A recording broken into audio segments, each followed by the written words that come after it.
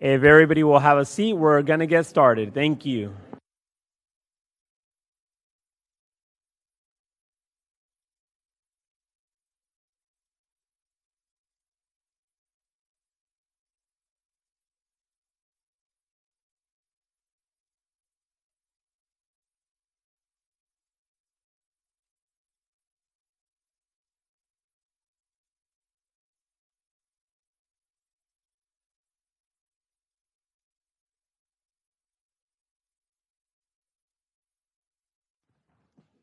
All right, let's get this started. All right, good morning and welcome everybody to budget hearing number 1. Today is August 7th, and I will be starting with introductions to my left. Angela Moyer, Budget Office.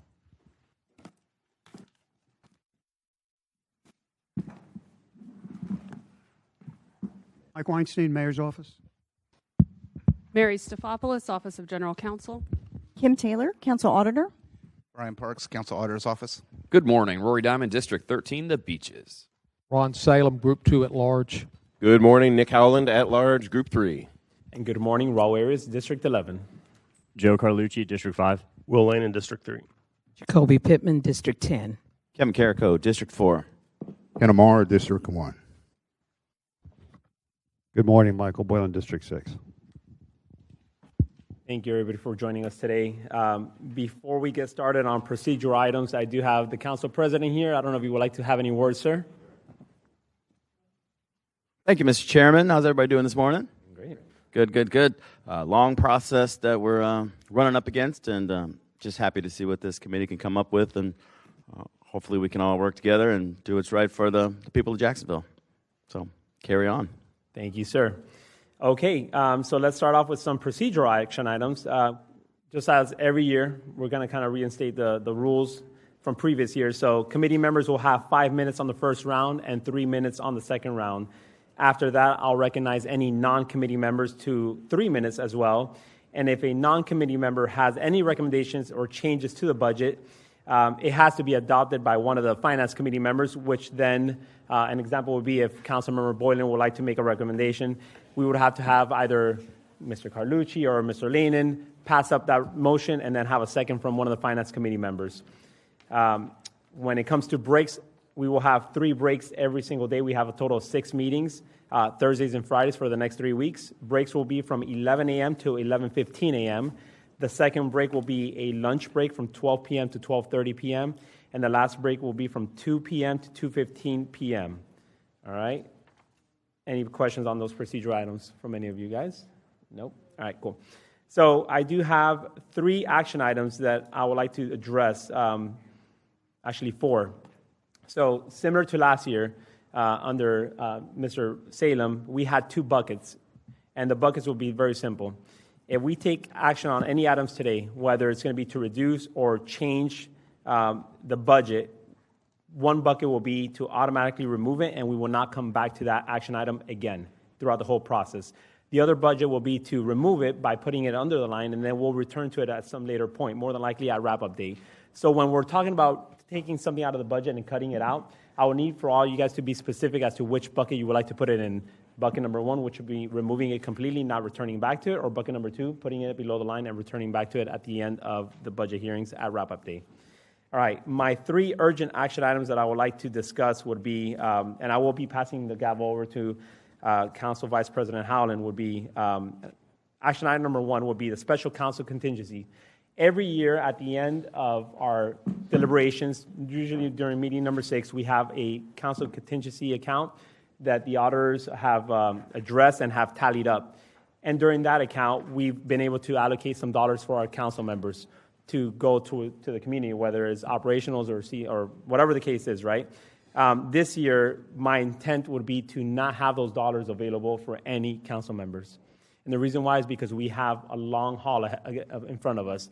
Additionally, one will say, well, we still have work to do in the community, and that's where district council members have $1 million as agreed upon throughout the CBA, which is why I'm inclined to proposing this of not having any special council contingencies at all this year, because district council members will have $1 million.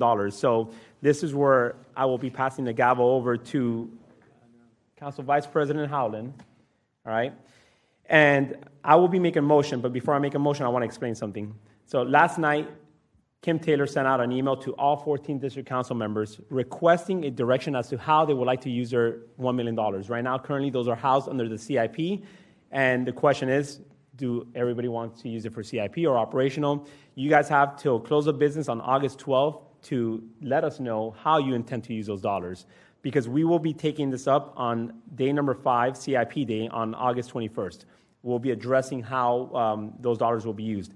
So I'm passing over the gavel to Council Vice President Howland because I intend, and I will make a motion to remove the district council CBA dollars from the CIP, pull it out of there, and put it into the operational, meaning we're already going to be at a deficit of $14 million just from the beginning. Now, at CIP day, when we address this again, we'll put some back into the CIP. But starting today, we are already negatively at $14 million hole that we need to address and find throughout the budget. So that is my motion, and I'm looking for a second. We have a motion to remove the district council members' CBA funds out of the CIP and put them in the operating budget. And we have a second. We have 2 members on the queue for discussion. Let me go first to Council President Kirka. That's right. Sorry about that, Ms. Stefopoulos. We have a motion and a second on the table to remove the district council members' CBA funds of $1 million each from the CIP and put them into the operating budget. And we have 2 members of 3 actually on the queue. We'll start with Council President Kirka. Thank you, Mr. Vice President. I do agree with that line of thinking. You know, in previous years, we sit here in the budget hearings and we do our best to carve out dollars, and they all go into a contingency, and then on the last day, everyone just kind of finds a way to spend it. So I agree with this shift and looking at that in a different light, especially since we have the CIP or the CBA dollars. So it makes sense to me, and I'll support it. Thank you, Mr. President. Next up, we have Councilmember Diamond. Thank you, Mr. Vice President. I think this is awesome. Well done. It's just a slush fund every year. If we want to appropriate something, we can appropriate it with a normal bill. I think having this fund has never made sense to me. And frankly, I'd get rid of the CBA money too, but I think this is a great step forward. Thank you for proposing it. Thank you, sir. Last on the queue, Mr. Councilmember Salem. Thank you, Mr. Vice President.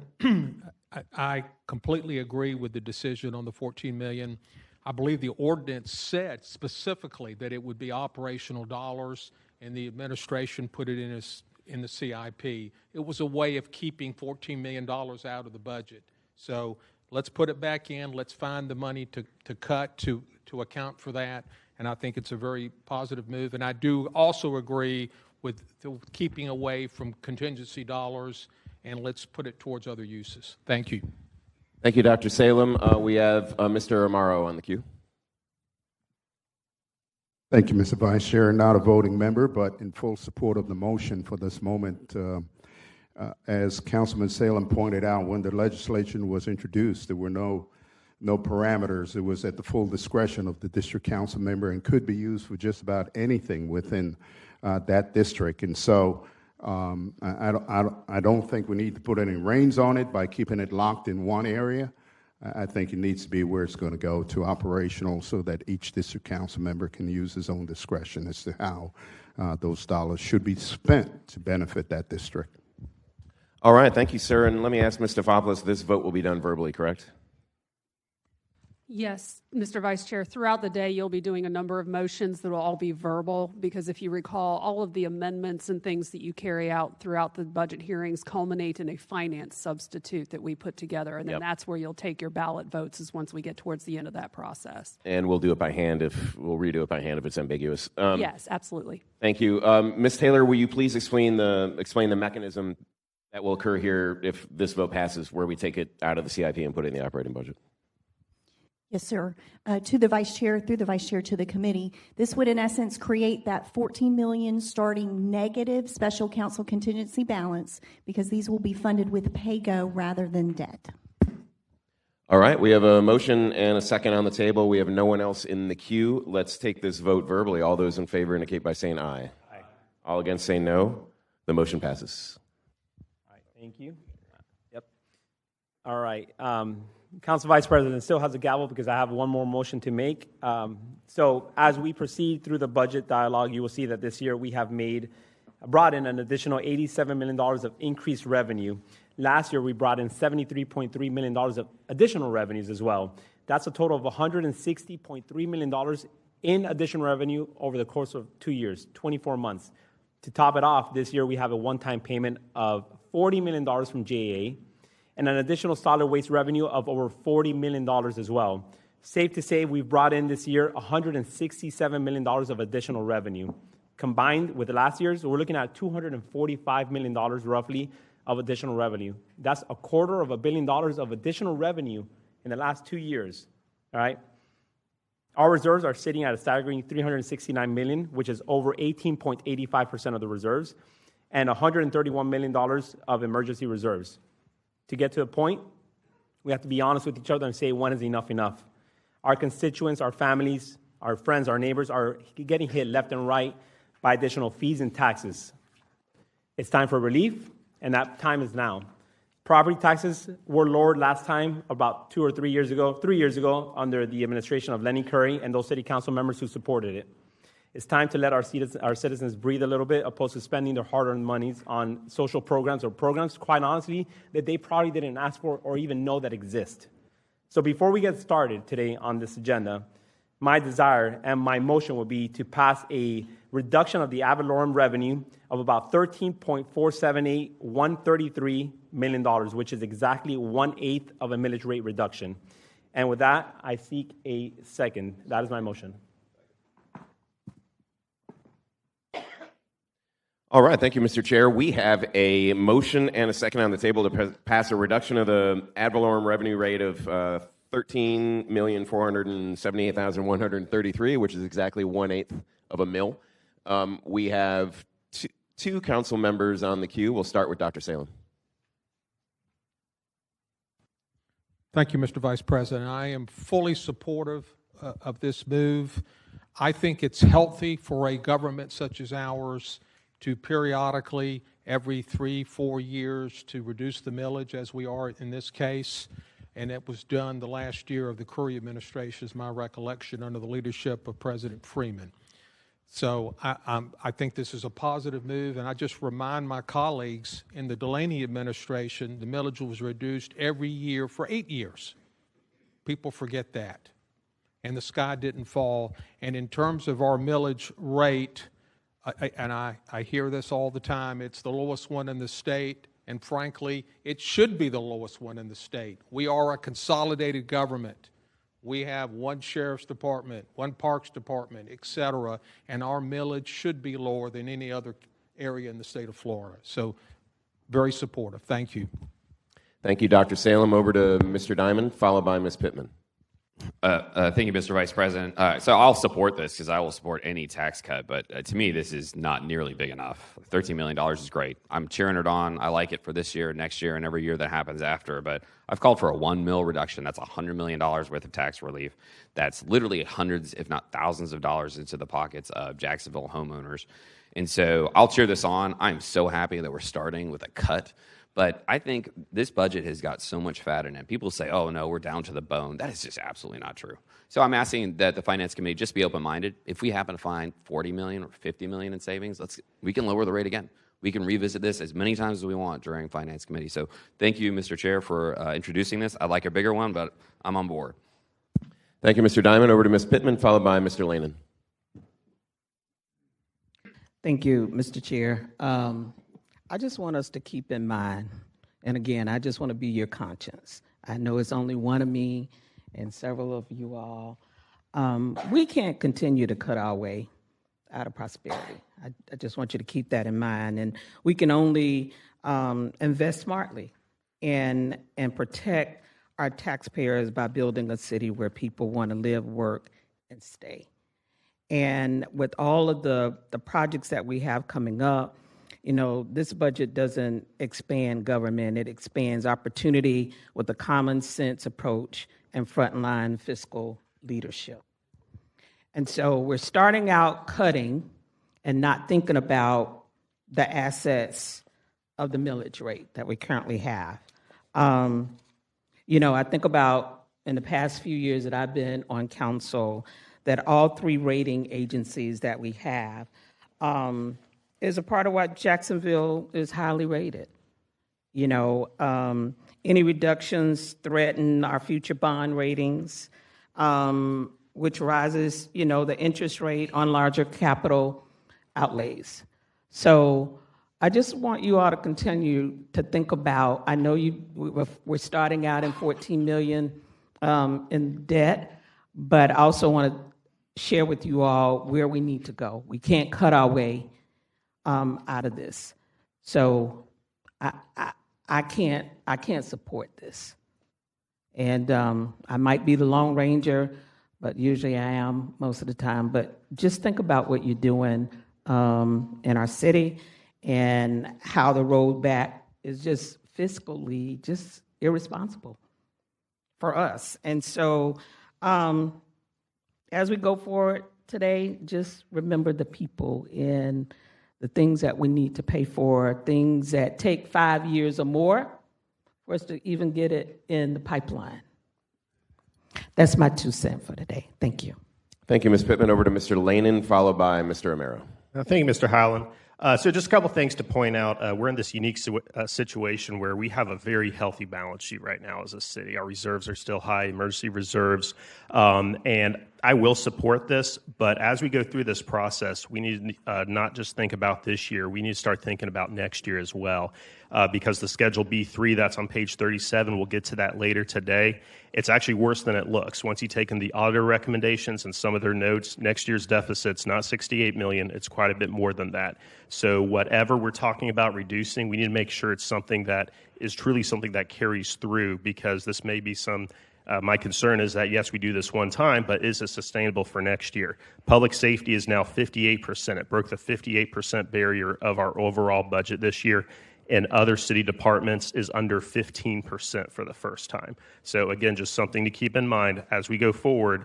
Let's just make sure that anything that we're talking about is something that is sustainable and helps to lower next year's deficit as well. Because the last thing I want to do is we do this one time and then there's a public safety factor that we have to go back to that, because I want to make sure we preserve that as well. So again, I'll support it today, but we just need to start thinking about next year now, because it is a fairly large deficit that we're projecting for next year. Thank you, sir. Mr. Amaro, followed by Council President Carrico, followed by Mr. Boylan.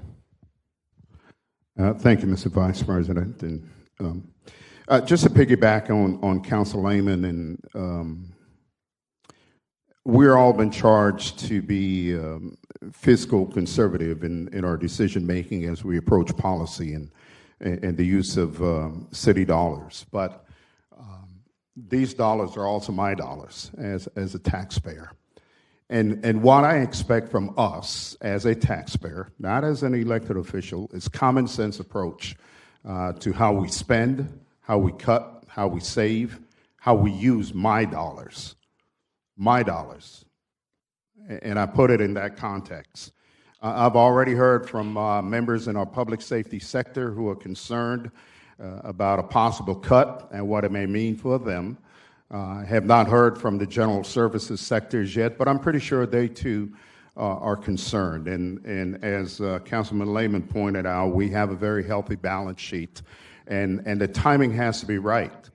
It's nice to give back, but give me back something I can feel. Don't give me back something that I'm going to regret later on because I can't get my streets paved, I can't get the potholes fixed, or I can't get the roads landscaped and mowed. So let's be pragmatic, and not let's be political, but be pragmatic as we approach this decision as to how we're going to deal with my dollars, because I have to look at this not just from a city council member, but also as a taxpayer and citizen of this community. So, thank you, sir. Council President Carrico, followed by Mr. Boylan, then Mr. Carlucci. Thank you, Mr. Vice President. I've been pretty vocal about this in the media, about wanting to see some relief to taxpayers and cutting the millage, so I think we're off to a good start at the number we're at. We'll see if that can grow. But I do want to say on the record that, you know, the folks that are being loud and boisterous about this are trying to pin us in a place to say that we're not going to support public safety. And I unequivocally say that there's no chance that I would support anything, any cut, any reduction in public safety out of this budget, regardless if we cut it by 1/8 of a mil or if Mr. Diamond hits the home run with the whole mill. The police and fire and rescue will be protected. And if there's something we can do as a body to codify that into law, then I'd be willing to entertain that. Probably not going to explore it right now because I know we got a lot of work to do, but I just want to say that on the record, and I hope you all agree with me that public safety is not on the chopping block, not now or ever. Thank you, sir. Over to Mr. Boylan, followed by Mr. Carlucci. Thank you, Mr. Vice Chair. I do appreciate the opportunity to speak. First of all, I do want to echo Councilman Lanon's comments and concerns, Councilmember Pittman as well. And Councilman Amaro, I hate to follow him because he always does a much better job than I do in terms of communicating his concerns. I heard the words impacting social services in this process.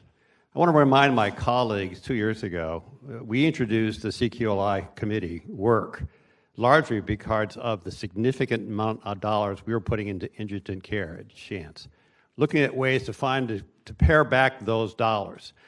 So I'm hopeful that when we talk about sacred cows in terms of public safety, there are other sacred cows too, I understand, in this process. But the whole intent of focusing on some of the social services, access to health care, homelessness, and affordable housing came out of the work of this council, okay, and supported by this council the next 2 years.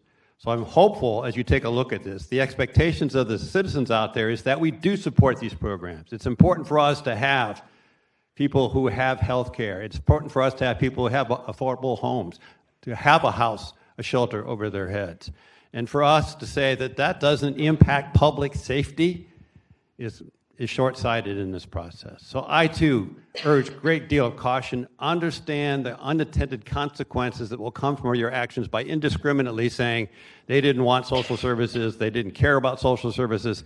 The fact of the matter, that simply isn't true. So be diligent as you take a look at this cut. I support the idea of cutting if it's possible. I do, as a district council member, I am concerned, too, that the services of my constituents are going to be impacted. Why have we grown in revenue? Because we have grown as a city. Growing as a city also grows the impact of the services that we provide the community. So we need to be sensitive to that as well. Thank you, Mr. Chair, Mr. Vice Chair. Thank you, Mr. Boylan. Over to Mr. Carlucci. All right. Thank you, Mr. Vice President. I just want to echo some of the sentiments that I've heard up here, and I appreciate the motion, and I'll be supporting it. I've heard a lot of the concern out there, but what's interesting is, none of that concern that I heard came from taxpayers. It all came from people who are going to be responsible for spending the money and or receiving that money. So that's a concern I had, which was I didn't have anyone calling me. That's just a quote-unquote normal taxpayer having any concerns about that. And I'll just say this, we're talking about this as a big cut. Guys, this is a paper cut. This is $13 million. This is $13 million. And, maybe in a normal setting, that wouldn't be considered a paper cut, but, after hearing we just took in $250 million extra revenue over the last 2 years, $13 million. If we can't find a way to deliver essential services without $13 million, then we have a much bigger problem on our hands. And I think that can become a problem with a mentality. And Council Vice President, you have said this, is if you give the government $1, they're going to spend it. And look, we're all guilty of that, you know what I mean, if we see services that we need to pay for. But I do think there is a healthy balance in doing a millage rate reduction an eighth at a time as we see fit. So going to full mill, that would, in my opinion, that wouldn't be a responsible move. 1/8 is a good place to go, adding on to the other 1/8 that we have done, 3 years ago. So anyways, I'll be supportive of it. And again, if we get to the very end of this whole thing and we need to change course, we have the flexibility to do that. So thank you, Mr. Vice President. All right, thank you, Mr. Carlucci. We have no one else in the queue, so I'll make a couple remarks, and then I know Chair Arias, the motion maker, would like to make a few remarks as well. I strongly support this motion. I'd like to reiterate my views from the July 22nd council meeting.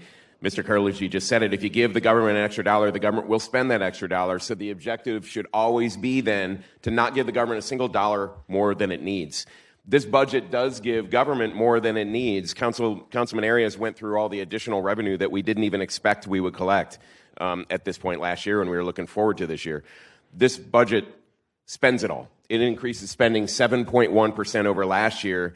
Inflation over the last 12 months was 2.7%. So that's 2.5 times the rate of inflation. And this is following a state budget just passed that decreased compared to the amount they spent last year. So I think we're simply spending too much in the budget, and we have plenty of room to achieve at least 1/8 of a mil reduction.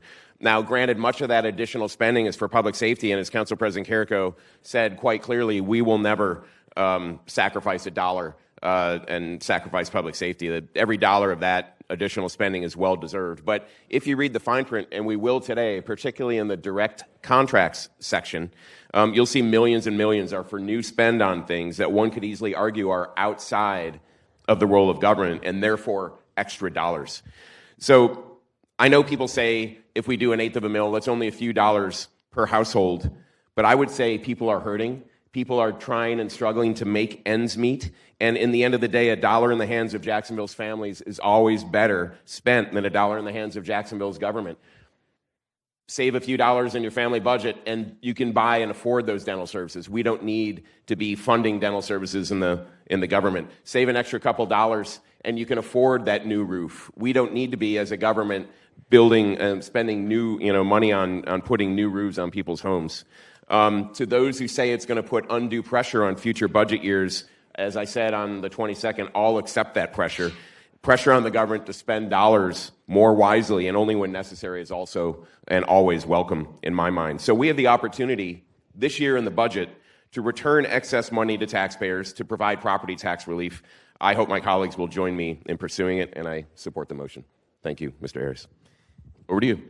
Thank you, sir. I just want to say one more thing, just very quickly, and I don't want to belabor this, but I've heard everybody speak today, and one of the facts that I definitely want to address is the fact that, we brought up the credit rating that we have, and while we have excellent credit rating, we have those credit ratings literally post the last millage cut. So it's not like the last millage cut was 10 years ago. It was literally 3 years ago, and our credit rating has been, if anything, the best ever since. So I don't think cutting it would even affect our millage cut, our credit rating.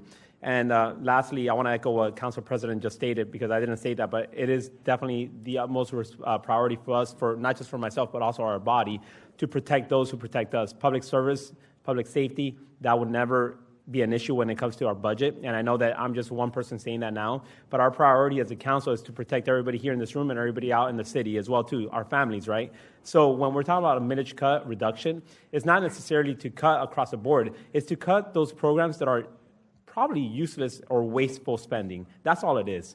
It's not for public safety. At the end of the day, public safety will be paramount, and it is our number one priority. No matter what the narrative is out there, our public safety will never be hindered. So with that being said, sir. Thank you, Mr. Arias. We do have a motion. Thank you, Mr. Arias. We do have a motion and a second on the table to reduce the ad valorem revenue by $13,478,133, which is equivalent to 1/8 of a mil. Seeing no other speakers in the queue, let's take this vote by hand. All those in favor, raise your hand. All right. All against, raise your hand. All right. The motion passes. Thank you, Mr. Chair. Thank you. Actually, I don't need that. Oh, yeah, you don't need it. I do need my gavel back.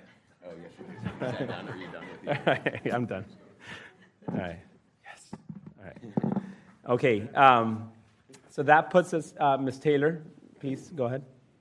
Thank you, Mr. Chair. I just wanted to let you all know on that motion for the reduction, the negative corresponding impact, of course, is special council contingency. And I also want to let you know we're working on the numbers, but there will also be a slight impact on the tax increment districts. So their amount will be reduced as well. And when we get to that meeting we'll have those numbers for you, but just want to make you aware of that total motion effect. Thank you, ma'am. Yep. I was going to say roughly around $27 million is where we're at, looking at. For the special council contingency, yes, sir, you're at a negative $27 million and change. Got it. All right. Thank you. And then the last action item that I would like to just have a conversation of and hopefully get a consensus, not necessarily to take any action on it today, will be earlier this week, we had the conversation on the last Finance Committee meeting on the related incentives of about $39 million. And the biggest issue was that these incentives are right now being funded through debt, and that's something that we will not tolerate here as a body. And the other option would be financing it through reserves, which I will not support at all. So since last Tuesday, myself and the auditors, Ms. Taylor, have been having conversations. I'm going to have her kind of explain the train of motion that I think I would like to go in. And if we could get a consensus, I will file a bill whenever it's possible, I think next week, as a Finance Committee bill. Now, if somebody doesn't want to be a part of that, then by all means, you could exclude yourself from that, and I'll just file it separately. But this is the idea that we have behind this. Yes, sir. Through the chair to the committee, of course, 39 million choices that we talked about, that the chair and I talked about. First of all, within this budget, that's just a further amount if you were trying to do a millage reduction that you have to cover. So some of that becomes very hard to do when you are trying to do a millage reduction. Not wanting to do reserves, which that was a couple of the options that I threw out, whether through the budget, separate legislation that you could appropriate reserves, but where we landed, when you get the next quarterly summary report at the next Finance Committee meeting, which we are reviewing right now, there is a projected $67 million overall positive variance within the general fund. The biggest amount of that is the solid waste fee, because keep in mind that runs as a non-ad valorem assessment. It runs on a calendar year, just like property taxes. So it runs from January to December. So within this year, that three-fourths of that amount gets accrued back to January. So you, in essence, reduce that loan over to the general fund. That's not needed because of the accrued revenue. So you have that savings from not having to do the loan to the solid waste fund. So there is available balance within there that is cash, true cash, and that would reduce that positive variance within the general fund, but that could be used prior to September 30th as, in essence, using savings from an expense to fund this with cash. Okay, thank you. And I do have Councilmember Salem. Thank you, Chair. I was pretty vocal at the Finance Committee meeting. I think using debt to finance a completion grant or kind of what this is just very inappropriate. I don't think it's happened in our history. In talking to the auditors, it's just a terrible move. In fact, I would almost encourage you to maybe look at some language in your bill to prevent that from happening in the future as well, because that's not what we should be doing. So I'm very supportive of this. It enables us to pay out that grant without using reserves. And so I'm very supportive of this, and I appreciate the auditor for coming up with such an innovative solution to this problem. Thank you. All right, thank you. Mr. Diamond. I won't beat the dead horse here, Mr. Chair, but obviously I support not doing financial incentives at all. And if we're going to do them, certainly not through debt service. The fact that we're essentially trip billing people's trash fee and tax in order to give money to a developer kind of drives me crazy. But look, let's figure this out, but absolutely not debt service. I mean, that's a path to ruin.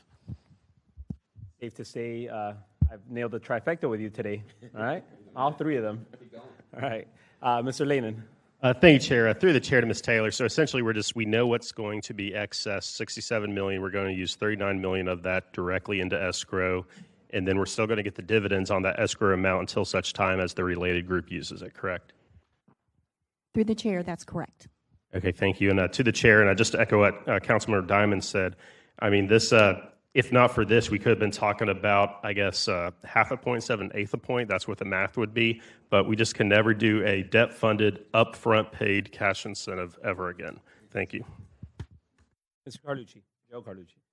All right. Thank you, Mr. Chair. Two quick questions. When we voted on this incentive, did we not specify what the funding source? Did we not specify this that would be funded out of a certain non-debt funding account? Through the chair to Councilmember Carlucci, like most incentives, you authorize the deal, but it's always in the most recent years, to come back later and appropriate funding for it. So it does not in any way establish a funding source or dictate how it is to be funded. Okay, and through the chair to Ms. Taylor, going forward, when we do that first initial vote, can we say not funded by debt? Or do we have to wait until it comes back? Future deals. Through the chair, I believe so, but I'm going to also defer to Ms. Stefopoulos from a committing a future council to a certain type of, but I believe you could, but I'll defer to her. Okay. Through the chair to Mr. Fopoulos. Through the chair to Councilmember Carlucci. So we've had this come up in a few instances where there is the consideration, the legal consideration of binding the hands of a future council. But what we've done in legislation, for example, where we've pulled from operating reserves, there have been a few council members who filed legislation that pulled from reserves and included language in there that the intent would be to pull from the JEA contribution to replenish the reserves at the time that would be effective, that the JEA contribution had been received. So I don't see why you couldn't do something similar here, where if you're approving a development incentive, that when you approve it, the legislation includes some language that says the council's intent is that this shall not be funded with debt service. And then that way you're not binding the hands, but you're making clear the intent. So when it comes back, it should be coming back in the capacity that you've directed. Okay, excellent. And through the chair, my last question to Ms. Taylor, the $67 million, are there any other items that are already being deducted or kind of counting on that money, so to speak? Through the chair to Councilmember Carlucci, yes, you have a couple bills before you in committees related to the roughly $9 million, I'll call it, of debt service savings. That's part of that $67 million. That's the other biggest chunk. There's also some savings in anticipated, projected savings in operating expenses and various other items. Okay, so through the chair, you're looking at $67 million minus 39 minus 9 plus or minus. Is that my understanding? Through the chair, very roughly, yes. Okay, all right. Thank you so much. Thank you, Ms. Pittman. To the chair, and just for clarification from me, you mentioned there were other developments that are depending on that money or not, if it doesn't happen. Through the chair to Councilwoman Pittman, there is a contractual commitment for those dollars related to the related incentive deal that be funded basically by, I think we've agreed with Mr. Debenau, by November 1st, or there's some actions that take place. But it does have to be funded, even though no matter what the project, this one worked a little differently than what you have seen with your completion grants. It provided for the cash having to be put there. And once they put in, I believe it's $60 million, we start participating with them in the construction costs. So it's a different deal than what you've traditionally seen.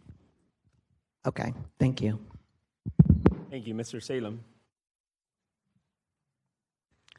Thank you, Chair. Just to remind everyone, we've got to replenish that health care reserve account, which is estimated to be about $5 million, but we'll have better numbers here in the next couple of weeks, and that will have to come out of those dollars. Thank you. Okay, no other speakers on the queue, so we do not need a motion here, but I would like to get a consensus from the body to make sure that we could go forward with this legislation. All right, thank you. Ms. Taylor and Mr. Fopoulos will work on that, I guess, this week at some point. All right, thank you. And if I'm not mistaken, we will be also addressing this again on August 15th, meeting number 4. Is what I have in my notes here. Through the chair, yes, sir, that's correct. When we take up DIA's budget, the Downtown Economic Development Fund is where the $39 million is located with debt funding, and you'll just want to take action to remove that when we get to that hearing. We'll take action that day. Got it? Yes, sir. Does our legislation need to be put in place prior to that, or? No, sir. No. We'll get it filed in time next week. Thank you. Okay. Nobody on the queue. So then our last portion before we start with the meeting would be any presentations from the administration. Mr. Weinstein, please.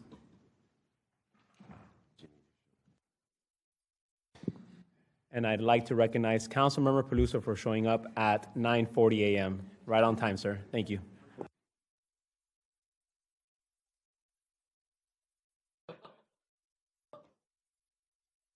Thank you, Mr. Chairman. Mike Weinstein, Mayor's Office. I'm going to be briefer than I thought. I was going to make a presentation, sort of the highlights of the budget, but it seems that we're off to a start, so I'm not going to do that. But I am going to make a couple of comments. The hundreds of millions of dollars that came in that over the last couple of years, the vast majority of that was eaten up by the union agreements for public safety, which we all agreed to do. The other elements of those dollars were eaten up by prior obligations as well. I just want to put that on the record. We're going to negotiate with public safety in about a year and a half for the following 3 years. And I want to make sure that you understand when you're looking at the projections for the out years, it doesn't have anything to do with it. There's no money for a jail. There's no money for public safety unions. There's no money for, there's an estimate on FRS that the budget office and the auditors have. We don't know what FRS is really going to cost us. And we don't know what the Florida legislature will do. So we appreciate the acknowledgement that the council and the mayor have put us in a very good financial setting. We are well situated and we deserve the rating agencies' ratings on us. But I do want to caution that we have some formidable things coming. And 1/8 it's as said, it's not going to jeopardize the $2 billion budget. But be cautious as you move forward. We are well situated, but we've got a lot of growth coming. I saw a chart that showed over 50 years, Jacksonville grew 500,000 people. And over the next 25 years, we're going to grow to 500,000 people.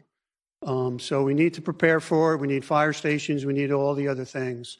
With that, I just put in a note for caution. Thank you. Thank you, sir.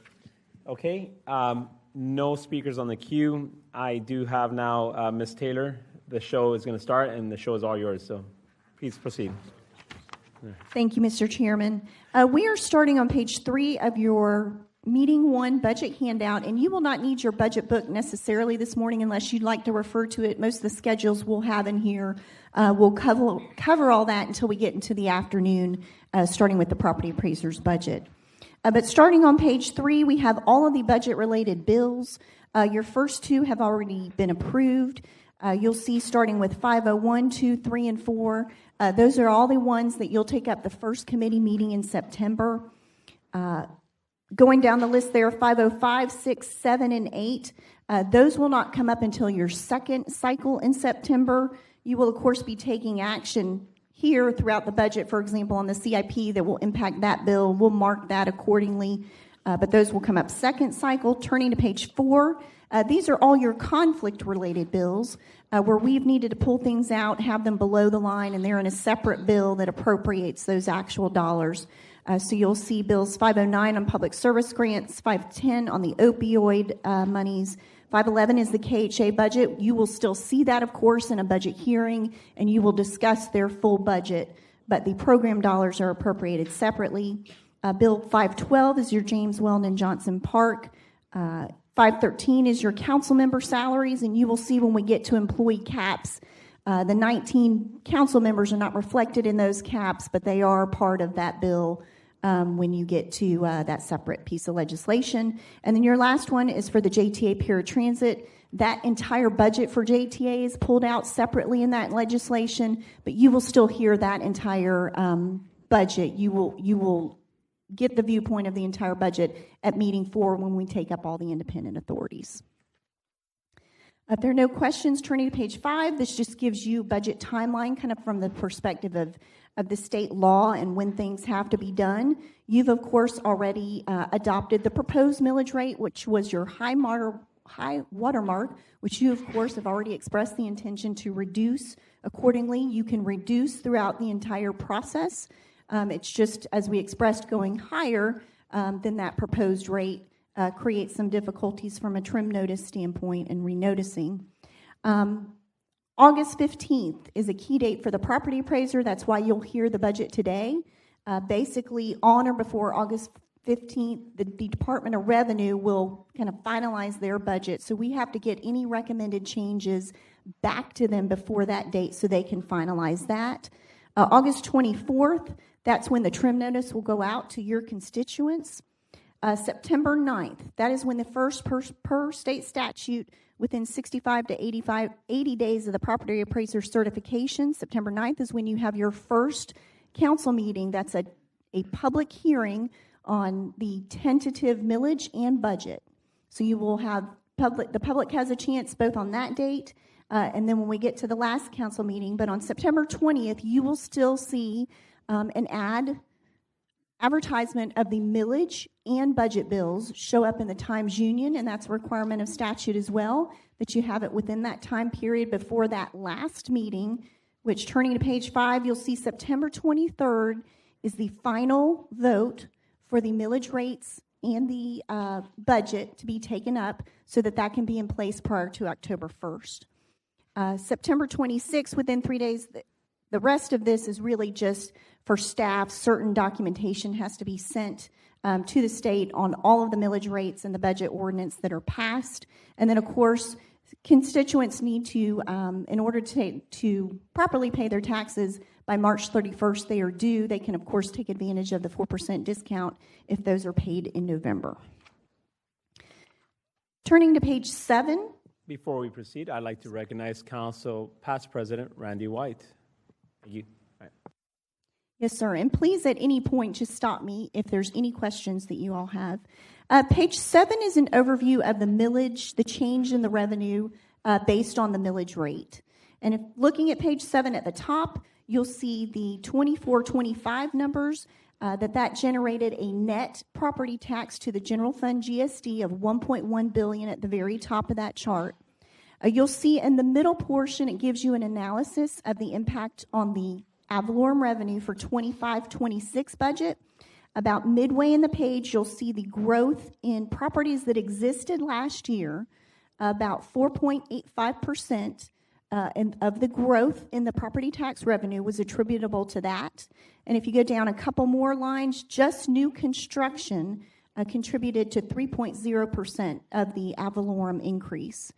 So you'll see a total revenue increase of 7.9% based on that growth in the ad valorem revenue to get to a gross amount of $1.2 billion. And if you go down to the bottom of the chart, you see the net impact after pulling out those dollars that need to be sent to the tax increment districts. You'll see $1.191 billion. And when you compare that net amount back up to the $1.1 billion, you'll see that's your growth of $87 million overall. Thank you, ma'am. And so when I earlier spoke about the numbers that of the growth of like $240 million over the course of 2 years, this is exactly where I got it from.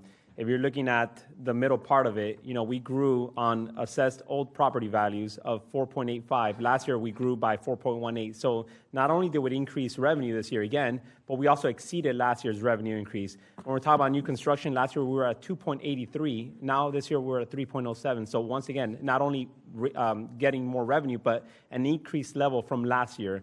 Ultimately, we have a total of 7.91% increase. Last year, we had a 7.02 increase. And then to top it off, in 2023, we actually had a net increase. So 2023, we had a net increase. 2024, we had a net increase of $73.3 million. And now this year, 25-26, we have a net increase of $87 million. So this is where I'm getting my numbers from. The proof is right here. We have an excess of dollars, which is why I'm committed to doing what we just spoke about. Thank you. Please proceed. Yes, sir. And just to mention that $1,191,000,000 is how it was filed as the proposed budget. Of course, your action that you took this morning will reduce that down by the over $13 million for your net impact. I do want to mention the chart at the bottom.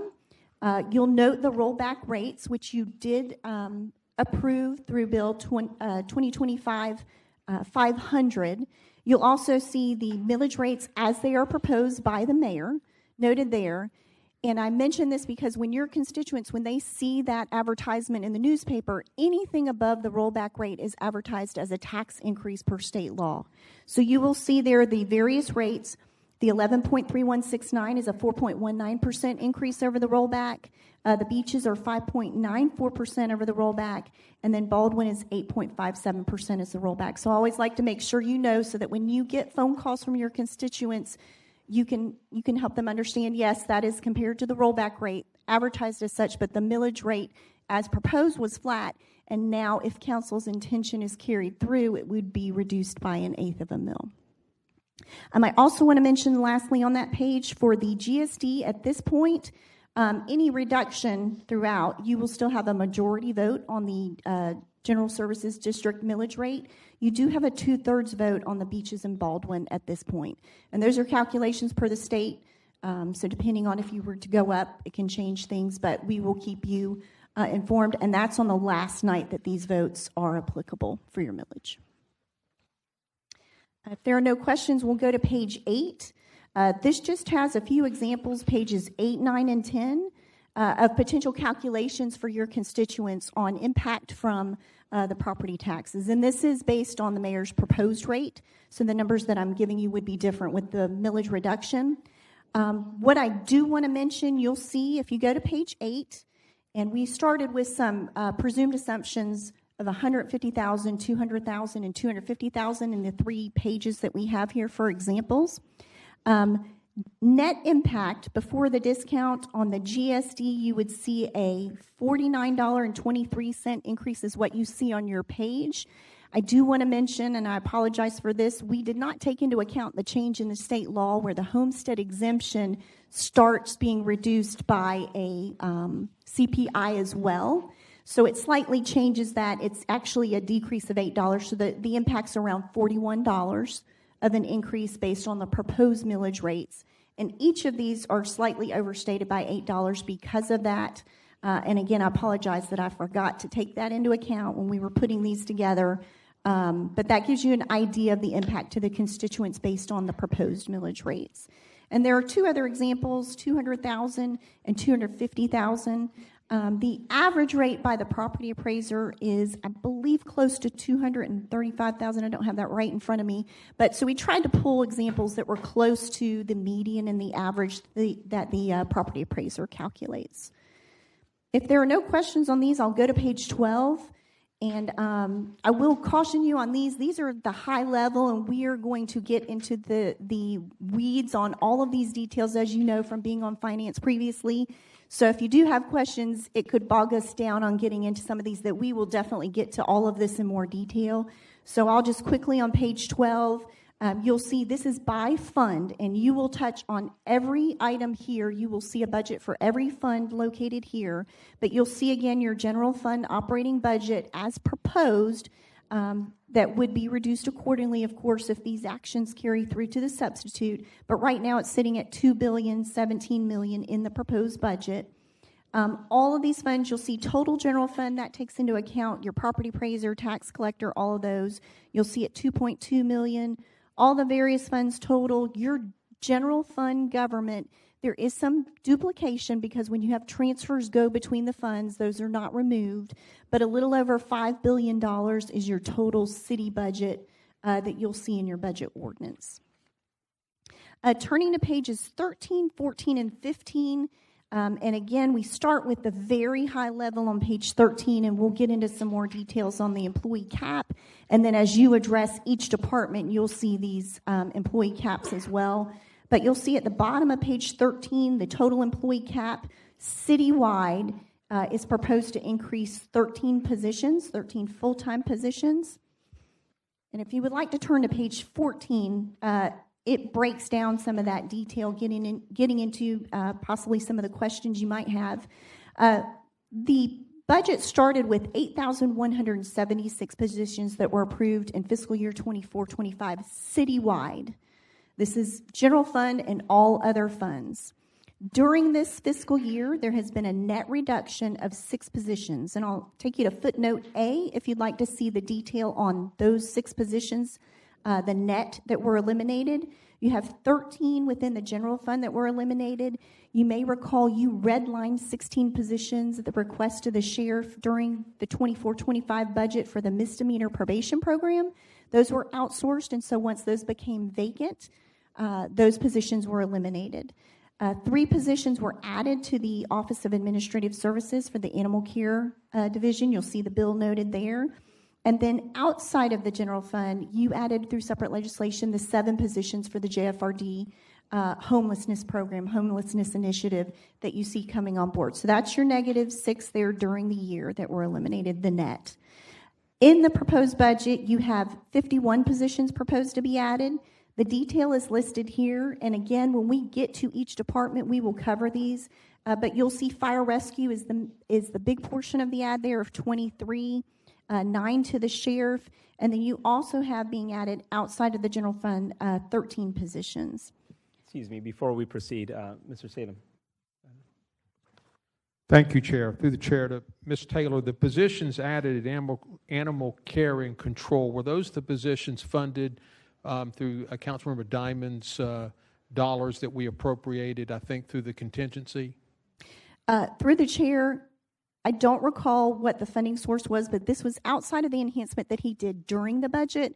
This was separately on top of that 3 positions. I believe it was some part-time hours that were converted, some dollars used there to convert those to full-time positions. So it was outside of what he did? Yes, sir, during the budget where he had the enhancement to add some positions. Thank you. Please proceed. Okay. Moving on to footnote C. You'll see the net eliminations of 32, the reduction there from the 51, and you'll see the breakout there that we will hit in more detail through each department, but 19 positions in the general fund that are proposed to be reduced, and then 13 in other funds outside of the general fund that are proposed to be reduced. So that gets you to that citywide cap that we saw on the previous page of 8,189 full-time positions. Turning to page 15, one last item on the employee cap gives you the breakdown of just the general fund GSD. So you can see by department where your big changes are. We will address each of these in the various departments. Again, the 23 you'll see is the fire rescue ad for public safety. Sheriff, I just want to mention today, and you'll see the list of various items on page 15 and 16 that gives you at least a brief overview for now until we get to the department. But the sheriff, I just want to mention, that is not decreasing 7 positions. It's the net, the 16, as I mentioned, net of 9 positions that they are requesting in the proposed budget that we'll see when we take up JSO later today. Okay, thank you. Mr. Lenin. Thank you, Chair. Through Chair to Ms. Taylor, regarding page 15, don't need it now, but at some point, could you maybe just show us, because the total increase is 6, what the public safety, I assume the increase on the public safety side, and then on the non-public safety, what I assume the decrease was. Just, I want to kind of see the breakout. This was public safety, this was non-public safety as far as the headcount changes. Through the chair, I believe they are all, this is all of JSO that we have combined. So for public safety, you have the 23 positions there, net of the -7. So 16 positive for public safety. And then the difference would be for all the rest are non-public safety. So those 2 main departments, we've rolled up, I know within the budget book, the sheriff's office is broken out into 6 different departments. But when you get to their budget later today, you'll see them all rolled up for ease of seeing them. Through the chair to Ms. Taylor. Okay, so if it was plus 16, then I think it was a -10 for all other departments then. Okay, thank you. That's correct. Okay, go ahead. All right, we are moving on to page 17.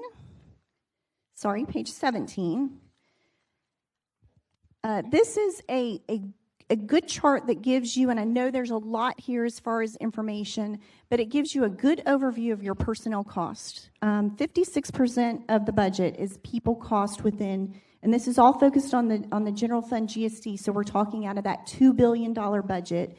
You'll see that 1.1 billion of that is people cost, and this is public safety and non-public safety. It's your entire population of personnel, full-time, part-time, that help to provide all the services within the city. So we'll start with salaries there. You'll see a change of $123 million or 20%. The big item to consider, and when you see every department, this is going to be an impact there. The collective bargaining amount of $58 million was below the line in last year's budget. So when you saw numbers for 24-25, they were not within the salary lines for all the various departments. You had them below the line because collective bargaining agreements had not been passed. So those dollars could not be put within those salary buckets. So it was all below the line. So when you see these changes in the various areas, you're going to see actually 2 years of salary increases. So just to give you an example, for the FOP police, Their increase was 13% on October 1st to 24.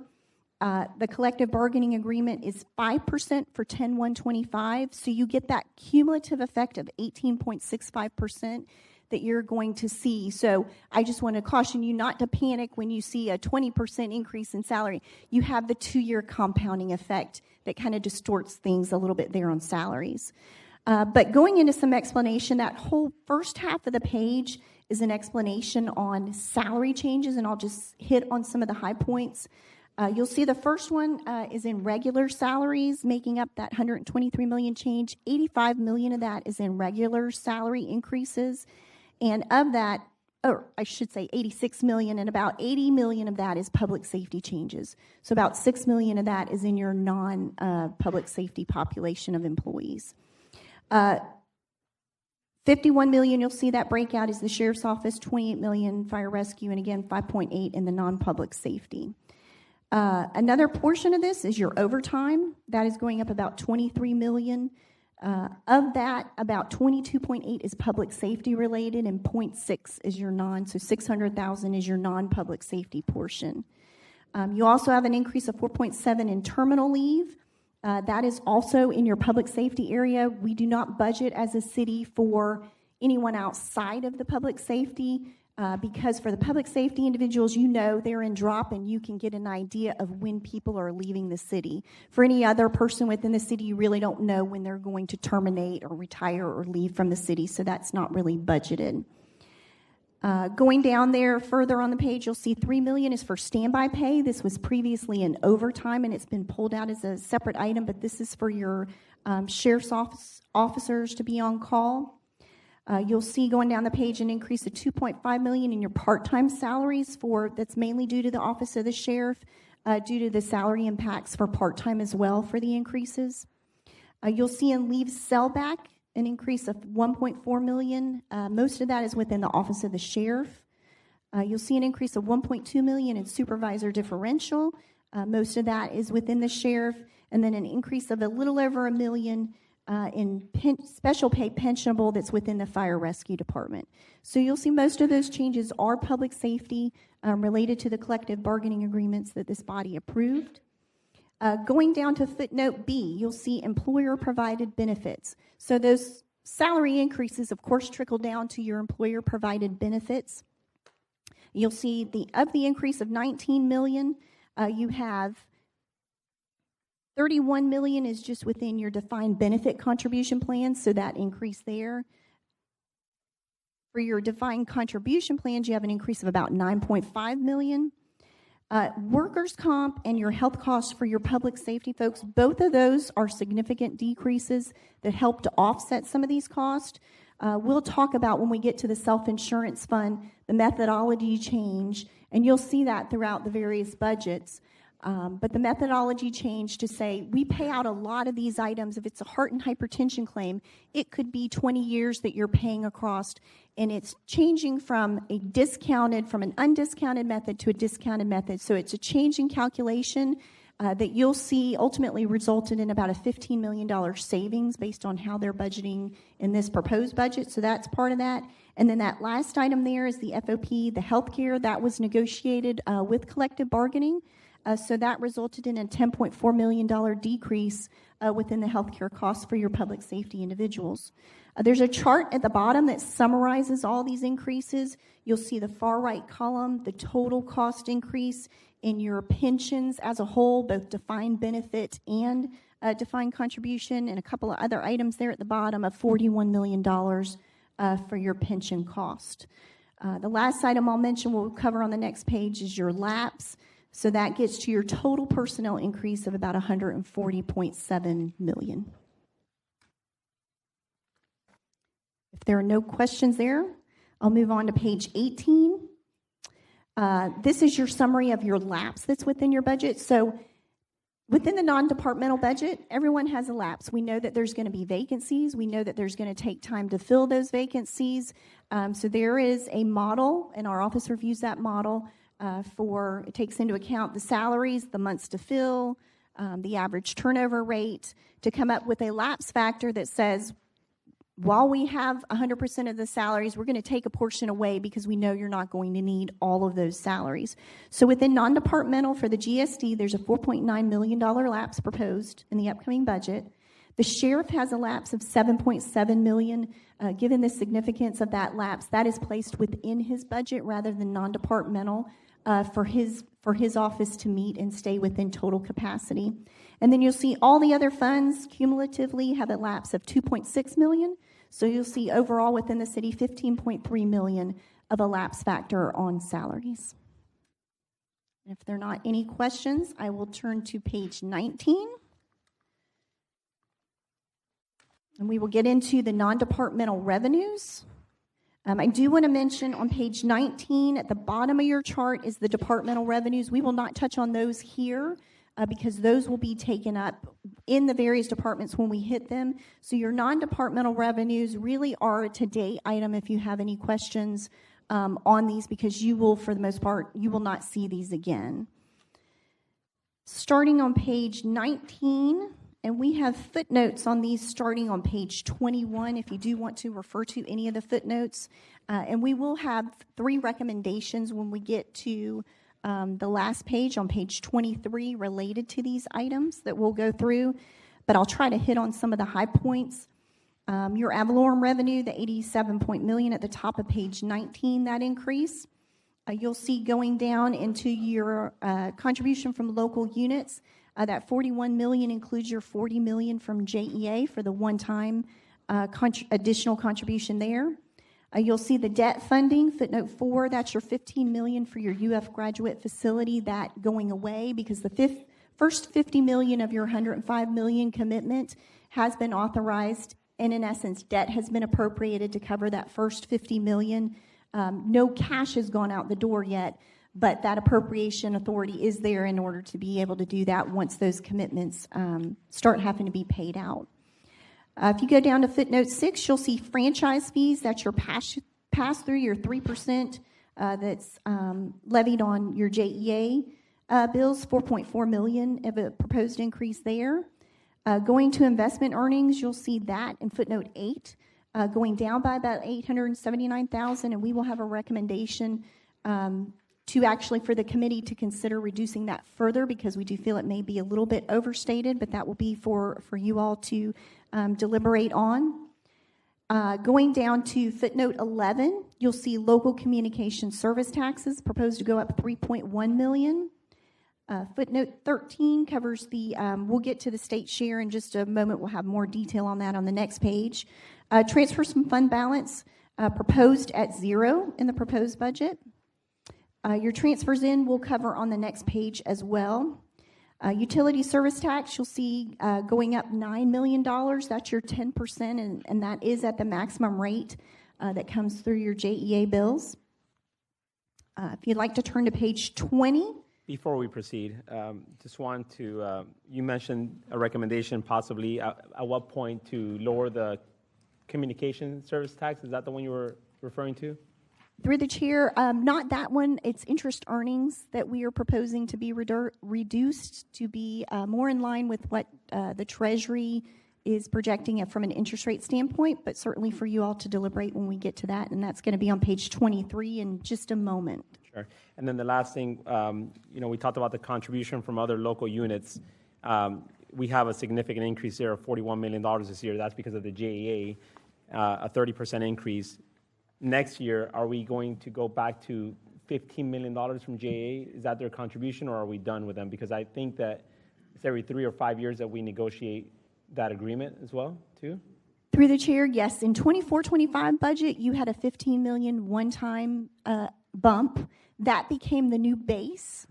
So the $40 million is a one-time that's outside of that calculation. So you will see a 1% increase, and it is a 5-year agreement that will carry you forward throughout the future years for this calculation. Okay, so the new standard now is $137 million as a base with a 1% increase every year until the new negotiations. When is that contract expired, or the next term?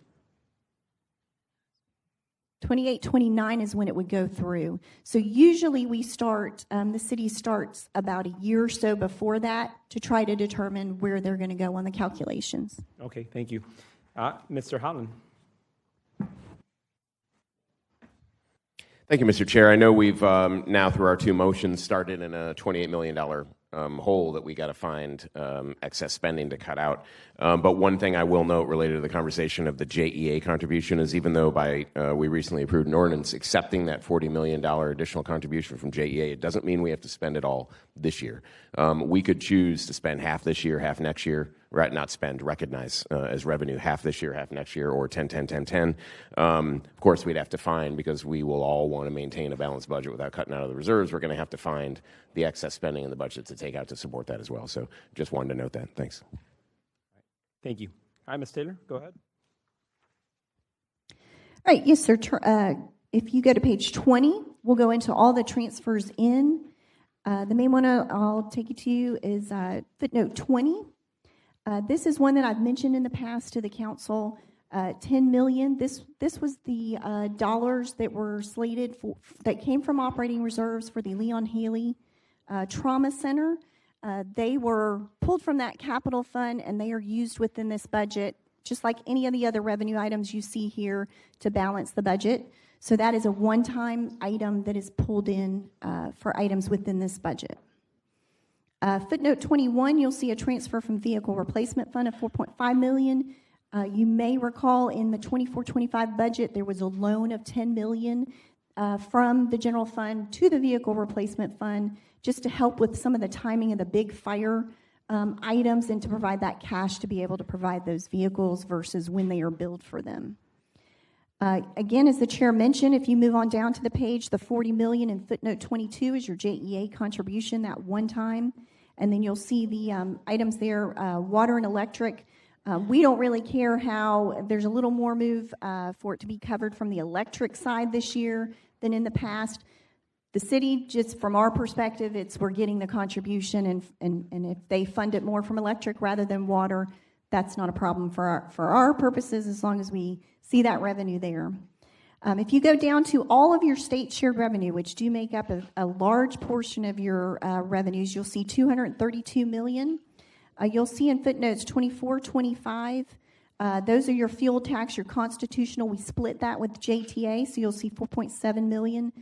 Fuel tax, your county, 1 cent, 4.1, just slightly down. And then your fuel tax municipal, 1 cent, slightly down as well. We will have a recommendation on page 23 for the committee to consider increasing that. Moving down to, and I'm just hitting on the material ones, your state sales tax, your county revenue sharing one that's based on population, footnote 28. You'll see $6.6 million, basically flat with the current year. Sales tax county revenue sharing program, that is down a little bit. That's part of our recommendation to increase for these two items, the county revenue sharing and the municipal revenue sharing. And then the local government half-cent budgeted at $128 million, just slightly down from the current year's budget. Thank you, ma'am. Before you make your recommendations, we have some speakers on the queue, and I also have a question of my own. So, Mr. Lane, you're first. Thank you, Chair. Through your chair to Ms. Taylor, just going back to the JEA contribution, nothing at this point will impact when we receive the $40 million. It would just be a matter of when we recognize the revenue, essentially, as far as 10, 10, 10, 10, or whatever we want to do, right? It would just stay in our general fund at this point until we use it, correct? Through the chair, that's correct. You're going to, per the agreement, you're going to receive that $40 million, and then what you do from there is the city's decision. Through your chair, thank you, Ms. Taylor. And Chair, I'll have a question on recommendation number 3 when we get there. Sure. All right, Mr. Salem. Thank you, Chair. 2 questions, Ms. Taylor. We've had a lot of discussion recently about UF Health and their contributions, $10 million, $14 million. Pardon me. Can you highlight that, where we are in reference to number 20? Yes, sir, sure. Through the chair to Councilmember Salem. This is the revenue portion of it. So I'll give a little bit. It gets, I will try to keep it very simplified. Basically, your CIP plan, what you approved last year, and even when it was updated through Councilmember Freeman's bill that appropriated the $10 million, the plan for 25-26 was $24 million in total. The proposed budget has only $10 million, And in discussion with Mr. Weinstein, they will be bringing an amendment for $14 million to put that back at the $24 million. When we get to CIP Day, since that is related to the capital item and not the indigent care portion, is when that would be considered. But this $10 million that you're seeing in revenue is the only cash that is really, other than some grant funding from years ago, the only cash that's been put in for capital improvements was the bill where Councilmember Freeman and the council approved $10 million coming from operating reserves. So what was done in the budget is that cash was pulled from that project, and it has now been put into your revenues that help to balance the budget. Is that it, through the chair, is that in year one of the CIP? Through the chair to Councilmember Salem, that is not even a CIP item, really. In essence, what it's transitioned to is that $10 million of cash that was designated for a capital project has now been pulled into the operational budget as a balancing mechanism for the entire budget. So it has taken that cash and has now put it to a completely different purpose to balance the budget, no different than the $40 million JEA, no different than property tax revenue. It is part of the bucket to fund all of the mayor's proposed initiatives within this proposed budget. And it's my understanding that UF Health is on board with all this. Through the chair, it's really a separate item from the UF capital part. They do feel that they should get the $14 million restored to get them back up to a total of $24 million. That's on the capital side. That's really all that UF cares about, is getting that capital money.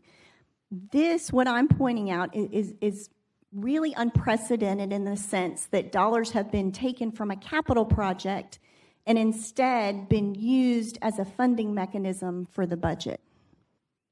Okay. Question number 2, vehicle replacement. I know at one time when we bought a vehicle, we would put in, if it was estimated to be 5 years, we would put in 1/5 of that price into the budget process. So when we got to year 5, the money was there. How are we funding vehicles now? Through the chair, we are still doing that with cash. We are not borrowing for vehicles. So that same process is still the same. In essence, what happened is, and it's been a post-COVID thing on supply chain issues and delays, the department is not billed for a vehicle until they receive that vehicle and it's put into place. So your fire rescue trucks, some of those you'll see, a couple of the pumper trucks are $1.2 million. That vehicle replacement fund was having some trouble with cash because they hadn't been able to bill departments for vehicles until they received them. So in order to go out and buy them, in the current budget in 24-25, the council approved $10 million of a loan to the vehicle replacement fund, and that's now being paid back. That's why you're seeing that 4.5. But that traditional model that you are knowledgeable of, that is still occurring in order to hopefully never go back to borrowing for vehicles so that we have that cash available. But it's just timing issues of getting those vehicles, getting them into place, and being able to bill the department. That delay that created a little bit of a cash issue in the current year. Thank you, Ms. Taylor. Thank you, Chair. Thank you, Dr. Salem. Mr. Lannon, you are recognized. Thank you, Vice Chair. Through the Vice Chair to, I think, Mr. Weinstein, actually, my question. So my understanding, because I asked the UF Health questions early under auditors and then the administration as well, my understanding is there will be a CIP amendment brought forward that'll make UF whole and get everyone back on the same page again, correct? Okay. Mr. Weinstein, yeah. Through the chair, yes. Two things to Councilman Salem's question too. We met with the president of UF Health and the CFO and went over what Kim Taylor just explained, and they're very fine with that. And yes, but we can't offer the amendment. It has to be offered by somebody on the committee, but we stand in favor of it. Through the chair, thank you, Mr. Weinstein. All right. Ms. Taylor, actually, Mr. Diamond, you're recognized. Yeah, I'm not jumping on this in particular, Mr. Vice President. I just want to show a continued theme here. In order to get to a balanced budget, the mayor has here presumably borrowed on cash that's coming in. In order to balance the budget, has used debt servicing in order to do an incentive for a downtown developer. I mean, there's this big old press conference saying, oh, this is a balanced budget. There are so many gimmicks in here to try and get to a balanced budget, and this is just yet another one. We're going to have to go through and clean this up in the CIP. But every single time we see these things, just remember, if you're listening and you've got nothing better to do on a Thursday but listen to the Jax Finance Committee go through the budget, we were lied to. This is not a balanced budget, and it's stuff like this that proves it. Thank you. Thank you, Mr. Diamond. Ms. Taylor, where were we on footnotes? Page 22, or are we already at recommendations? Yes, sir. If you want to go to page 23 on the recommendations, Okay. and I can state them all, and if you'd like to take them up individually, that's fine, however you would like to proceed. Please do state them. We'll take them up individually. Okay. The first two are tied together from a timing standpoint. I want to mention on the first one, we're recommending increasing your municipal revenue sharing for sales and fuel taxes by $3 million. This would have a positive impact, and this one is due to we get the timing advantage of the state releases numbers in July. This is a 1/12th calculation from the state of what they're projecting for this revenue stream, and so they say, we know your monthly amount. Right now, we're setting it at X amount, and so our office gets the advantage of that time occurring versus when the mayor's proposed budget is proposed. They don't have these numbers yet. So that's the reason for the increase that we're seeing. We know that 1/12th proposed amount now. That is the same thing in number 2 for your sales tax county revenue sharing program. We are recommending increasing that by $1.8 million. Those both total a positive impact of $4.8 million. However, footnote or number 3 recommendation, we are recommending that we believe investment pool earnings are overstated. We recommend, and it would be a reduction of 4.8, basically offsetting all those positives to better align with the reduced outlook on investment earnings of 3.02% compared to what is loaded in is basically 3.59%. So that would, again, have a negative impact of 4.9 million, or 4.8 million, excuse me, so you would have zero impact on special counsel contingency. We made the recommendations wanting to get the lines. We always look at it individually. Every single revenue item, we are looking at state numbers, the mayor's office numbers, our numbers through actuals to get to projections. And sometimes when it's immaterial, we will leave it alone and it's considered reasonable. Sometimes when it's overall, we will leave things alone and not have recommendations if we think overall the state shared revenues are reasonable. These were just enough on a per line basis that we felt it was more appropriate. And again, advantage of time, we knew these numbers, that we made the recommendations, but certainly we'll be happy to discuss any of these items if you'd like to take them up individually. All right, I am reassuming the chair, and we're looking for a motion to approve Auditor Recommendation 1. We have a motion and a second on Auditor Recommendation 1. I have Mr. Lane in the queue. You're on 3? Okay, anyone like to speak on Auditor Recommendation 1? Seeing none, we'll take this vote verbally. All in favor indicate by saying aye. Aye. All against say no. Recommendation 1 passes. We have a motion and a second on Recommendation 2. We have another speaker, Mr. Salem, in the queue. Are you on 3? Okay. Any speakers on Recommendation 2? Seeing none, we'll take this vote verbally. All those in favor of Auditor Recommendation 2 indicate by saying aye. Aye. All against say no. Recommendation passes. We have a motion and a second on Auditor Recommendation number 3. Mr. Lane, and you are recognized. Thank you, Vice Chair, and through the Vice Chair to the auditors. Again, decimal points here matter. Just so I understand, the 3.59% is what the administration submitted, I assume through guidance from Mr. Cicero and the Treasury Department, but you're saying based on more recent run rates, you recommend the 3.02%? Through the chair to Councilmember Lanen, the higher number is from last year, actually. That's last year's budget. The 3.02 is actually the Treasury Division, Chris Cicero's group, actually projection for next year. So we're actually better aligning with their projection, which is a decrease. So that's why we're making the recommendation. Okay, through the chair, thank you, Mr. Parks. I didn't know if it was you had one recommendation, they had the other. I was going to offer to split the difference, but if all sides support that, I guess that's what I'll support then as well. And just one other thing to point out, I've said this in the past, We're getting $25 million again this year, $26 million actually, and that's due to the balance of our general fund. So the higher we keep our general fund, this is basically low risk passive income that the city gets. So which is why I've always been an advocate for the higher general fund balance. Thank you, Mr. Lane, and over to Dr. Salem. Thank you, Mr. Vice Chair. Through the chair to Mr. Parks, is this 3.59 down to 3.02 reflective of expecting the Fed to decrease interest rates over the next year? That is factored into, Brennan is the person in Treasury that makes this projection, yes. And so he does this every single year. His numbers are pretty good on those estimates. So he's clearly projecting at least a couple of quarter point reductions, you would think, by looking at these numbers. And again, this would be looking at an 18-month period. That'd be including even this year with certain reductions as well, potentially. Well, I think that's pretty conservative. I frankly think there's going to be more cuts than that, but that's just my opinion. Right, and that's why we wanted to go ahead and get the investment pool earnings down now as part of the budget here. And so that's why we go, let's take this. I know it's not a positive impact or anything like that, but we'd rather better align the numbers. I think that's a great idea. Thank you, Vice Chair.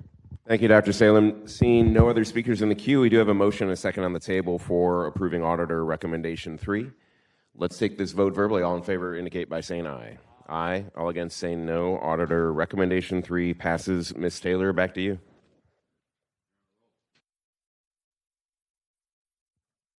Through the chair. Through the vice chair to the committee. You're turning to page 24 now. This just gives you an idea, and the chair has alluded to these balances in his initial remarks, but taking you to the kind of middle of the chart there, it gives you a history on where your operating reserves have grown from. Of course, 17-18, when pension reform occurred, that's really when that balance was you were able to lower your contributions to the pension plan through that, and so that's what has allowed you to grow these reserves each year consistently. So at 9/30/24, you were at a balance of $392 million in your operating reserve. Right now, as of 6/30/25, that's at $369 million, and that has taken into account all of your pieces of legislation that have gone through appropriating operating reserves. So that balance takes all of that into account to give a true picture of what we call your unassigned truly available balance. So that's at $369 million, or 18.85% of your GSD budget. You'll see the emergency reserve, $131.5 million. That's at 6.71%. So that one is just slightly below the target that is 7 to 10%, and we'll have a recommendation when we get to that page on appropriating some remaining interest earnings in this year to get you very close to 6.91%. So it will just be slightly below that target when we get to that handout, but a total of $501 million that you have available within both reserves. Again, the proposed budget does not have any transfers from fund balance, so that's why you see those two lines prior to transfer, after transfer. Those are the same because of that number being zero within the budget. So we just wanted to provide that history. If there are not any questions, we will move on. Thank you, Ms. Taylor. I do have a question and a comment as well. So last year, we had a total of 19.12% from the total reserves. This year, we're at 25.56%, so we've gone up by about 6%. Is that a valid statement? Through the chair, we'd have to calculate that real quick to confirm that, okay. Because we would be taking it on the 24-25 approved budget, so we can confirm that for you in a moment. Sure. And then while you do that, I know that Councilmember Salem last year, because I did a lot of homework preparing for today, he asked a question regarding the use of emergency reserves, and do we have to deplete first the operating reserves before using the emergency reserves, or can we actually use the emergency reserves if we need to, obviously for an emergency case, but do we have to deplete the other reserve first or not? Through the chair to the committee, or to the chair, you don't technically have to deplete them. The intention and the wording in the code, your emergency reserve should be used really you have something that is catastrophic, it's your backup to the backup. The intention is you use your operating reserves. That's what you use when there's a storm and there's debris pickup and you have overtime for all your public safety officials that are out handling the hurricane. all of those pooled dollars from your operating reserves, in essence, get fronted with the hope that we get reimbursement from FEMA on a large portion of those. So that's usually what goes towards the storm. So your emergency reserve it should really, hopefully, never be tapped into unless you have something very significant. What I will mention, I can only remember one time where they actually did use the emergency reserves was for Operation Safe Street, I believe. This was years and years ago for overtime for police officers when there were crime issues. But otherwise, usually tap into but there's not a requirement in the code that it be depleted first before moving to emergency reserves necessarily. That was my main question. Thank you for that. And Mr. Salem, go ahead. Thank you, Chair. Through the Chair to Ms. Taylor, I passed an ordinance that brought the emergency reserve to a goal of 7 to 10%. This is slightly below 7%.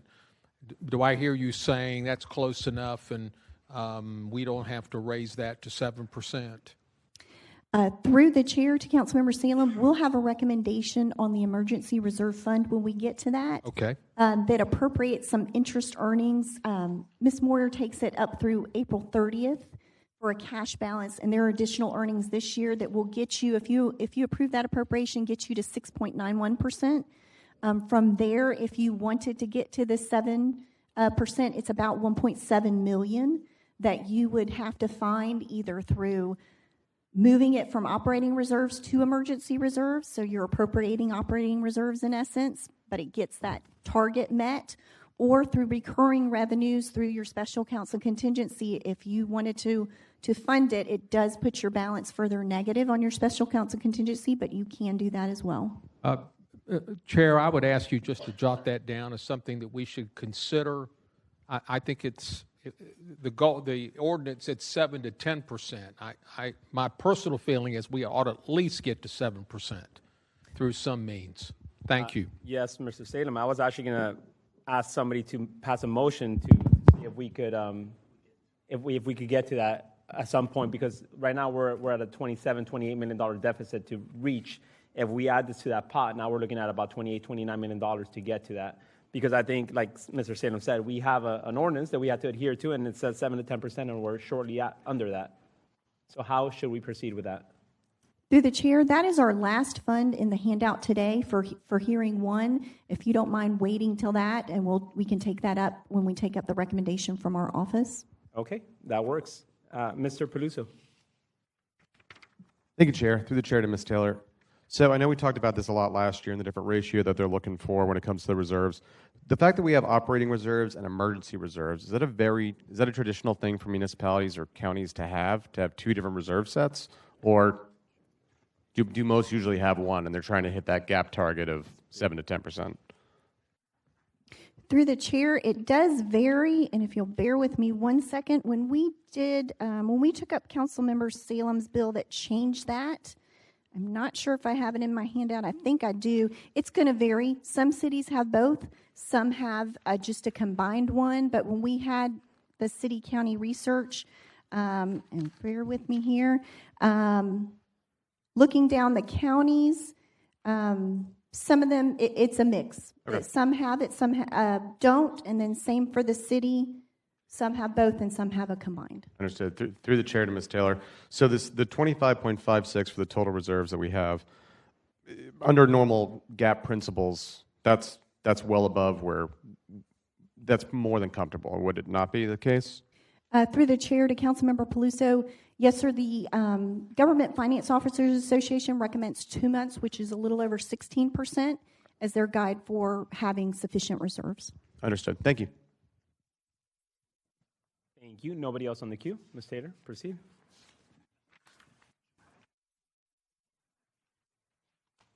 All right, we are moving to page 25. This is your non-departmental expenses, and what I want to mention is the top part of the chart is all departmental expenses. We'll take those up when we get to every department that you will cover throughout all of the budget hearings, so that will not be covered today. If you go down to the bottom part there that says non-departmental expenses totaling $704 million, for the majority, just a couple items wouldn't be, but you will take, today is your day on these items. You will not see many of these items again. There are transfers out that go to like KHA, for example. You will see that again when you take up KHA's budget. But a lot of these items, today is your day if you want to take action on any of these items. So, Mr. Chairman, would you like me to proceed? Yes, ma'am. Let's proceed to page 26, is which were, I think, the motions are going to be made. Okay. And just to reiterate the fact that today is the day, the only day to make these changes, correct? That's correct. For the majority of these items, yes, sir. So you guys get to work. And I will note, Mr. Chair, with an asterisk by it, those are the ones that will not be discussed again. So when you see that on the far left of the item, which is the majority of the items, that is indicative that they will only be taken up today for your consideration. So if you'd like me to get started on the non-departmental expenditures, looking at page 26, and you have several pages of footnotes starting on page 30 that I promise I will not go through all of those. We'll try to hit the highlights. For footnote 3, you'll see 3 lines down, contributions to SHANS. That is staying flat at $56 million for the indigent care contract. Direct contracts, I don't want this to be distorted. We'll have on page 50 and 51 the true totals. This is rolling up all of the items, but it doesn't give, because some of the dollars are in other departments. They're not necessarily here in non-departmental. So don't take that as a true total. We'll get you that on page 50 for your direct contracts. Dental access to care, that is a program that will be competitively bid. So that is not a direct contract item. That is a program recommendation of $230,000. That's on footnote 5.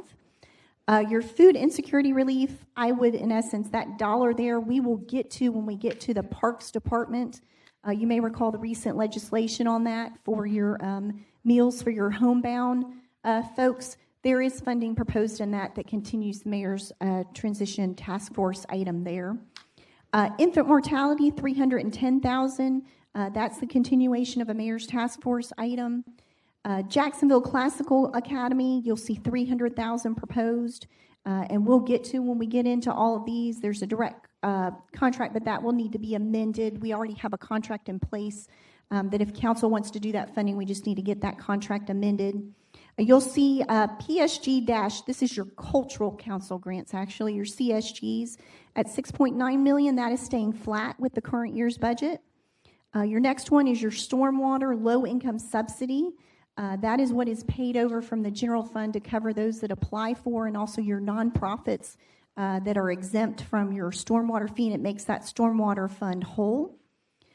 Going to the next one, you'll see telehealth net HealthLink. That is also one of your mayor's task force programs, so not an item that shows up on your direct contracts list when we get to that, but a program continuing that at $2.185. Your zoo contract, of course, the city owns the zoo, so we have an amount with them that we provide them for operations. You'll see when we get to the CIP, the remaining leg of the capital of the $20 million that you will have, but this is your operational portion of $1.2 million.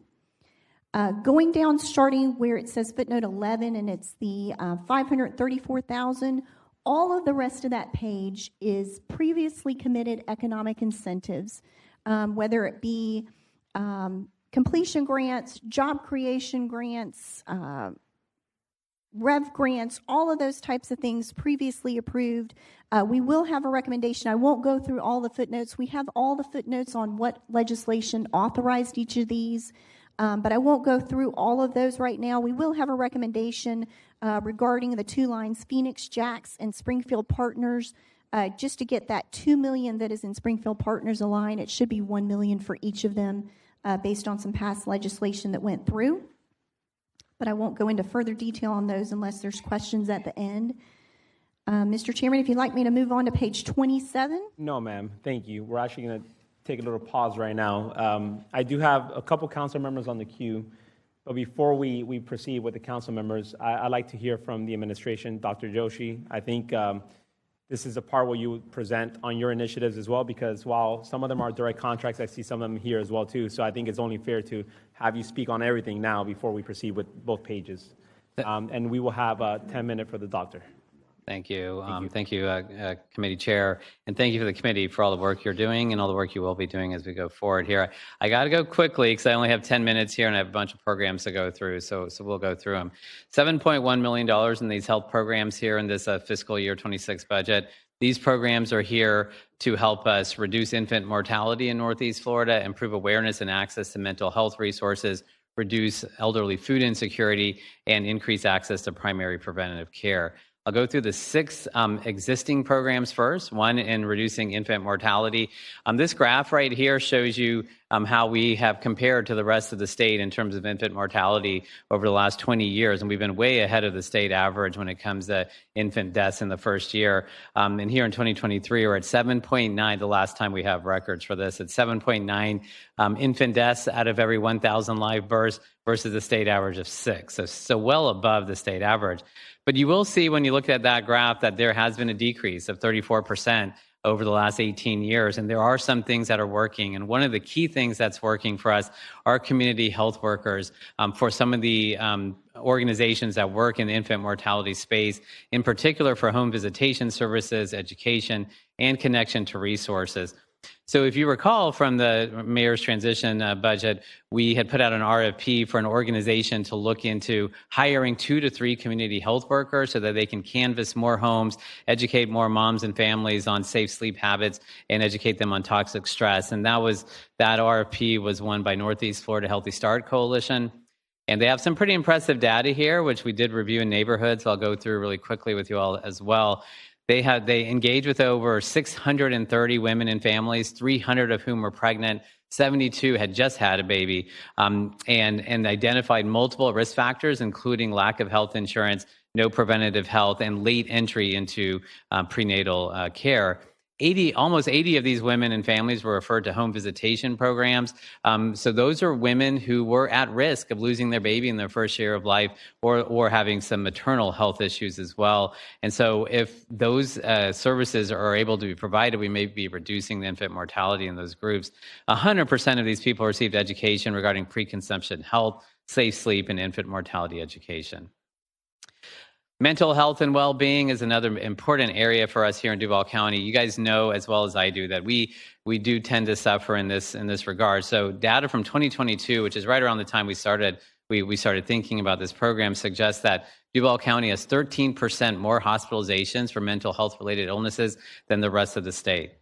So we wanted to increase awareness and access to mental health resources here in Jacksonville, and there's 2 programs that we're continuing to support.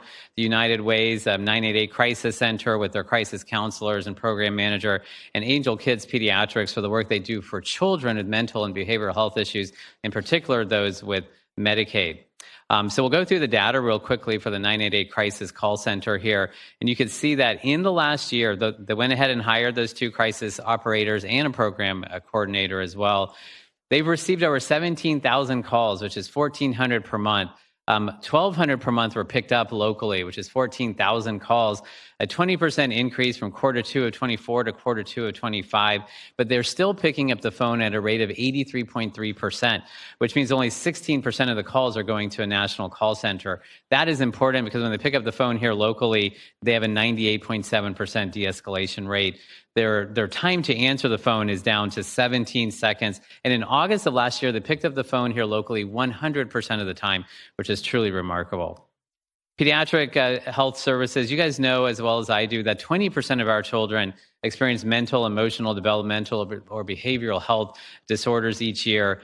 Almost 10% of our kids are diagnosed with anxiety as well. So mental health support for children is very important, but in particular for our most vulnerable children that are on Medicaid.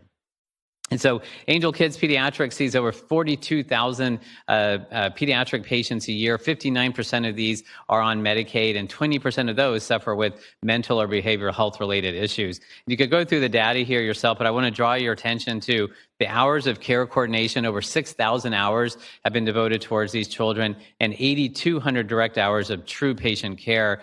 They've also done tremendous work in the social determinants of health to prevent homelessness, food insecurity, and literacy-related issues in this population. And I want to give you some good news here, too. So we talked earlier that we have 13% higher hospitalization rate than the state average in 2022. The most recent data in 2024 suggests that those numbers have improved. So, in fact, for the first time in 20 years, our number of individuals per 100,000 going to the emergency room for mental health-related issues is under 1,000. There's an 8% decrease in hospitalization used for mental health-related issues in the last 2 years, and now we're only 8% lower than above the state average. So things are working, and we are moving in the right direction. Addressing food insecurity in the elderly population, we've had this discussion with this group in the past.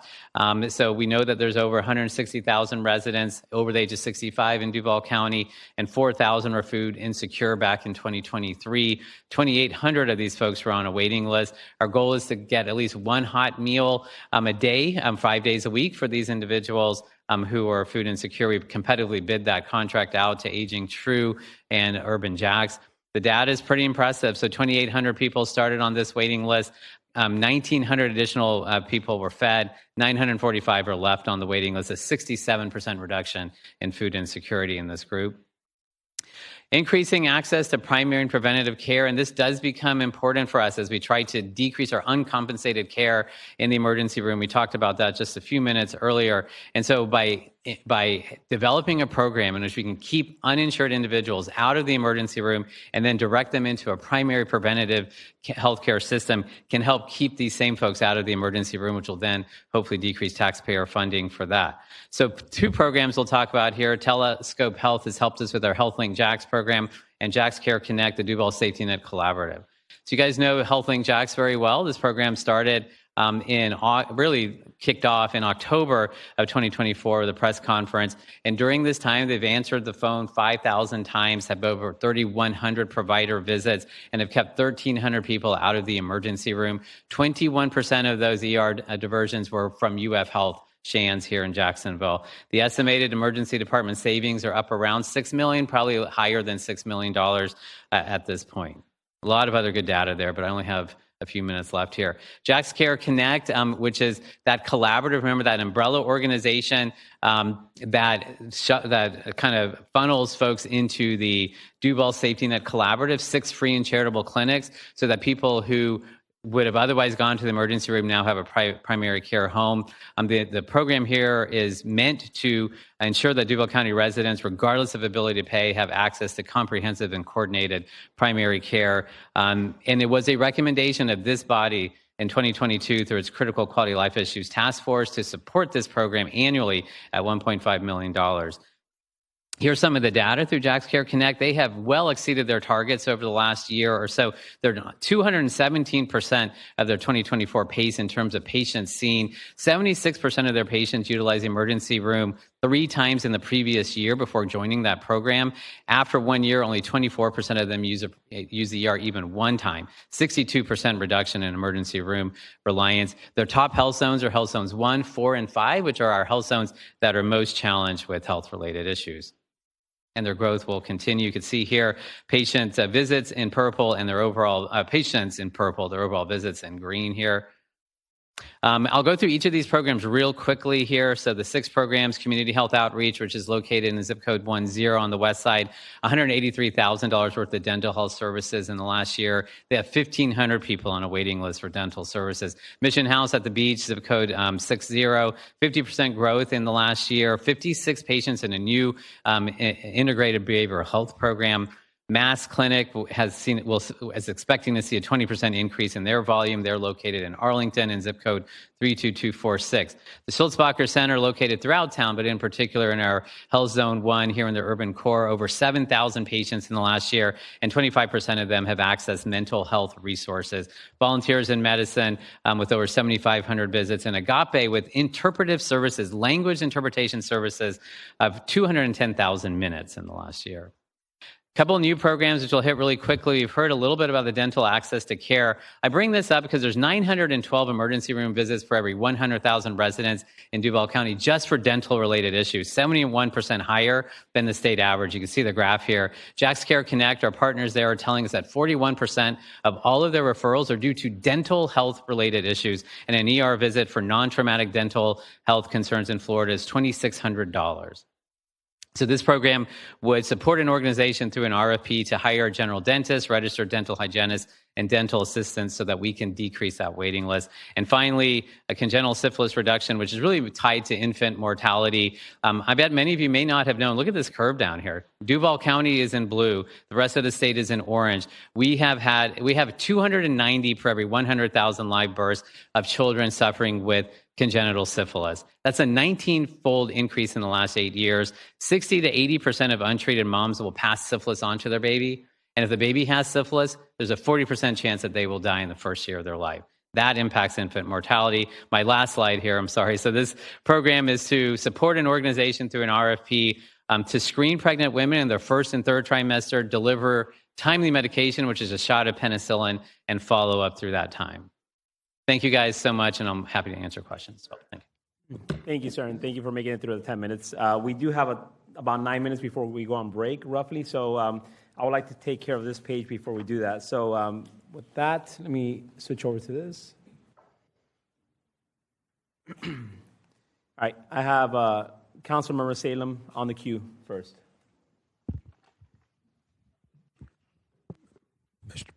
Chair, I think my recommendation may spur a lot of discussion, and I have to be out of here by 11 a.m. for about 20 to 30 minutes. Can I make my recommendations when I come back on this page? Yeah, I mean, you could do them now, and we could come back to them later, if that's the case. Well, I just hate to walk out in the middle of a discussion is my concern. Sure. All right. Ms. Taylor, how should we proceed then? Because I don't want to just piecemeal this right now. I would like to have this conversation all at once. Can we hold this page until after the break and everything? So let's hold this page, and let's hold, because the break is only 15 minutes. Are you going to take 15 minutes? At least. All right, so let's hold this page, and let's hold the next page as well, too, and page 28 as well. So safe to say, let's go on break, and this might be a 20-minute break if that's the case, 25 minutes. All right, thank you, everybody.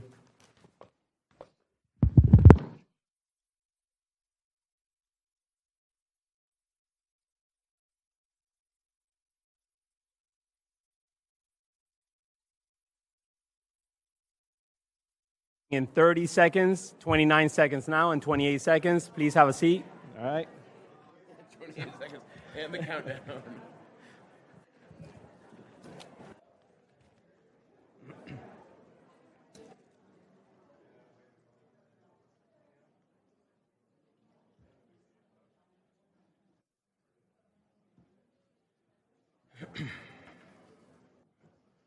So, Ron, you're in the queue still? Are you still in the queue? So we're going to start now. That's from Melissa. Thank you so much. All right, so we got Diamond on the queue, Salem on the queue, and there was somebody else on the queue previously. I'll probably get back. Okay. Okay, cool. All right. We are recommencing the meeting now. It is 11:25. I know I said we were going to take a break at 12, but I really want to get through these pages first at least, and then we'll probably take a break right after that, like at 12:10, 12:15, who knows. All right, so we are kicking it off where we left off. If Ms. Taylor, if you don't please put us in a correct posture where we're left off, and then I know that I have Councilmember Salem next on the queue. Yes, sir. However you would like to proceed, we're on page 27, and I can roll through these non-departmental pretty quick, but I will defer to you on where you'd like to go. And then we can come back and take all the non-departmental up as a whole. We do have 3 recommendations when we get to the end of it. All right. How about we do that then? Let's just go through that page since it's pretty quick, and then we'll take them all up as a whole. Okay. Thank you, Mr. Chairman. And just stop me at any point if you change your mind or we need to retreat and pause this. But on page 27, this is the continuation of your non-departmental expenditures. You'll see under miscellaneous appropriations several items. I'll mention on the municipal dues and affiliations and municipal dues affiliations section 10.109. That's in footnote 37, which is on page 33. And I know there's a lot of discussion every year on those different items, so I'll highlight that for you all if you want to come back to that, but take a look at the list there on page 33. You'll see relatively flat funding on both of those. North Florida Regional Planning Council, $390,673 is flat. And Councilmember Diamond, that is on page 33 as well, the note regarding, but that's the flat funding. Going down to page 40, there's the Transportation Planning Organization, $265,000.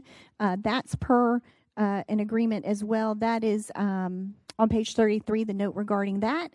You'll see the big change there is the items that are listed for the unfunded actuarial accrued liability.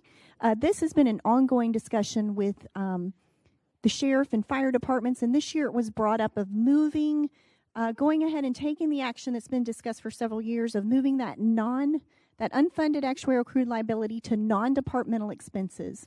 So it's to try to present a fairer or better picture from their perspective of what's the normal cost of pension cost for their employees within their departments. So you'll see that. There's also, when we get to some of the departments, a change in the method of allocation. Going from not just allocating it to where you have people that are on the old defined benefit plan, but to all employees.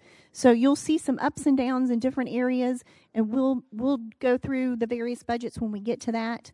But that's those items, so that's why you see those large increases there. It's just a movement where they were usually within the departmental budgets. Going down to the other items called all other citywide expenditures, you'll see the annual, the ASM Gator Bowl game. That is flat. We do mention in our footnote that there is a COLA that's on that. It's about $13,000 shy, but we believe that they'll be able to transfer money within and to handle that, so we do not have a recommendation on that.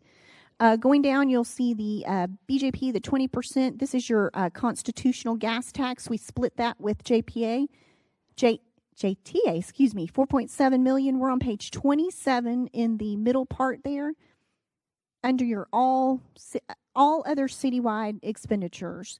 And we're just a few lines down in that second box there. Employee parking subsidy, we'll take that up in the public parking department, but that was when the city council decided to codify that change where the employees get a discount, city employees get a discount on parking, and so that's to make that fund whole. That's a general fund subsidy over there. Employee travel and training expense, you'll see an amount there of $465,000. That is a movement from the departments, and you'll hear us talk about that.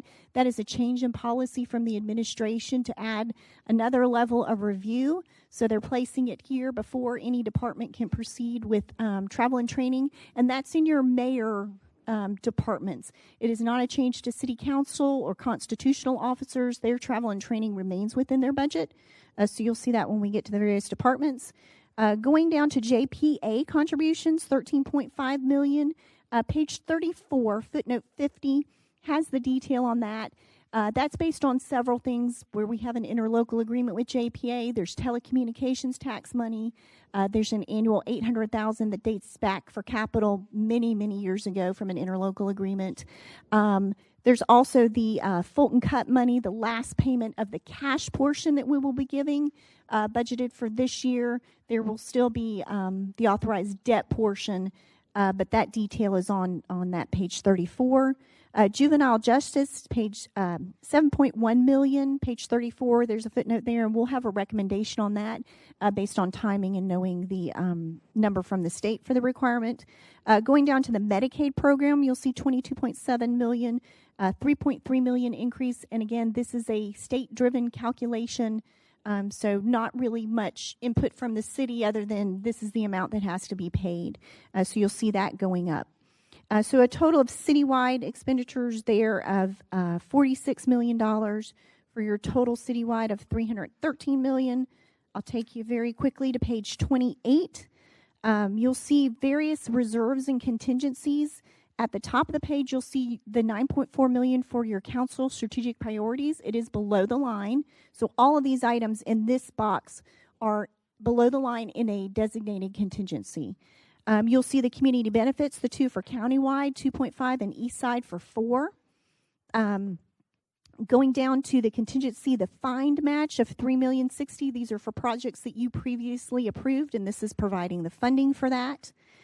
You'll see in a contingency is the Federal match grants, the $6.9 million, we'll talk about those on every department. There's a list of continuation grants for which the city does have to put up dollars in order to receive those grants. You'll see the traditional mayor's contingency of $100,000. And I should have mentioned too the council's contingency; those are flat at $100,000 as well. You'll see the contribution to JTA, that is in a contingency because of a conflict bill. That's $1.8 million.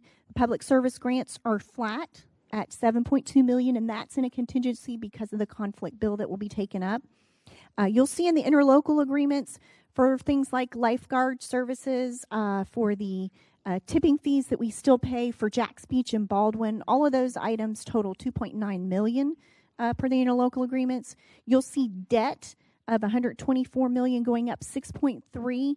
And when we get to the debt overview in a moment on the subsequent page, you'll see it's a little different because this is just citywide debt. There's a little bit more that's within the departments as to why that's a little bit of a different number. Page 29 has all of your transfers out. And we will cover these because this is general fund dollars that are going to all of these various different funds in order to cover expenses there. So, for example, if you go down to the court cost $65 fee, you will see today a direct contract for $500,000. But when we get to that fund, you can certainly take that up today. I just want you to know that some of these, they're indirect contracts, and you'll take some of this up today, but there also will be a departmental level or fund level where they will still be discussed. Journey Forward, same type thing, looking at that, the $2 million. There is also a separate fund discussion on that in addition to whatever discussion you'd like to have on the direct contracts, because most of that budget, $1.9 million, is direct contracts out of the $2 million for Journey. So all of those will be talked about later on that total $228 million of your transfers out. And Mr. Chairman, as I mentioned, we have 3 recommendations on page 35. We can certainly pause and let you all have your other discussion, or I'm happy to go through those now. Okay, let's take a pause, and we're going to have our discussion. So we left off with Councilmember Salem. Please go ahead. Thank you, Chair. I've been in healthcare committee for 47 years, and I have been, in my 6 years on the council, supportive of some healthcare initiatives where I think at the margins we have tried to help some organizations perform services. As I look at this budget, it's very disturbing to me because I think the city is getting well ahead of its skis, so to speak, on some healthcare initiatives. And I don't believe that we could sustain those as a city long term. I don't believe it's the role of the city of Jacksonville in some of these areas when we have a contract with UF Health where we have essentially doubled their yearly subsidy from 27 to 56, and we have had 2 major capital campaigns at UF Health as well. So my recommendation, and I've had several discussions with the telehealth group, I think there are many great aspects of telehealth. I even think telehealth is something that can be very useful in my nursing home pharmacy industry. It's a pilot project right now, and I am not supportive and would make a recommendation that that be struck from the budget. I don't believe that we can continue when we trying to accumulate at least $27 million. I think we need to be looking at programs that like this that are pilots. There was some numbers shared earlier that 45% of the and I don't question their statistics, but 45% of the ER admissions they prevented were going to Baptist. 17% were going to Ascension Health, which is St. Vincent's, if you do not know. Around 15 or 16% they prevented from going to UF Health. So it is my opinion, if we want programs such as this in our city, that we should be having discussions with UF Health and that should be part of the discussion we have as we look at their subsidy of the $56 million. And there are several other things in this budget that if my colleagues don't mention, I'm going to call out. But that's the major one that I wanted to bring up. And I think I had a second. Okay, we do have a motion and a second, and before we proceed to the other ones, let's just take up line item by line item if possible. That way we don't get confused in the conversation. So we have a motion and a second. I have a lot of members on the queue, so this will be for discussion on Mr. Salem's motion. Anybody, Mr. Diamond, on the queue for that? Mr. Howland? Yes. All right, go ahead. Thank you, Mr. Chair. Thank you, Mr. Chair. I'll speak to that, but in relation generally to government scope creep. So recall when we were having solid waste increase discussions in the spring, I asked the council auditors to prepare a schedule of the city's budget from 2017 to the current year, 2024, looking at it by line item, government departments and non-government expenditures. And I wanted to see how that growth compared to the growth of annual inflation and the growth of our population. We determined that that figure, growth rate, should be about 4%. If you looked at all of the government departments, they were just around 4%. If you looked at the non-departmental expenditures, they were significantly higher, to the tune where I don't have that schedule in front of me, but I want to say that it was like more like a 7 to 10% growth, if not higher. So do you happen to have that schedule, auditors? You do. All right. I'll keep talking, but it'd be wonderful to see what it was in 2017 to what it was in 2024. If you look at these non-departmental expenses, they sum to $313 million. Now, a lot of that is because the proposed budget takes the unfunded liability out of the departments and puts it there. But even without those, it would be $153 million. Thank you.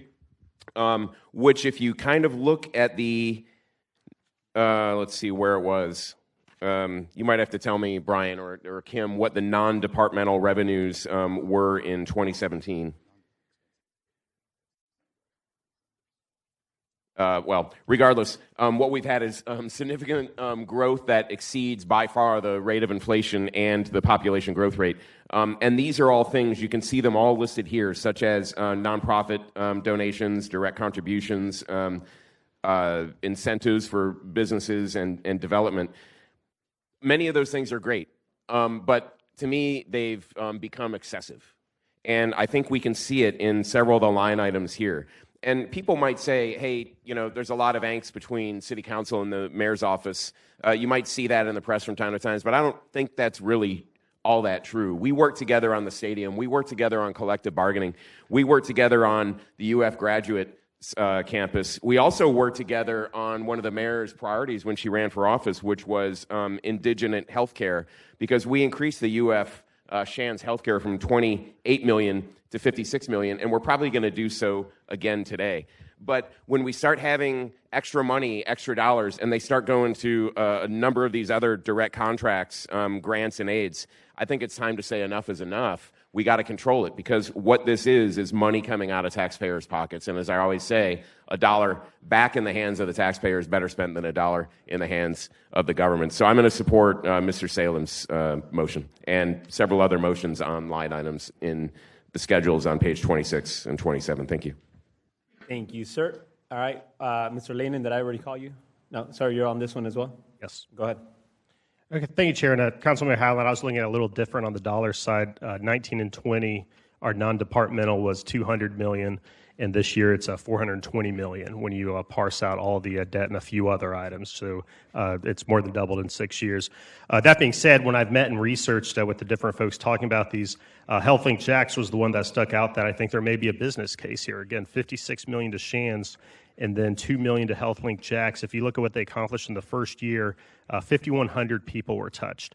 We're going to talk about a lot of programs the next few days that are $2 million for this, and 50 people may benefit. So that's something I always look for. What's the magnitude of the people that were impacted? Don't have the exact numbers on here, but a lot of these were non-reimbursable EMS trips that were avoided. And then also, Councilman Salem kind of touched on it, 20% of these people otherwise would have gone to Shands. And so who knows if they really had, or in the future years, would Shands come to us sooner to ask for an increased contribution. And then the other thing I wanted to point out, a lot of programs I feel like we talk about are for only certain parts of towns. The 5th most used zip code was 32256, and the 6th most used zip code was 32246. So again, looking at kind of the ROI part of this, we give $56 million to Shands. I kind of think this is an extension of indigent health care. This is $2 million to prevent them from going to the ER and perhaps costing the city less overall when you factor that in. So I do support this one. I think we're going to be on the same page on a lot of others, though. Thank you. All right.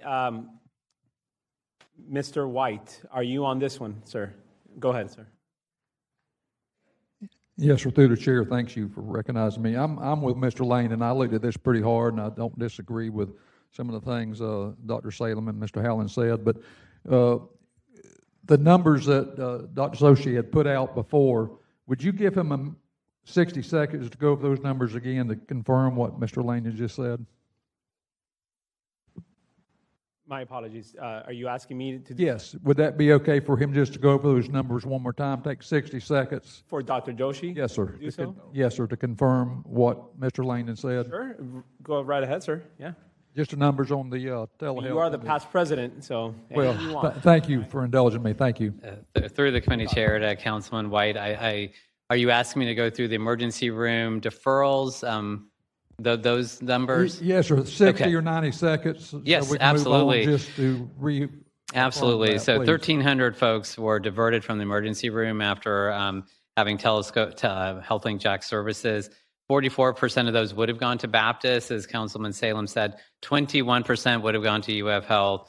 16% would have gone to Ascension. 8% to HCA, and 4% to Mayo Clinic in Jacksonville. Thank you, sir. All right. Mr. White, are you good to go? All right. A lot of people in the queue still, so I'll go to committee member Joe Carlucci. All right. Thank you, Mr. Chair. Yeah, no, I was just going to say I was a little taken back just by all the healthcare expenditures that I saw in the budget, and I just kind of immediately thought these programs would be funded by state and federal dollars. They have quite a bit more money than we do here locally. So as we go through these, I just wanted to point out kind of my rationale, how I'm going to be looking at these, because when, not maybe this specific one, but other ones that are tied into this, I'm looking at a lot of the splits on their budgets and how much is coming from the city, how much money they get from the state, how much money they get from the federal government. But I think I heard Councilmember Lennon say as well, a lot of money goes a very little way in healthcare, and it's just the way it is. It's just a very expensive, cost, capital intensive system. It just is. So that's why my preference is, locally, we got to be careful with that, because, our pocketbooks here aren't just as big as the state and the federal government is. So that was my first initial thought looking through here. So I'm going to continue to hear the discussions, but I'm kind of in line with cutting a lot of that. So thank you. Thank you, sir. All right, Ms. Pittman. To the chair and to the chair and my colleagues, I want to kind of piggyback on Mr. Carlucci when you were saying that a lot of programs are depending on federal and state, and as we know the climate that we're in right now, I don't think we can depend on that. And so as we look at coming up with solutions, I know last year, we weren't experiencing what we're experiencing now. And I just want us to, again, always keep the people in mind. That's all I'm saying. As we talk about these indirect services and how they're impacting and they're being customized. I mean, I like to hear what Dr. Hussey said about people are not going to the hospitals, and that they're utilizing these services. And I think, Councilman Selden, you started a lot of pilot programs when you were president, and we see that a lot of these programs are needed, and even more so going forward. So as we have these discussions, again, colleagues, please keep our people in mind that may not have these services from the state and federal government. Thank you. Absolutely. Thank you, ma'am. We definitely will keep everybody in mind. All right, so going now, Mr. Salem, do you want to go last? I do. All right, so outside of the committee, I have Mr. Peluso and Amaro. Are you guys both on this? All right, Mr. Peluso, go ahead. Thank you, Chair. Through Chair to Councilmember Salem, I just want to understand, so is this are we cutting all 56 million, or are we bringing it to a different number? Do we have that understanding right now? No, sir, this is only on telehealth. We're not on the... It's only on the telehealth one? Correct. Okay. Yes. I think that as we talk about healthcare in general, whatever, once we get to the 56 million, I do kind of want to, I've got a lot to say about that. So I will just say there's going to be more to be said on this. All right. Just make sure you're on time so you can say what you got to say. Mr. Amaro. Thank you, Mr. Chair. Through the chair to Councilmember Salem. The removal of this program, 2.1 million, is it now anticipated that these individuals, 1,300 or maybe more, will now use the hospital for their primary medical care? Yeah. Through the chair to Mr. Morrow, I can't predict that. But my point is, I don't think it's the role of the city of Jacksonville to provide that service. And number one, number two, when you talk about taxpayers, those hospitals are required by federal law. Anyone that shows up in their emergency room, they're required to treat. 44%, 45% of these are Baptists.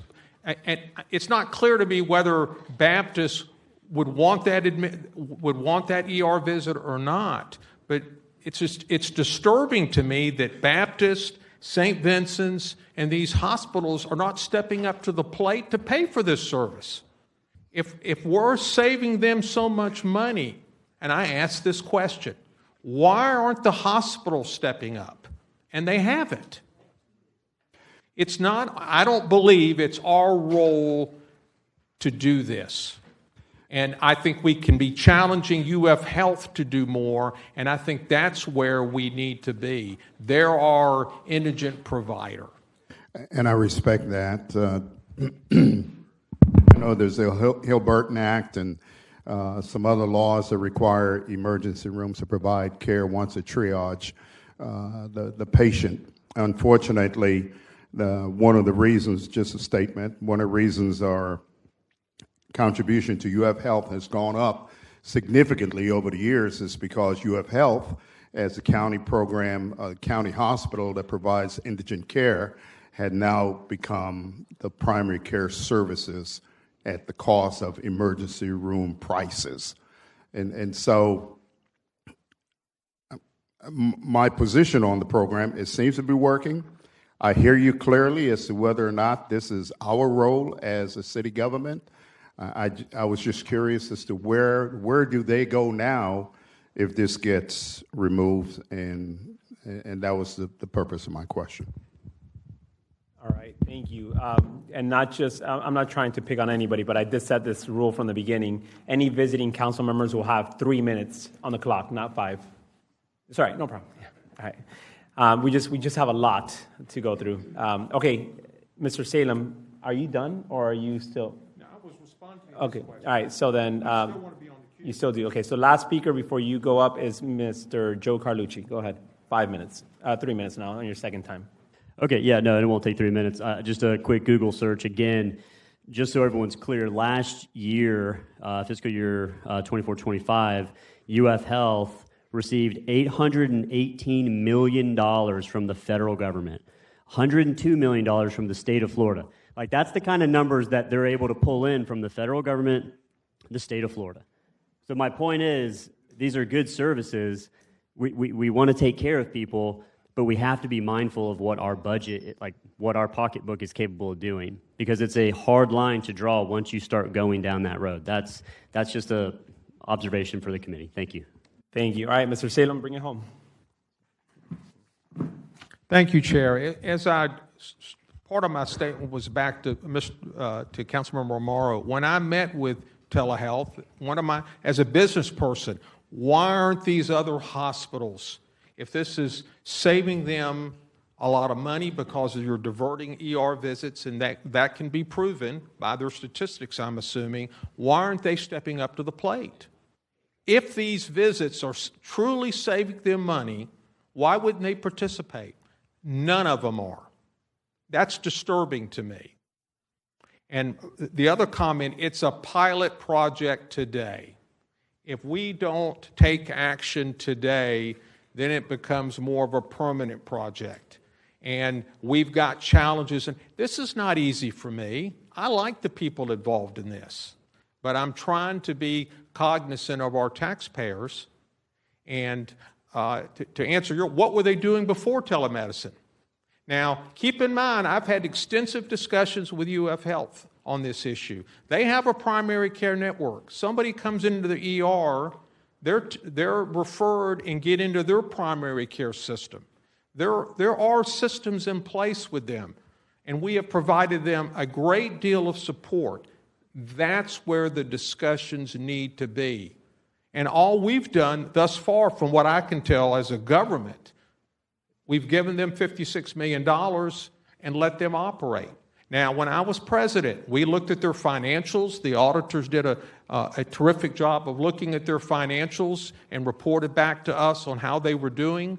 But I think that's where the discussion needs to occur.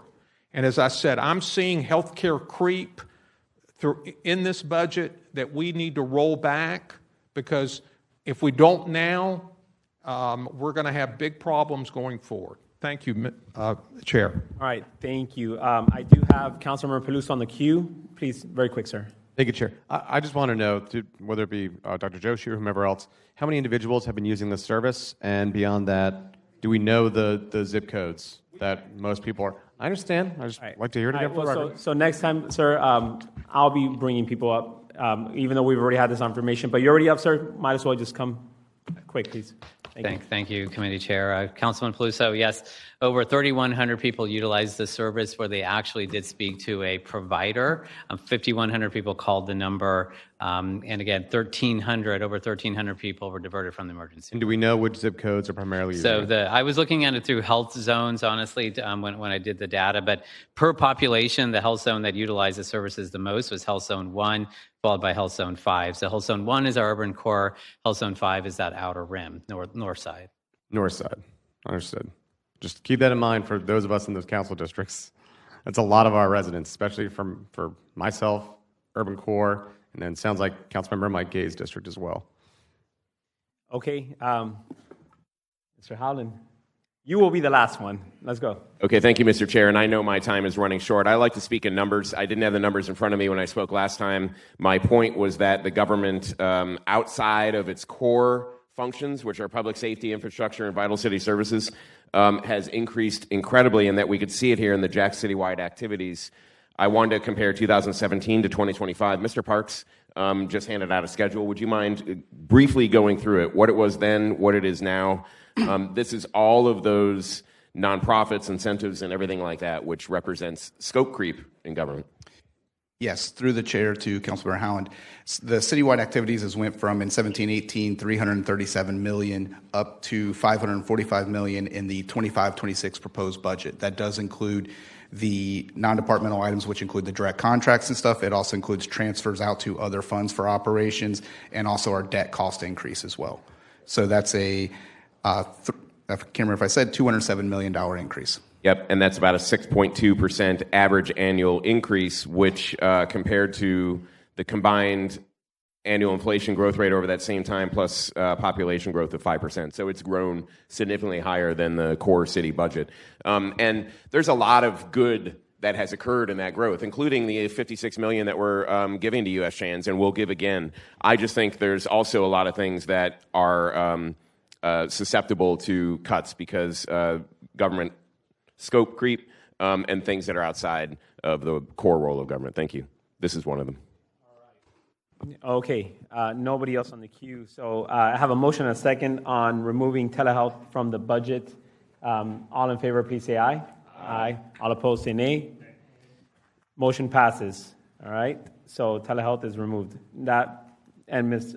Taylor, you guys are keeping the tally, right? Okay, good. Thank you. All right. So, we do have lunch coming up. Chair, can I have a point of clarification? Yes, Did sir. we remove that or put below the line? This one is completely removed. Okay, This just is clarify. bucket number 1. Yep, we're not coming back to it. All right. And once again, yes, whenever somebody proposes something, let us know if it's bucket 1 or 2. I know that this one was bucket 1. All right. We have lunch. However, I would like to get through 1 or 2 more if we could before we do that, because we had a longer break earlier.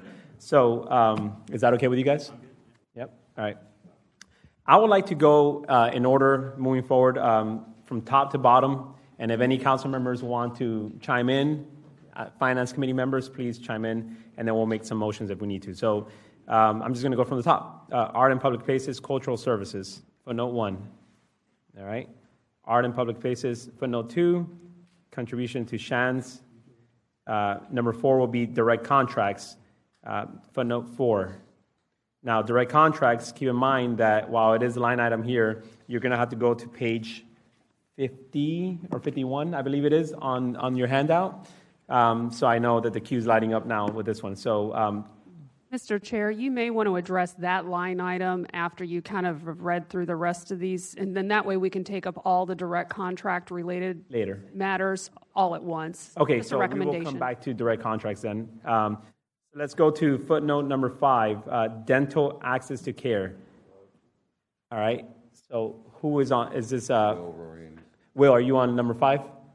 Go ahead, you're first. Yeah, so this one I met with the team that was briefing me on this. I'm against this one for 2 reasons. One, it's a new program. A lot of these were existing. This one is new. But for the same reason I supported Telescope Health with the data, if you look at the data here, we're actually in a better place than we were a couple years ago. If you have the graph that was shown on where we stand. So for those reasons, I see no reason to make a new program on something that the trends have overall gotten better than they were the past few years. So I guess I'd move a motion to remove.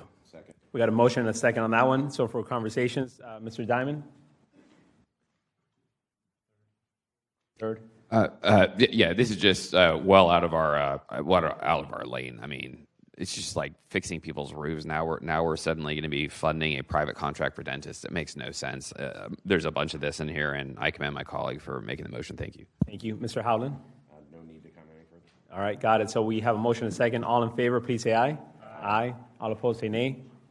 Motion passes. This one is bucket number 1, completely removed as well. All right, going on to footnote. It doesn't have a footnote on it, but this is something that I will address. Throughout the budget book that we were handed about a month ago, I see a lot of action items that have a $1 figure associated with them. In some cases, some have $2 figures. So I will pass the gavel over to Council Vice President Howland, and I will make a motion to completely remove any item in our budget or in this agenda in general that has a $1 figure to it.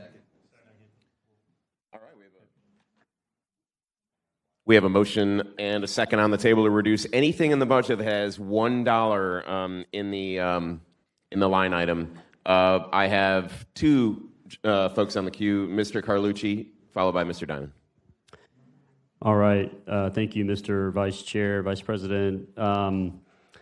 I agree with that. That being first time on finance, that kind of caught my eye, and I brought it to the auditors, and I was like, what's this $1, thing for? And it's basically a placeholder so they can transfer money into it later, which, they have the right to do that. They have but we have the right to know exactly what's going in there, and I think that's where we're at today. So I'll support this, But are there some that are like $2 and $3? I think I saw a couple that weren't just $1. So I want to fulfill the actual intent behind the motion, but not have it, just $1. I think there's some other ones too. So through the Vice Chair to Ms. Taylor, have y'all seen any more of those? Through the Chair, I know exactly what you're talking about. There are a couple that have $2, I think, that I saw that are rolled up, probably index codes as we call them. The only thing I will say, just so the committee knows, we will not be able to provide you a dollar amount total of all those because some are in funds that you transfer monies to, and we got to determine all the impact of that and roll in. So it's a little more complicated, but we'll be glad to get that total. Last thing, through the Vice Chair to the auditors, maybe throughout the rest of this, can we just get a list of all of them before we vote on it, just in case there's one random, outlier? Through the They'll have chair, that? if I may, Mr. Chairman, I think that would be a good idea so that you have an idea where they are. And if you'd like to just limit it to the general fund, that's certainly easier. Keep in mind, you cannot transfer between funds. The transfer authority limits that anyways. So within each fund, if you'd like to focus on general fund, for example, building inspection fund could have something in their capital outlay so that during the year, if they have an issue arise and they need to move dollars, they can do that and make that purchase. Things like that to keep things flowing. So we just need direction on if you'd like to limit it to the general fund. I'll defer to the chair. I think Councilman Arias is recognized. Yeah, thank you, sir. I think that will be a great start to this conversation, and definitely, should we just then hold this off and come back to it once you have the full list, so we can actually identify them all and wrap them up? That would be preferred if the committee does not mind doing Can that. I just table the motion now as acting chair? The vice chair. So if the mover has withdrawn and there's no objection from the committee for that withdrawal, then you can just move on. You don't need to table it. I'm not withdrawing anything. I definitely want to make this happen. It's just a matter of waiting on that list. So we Correct. So what I'm just recommending is to take the motion off the floor by withdrawing it, and then you can make the motion again once you have the information. Okay. It doesn't All right. mean it goes.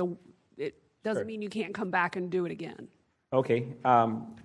Well, I will take that up when we get back from the lunch break, if that's the case. So we'll withdraw it right now and come back. So the motion is withdrawn and the chair is returned to Councilman Harris. Thank you, sir. All right. Let's keep going, guys. Excuse me, Ms. Pittman. My apologies. I'm sorry. To the chair and to Mr. Weinstein, could you tell me the rationale of why that dollar amount was put there? Or, Ms. Moore, if you can tell me why it was put there, because I don't have the other agencies that serve food to actually know. So Angela Moyer, Budget Office. So we add $1 into I'm going to call it an object level, so that if a department needs to, say, purchase capital during the fiscal year, we're allowed to transfer money into that capital line item in order to purchase it. If the dollar's not there, then our spending authority is not there. So then any $5,000 transfer would then have to come back to council in order to purchase something that doesn't fall within the normal budget process. And how often is that done? You have to think about some of these small departments, like military affairs, ethics. They don't really have capital every single year, and most departments don't. We don't normally budget capital in departments, so taking that dollar away means that any capital would not be able to be handled timely. We'd have to file legislation and have to go through the normal process. Okay, so that's what I mean. If we don't have that there, we'd have to do legislation. And have we done that before in the past when we didn't have $1 there? If there's not $1 there, taking into account our normal spending authority, we have to come back to council in order to do that. We could have a discussion about what level of spending authority we have in order to maybe scoop some of those things up. But right now, the way that it's set out, if it's capital, there's not $1, we can't put money in there without coming back to council. Got it. Thank you. All right. Thank you, Ms. Pittman. And just to echo that, we'll just come back to council. We'll decide if it's needed, and at least we'll also understand why those dollars are being, allocated. So versus us not knowing and they're just transferring it. All right, Mr. Joe Carlucci. Okay, yep, and just echo it. Just through the chair to the auditors, it's just the general fund $1 things, right? Okay, just want to make sure. Thanks. Mr. Salem.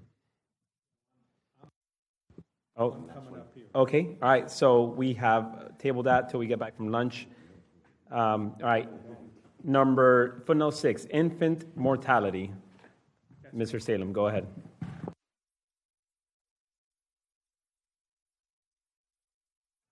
This one is very close to me. I was very much involved with this in my first term, and for you that have been around a while, second termers, we funded a Hey Mama van, if you recall, that is now going out into the community, visiting pregnant mothers, etc. And these dollars will add a couple of nurses to that process. in an effort to be fair to everyone, I would recommend that we cut this in half, if we're comfortable with that. At least it shows an effort, and it's not a great deal of money for, I think, a very valuable service. Okay, we have a motion. Can we get a second? We got a motion and a second for discussion. Mr. Lanin, you're next. Thank you, Chair. Through the chair, I guess this one to the administration. So it says $310,000 on page 26. The materials that your team reviewed with me, it says $200,000. So I'm just trying to figure out what the true request here is. If Chair, if you could recognize Dr. Joshi. Is that okay, Chair? Go ahead. Yes, sir. Thank you. Through the chair to Councilman Lane. Yeah, the 310 is actually, I think, broken down into two different programs. So it's 200,000 for the Northeast Florida Healthy Start Coalition for their community health workers, and the other 110 is the congenital syphilis program that I think was tied in there. So it's not a $310 figure for this program that Dr. Salem was talking about. So through the chair, Dr. Joshi, I see that now on the other program. It's $105,000. So I guess we're discussing both of those programs at the same time here. And so through the chair to Dr. Salem, are you're in support of both of those programs, or do we need to take these up separately? My allegiance is more towards the Hey Mama van and the infant mortality portion. The syphilis is a new program, so if we cut it to 200,000, that would cover the infant mortality portion, which is what I would recommend. Through the chair to Dr. Salem, I'll support this then. Okay, just to clarify, Mr. Salem, you were talking about a different program. This is a completely different program. The Hey Mama van that you're talking about is not this one. So just to clarify, or is it Ms. Taylor? I believe it is. Ms. Taylor? Through the chair, I may have to call Dr. Joshi up again, but in the past, the Northeast Florida portion was the Hey Mama that was funded in the past. But we can get clarification if needed. Okay. All right, so we have a motion and a second. We're still in conversations right now. So, Mr. Diamond, you're on this right here. Go ahead.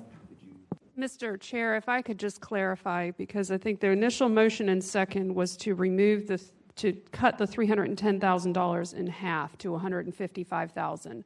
With some further discussion, I just want to make sure I understand.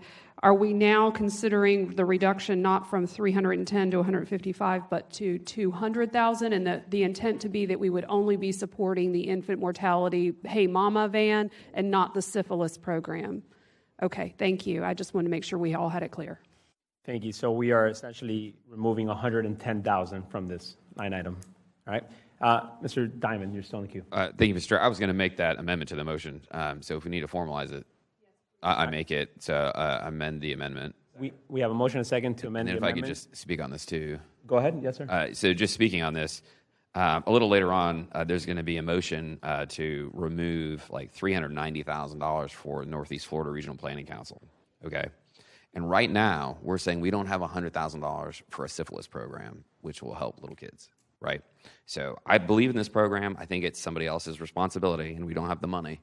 But I'm just saying the $2 million since I've been on council for Northeast Florida Regional Planning Council could have been used for stuff like this. And I just want to put it in perspective. While we're making these really, really tough choices, that one's coming up, and just keep this stuff in mind. Thank you. Good point. Thank you, Mr. Diamond. Ms. Pittman, are you on this as well? Yeah. Go ahead, man.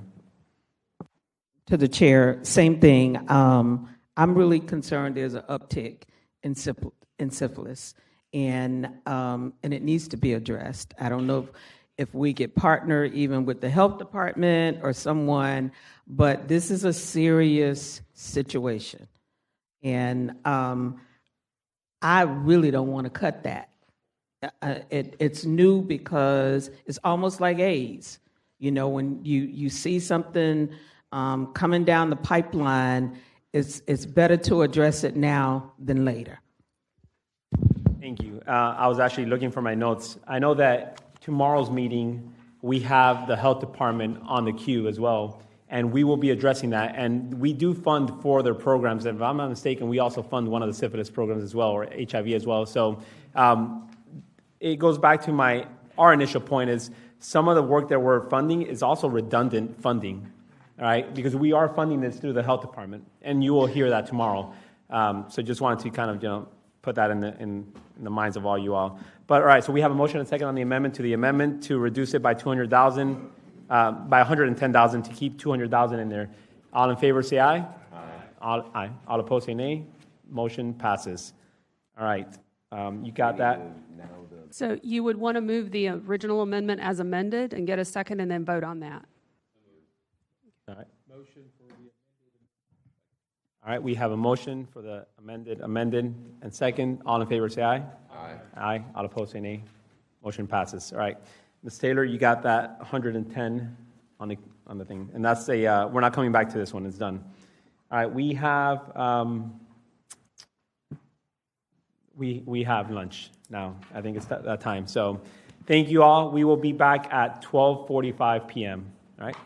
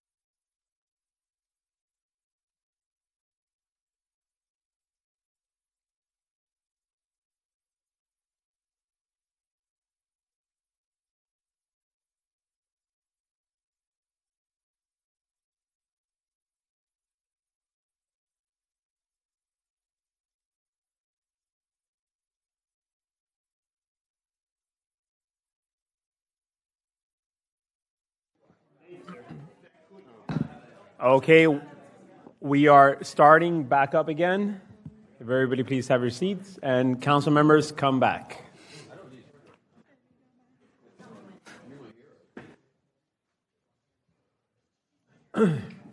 All right, Ms. Taylor, please, where were we at? Yes, sir. I believe you're going through the non-departmental expenditures. If you'd like to continue on that list. We had finished with infant mortality. If you'd like to keep proceeding, we do have an update on the dollar amounts in the general fund, and we have a sheet that has been passed out whenever you would like to take that up as well. Okay, well, why don't we start with that one then? Okay. For the general fund, we have pulled by department. You will see within the general fund where those dollars are that would allow for that transfer authority to occur. Between line items, staying within this fund, and you'll see the total on the back page is $234. So keep in mind that on oftentimes on a capital need, as was mentioned previously, there may be a smaller department that needs a desk or needs something, and that's why traditionally that line is there, but you'll see it's in a variety of different lines, not just capital. So if you have any questions, we're happy to answer them, but that's the total's $234.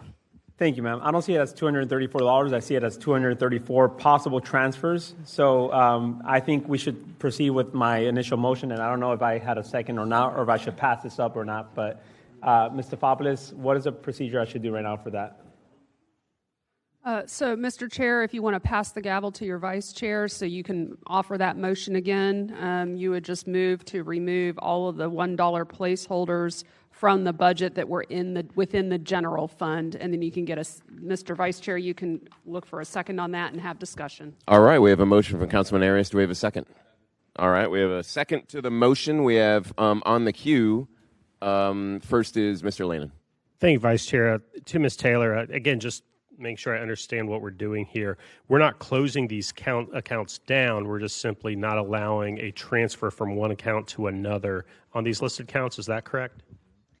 Through the chair, you will be reducing, you would have a positive impact of $234 because you would be taking these dollars away, which then limits some of the future transfer authority between lines because it is supposed to be at a line item that exists in the budget that you can transfer between, not if there are no dollars there, it's considered to not exist. So through the chair to Ms. Taylor, I just want to make sure there's no unintended consequences. Like, are we now going to have legislation if, I don't know, there's repairs and maintenance needed within advisory boards and commissions, or how does that work? What will that require? Through the chair to Councilmember Lane, you absolutely could see an impact of additional legislation for a couple $1,000, $1,000. I would expect to see an uptick, or it may make people hesitant to say, I don't want to come to council or file a bill for $1,000, so I just won't spend it and I'll wait till next year. You could have either impact.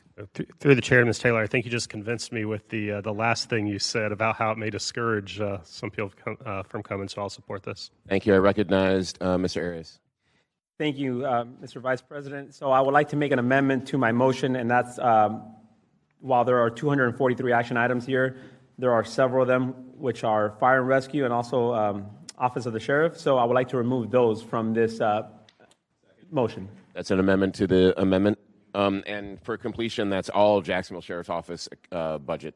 Correct. All Jacksonville Sheriff's Office and also all fire rescue as well. So anything with public safety is removed from this. Okay, that's an amendment to the amendment. We have a second from Mr. Diamond. We have two members on the queue, Councilman White and Councilman Salem. Is it on the amendment to exclude public safety? Yes, sir. Mr. White, you're recognized. Yes, sir. I'll be quick and I'll be simple. Thank you so much for that. That's what I was going to suggest, so thank you. All right, over to Councilman Salem. Are you on the amendment to the amendment? Yes. Just in terms of things to exclude, there's one in here for the state attorney's office. Was that meant to be on this list? There are some here for the public defender's office.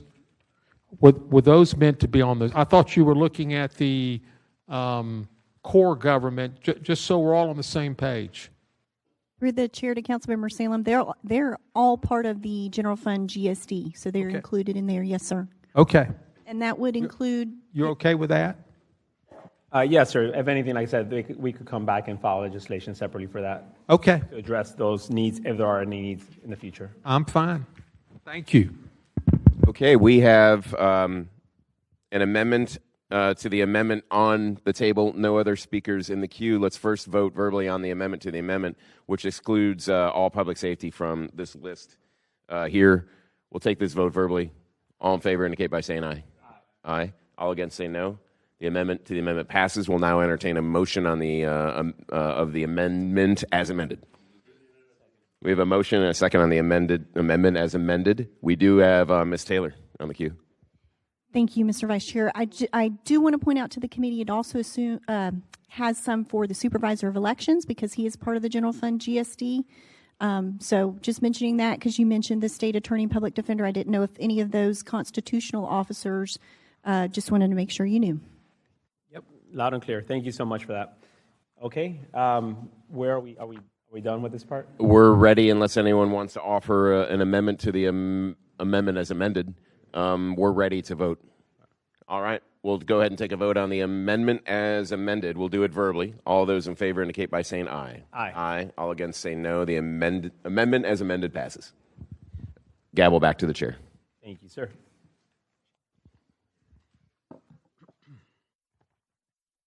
Okay, moving on now to, so that was a $1 contract. So we're actually moving on now to Jacksonville Classical Academy. I have people in the queue right now. Mr. Diamond, are you on? On the next one, all right. So once again, I'm going to go down the list. If anybody wants to speak on those, just get on the queue and let me know. All right, Jacksonville Classical Academy, Mr. Leanin, go ahead. Thank you, Chair. It's my understanding that this one, since we are going through a lot of these, it doesn't list an ordinance number there, but that the dollar amount of $300,000 is already committed via an ordinance. I just want to point that out because a lot of them have the ordinance listed here, but that is a committed dollar amount to that one. So since we're going through most of these, just want to point that out. Is that not correct? Through the chair to Councilmember Lannon, we did a previous 1.2 million that is a commitment as part of a contract. This adds 300,000 to that. We will have a recommendation. They have a term sheet, which we don't really need because we already have an existing contract. So this would increase that maximum indebtedness, and we'll have a recommendation to take care of that when we get to the direct contract section. I will wait to hear more about it then. Thank you. Thank you. Mr. Diamond? All right, PSG. All right. Moving on to PSG now. There are no other speakers on the queue for Jacksonville Classical Academy. So now going on to PSG. Mr. Diamond, you're recognized. Thank you, Mr. Chair. I'm gonna support the 6.944 million on this. I just want to kind of like put my marker down on PSG and some of these, and then cultural service grants also. It's just to say, I think it needs to be through the process, whatever it is. I don't love that a lot of these efforts, like the symphony last year and the symphony again this year, are trying to subvert the process. I was like, this is the kind of money we're putting out for these grants, and I think that should be the cap. And that's kind of why I'm just going to be quiet as we roll through this one, but then I'm going to oppose some of those kind of like outside the process efforts. Thanks. All right, thank you, Mr. Lannon. Excuse me. Through the chair to Ms. Taylor. Remind me, so we have the Public Service Grant Council and then the Cultural Council. Which one is this? Through the chair, the 6.9 million is the Cultural Council. So the CSGs, it's above the line. Through the chair, thank you. All right, thank you. Ms. Taylor, you're recognized. Thank you, Mr. Chair. For one moment, I would like to go back to Jack's Classical Academy. It is not a direct term sheet, and I apologize, Councilmember Lane. This is the only time you will see it. But if you do want to keep that one, my understanding is we will need to have a provision put in the budget ordinance that allows for that contract to be amended, in essence, to increase the maximum indebtedness. And that contract has not been executed, by the way, just so you're aware, even though when you authorize that 1.2 million, I'm not sure of the reason, but it's never been signed and executed by both parties. I know I've seen a draft, and when we had a draft of language for the public use, the purpose of that, the permitted use for the public to be able to use the gym and that sort of thing. So we can track that down and find out potentially why that hasn't been. But the main thing we'll need is approval from the committee to amend that contract within the budget ordinance. Chair, may I respond? Go ahead. Thank you. Through the chair, Ms. Taylor. So, okay, I think I'm following. This is simply the cost of remediation has gone up, and so that's what this dollar amount is for, as I understand it. Through the chair, that's our understanding as well. Thank you. Thank you. Ms. Pittman, are you still on the queue? Okay. Chair, I wanted to know what those dollars were for, which was remediation, so that's fine. Okay. Thank you. I move to amend the existing agreement to allow the 300. Thank you, Mary. I move to amend the existing agreement with the Jacksonville Classical Academy to add $300K to the agreement. All right, we got a motion and a second. I see no speakers in the queue. All in favor, please say aye. Aye. Aye. All opposed say nay. Motion passes. All right, moving on now to stormwater low-income subsidy. Nobody on the queue. Telehealth has already been discussed. Next one is the zoo contract. Nobody on the queue. Leases, RD. No, Mr. Diamond, go ahead. I'm going to save us a lot of time, Mr. Chair, and just say I would have voted against every single one of these economic incentive agreements, but instead of trying to get you all to remove it, which I know I will lose because I can do very simple math, I will just say I don't like any of these. Thank you. All right, thank you, sir. Noted. Arcadia, nobody in the queue. BGFP, Freeze Pack, nobody in the queue. Avion Partners, nobody in the queue. Creek at Timuquana, Greenleaf, nobody in the queue. Dun & Bradstreet, nobody. Dun & Bradstreet again, nobody. Duval County Fair, Economic Grant Program, Florida Mechanical System, Hillman Group, Johnson & Juliet Balcony, Kelsco. I'm just going to assume nobody's in the queue for any of these unless anybody has something. Are we good? All right, we're moving on to page 27. All right. No, so yes, thank you for that. So direct contracts, we're actually going to get back to that one because we do have constitutional officers here as well too, and I would like to have them just present and go on with their day. So let's just finish up these quick ones, and then we'll come back once we're done with the direct contracts. Page 27, miscellaneous appropriations, 415 limit pension costs, business improvement district, municipal dues and affiliation, and I see Mr. Diamond on the queue. Yes, sir, you're recognized. I would move to remove all of municipal dues and affiliations, all 839, 410, or at least for purpose of discussion, put it below the line like we did last year. Sure. I see a motion. Can I get a second on that for discussion? We have a second. Motion and a second. All right. So we're talking about municipal dues and affiliation. The first one. Understood, Mr. Chair, but is the motion to remove them or to put them below the line? Below the line. So we're doing below the line. Okay, thank you. Bucket number 2. All right. I don't see anybody in the queue, and there are 2 municipal dues and affiliation. And Ms. Taylor, if you don't mind, can you elaborate which one is the one that has the chambers and which one is the one that has the League of Cities and Association of Counties? Yes, sir. Through the chair to the committee, on page 33, we have broken out by entity.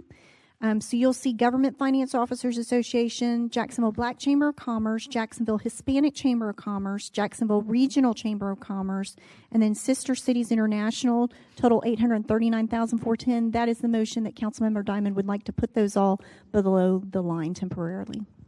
Okay.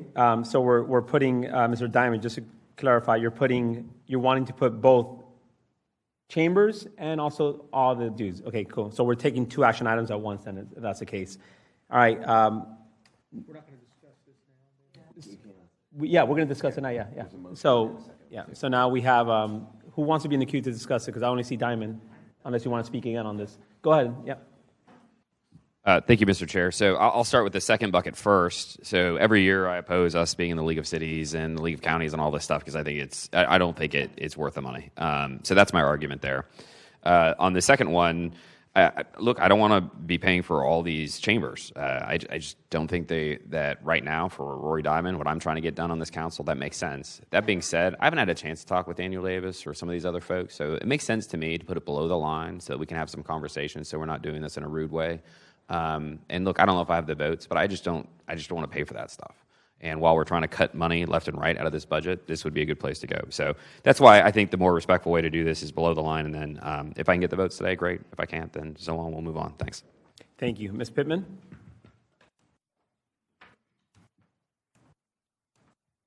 To the chair and to Councilman Diamond, we do this every year. And I will tell you that I think these organizations are very important to those council members that are involved and serve on these committees.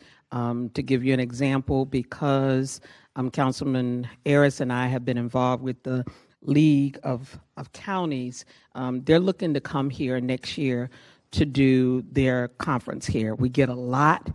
I got to tell you, I get a lot, and to also know what other counties do and bring new ideas here. And I think it's good as council members that we go to other chambers or to League of Cities and to all the ones that are on here, especially the Regional Planning Commission. A lot of the work that they do, you may not feel that it's important, but it is based on, and I'll speak for myself, for some of the priorities that are in my district, and now that the data that we've been talking about the last couple of years, it will help not do so many studies in communities. It will actually help planning for the future. So I don't want to put this below the line. And again, I know I'm just one vote, but I just feel like these organizations are an asset to some of the members that's on the council as well. Thank you. Thank you, Ms. Taylor. Sorry, Ms. Pittman. I will get on the queue next after Mr. Freeman. And Ms. Taylor, do you have something to add to this right now? To the chair, I just want to make sure that we're clear on the motion. I know Councilmember Diamond mentioned that bottom box, which is in a separate line. Mm-hmm. If you are taking up just the $839,000 below the line, or if you're taking up both boxes. So just to make sure that, and I was going to reiterate that. We're right now talking about the first one, municipal dues and affiliation, which is only the chambers, which is the one that Mr. Diamond is putting below the line. I know he's going to come back to put the other one below the line as well too, but let's just take one by one right now. So we're only talking about the chambers, which is Government Finance Officer Association, Black Chamber, Hispanic Chamber, and Regional Chamber of Commerce. That's the one we're currently talking about. Mr. Freeman? Okay, never. All right, cool. So, Mr. Carrico, go ahead.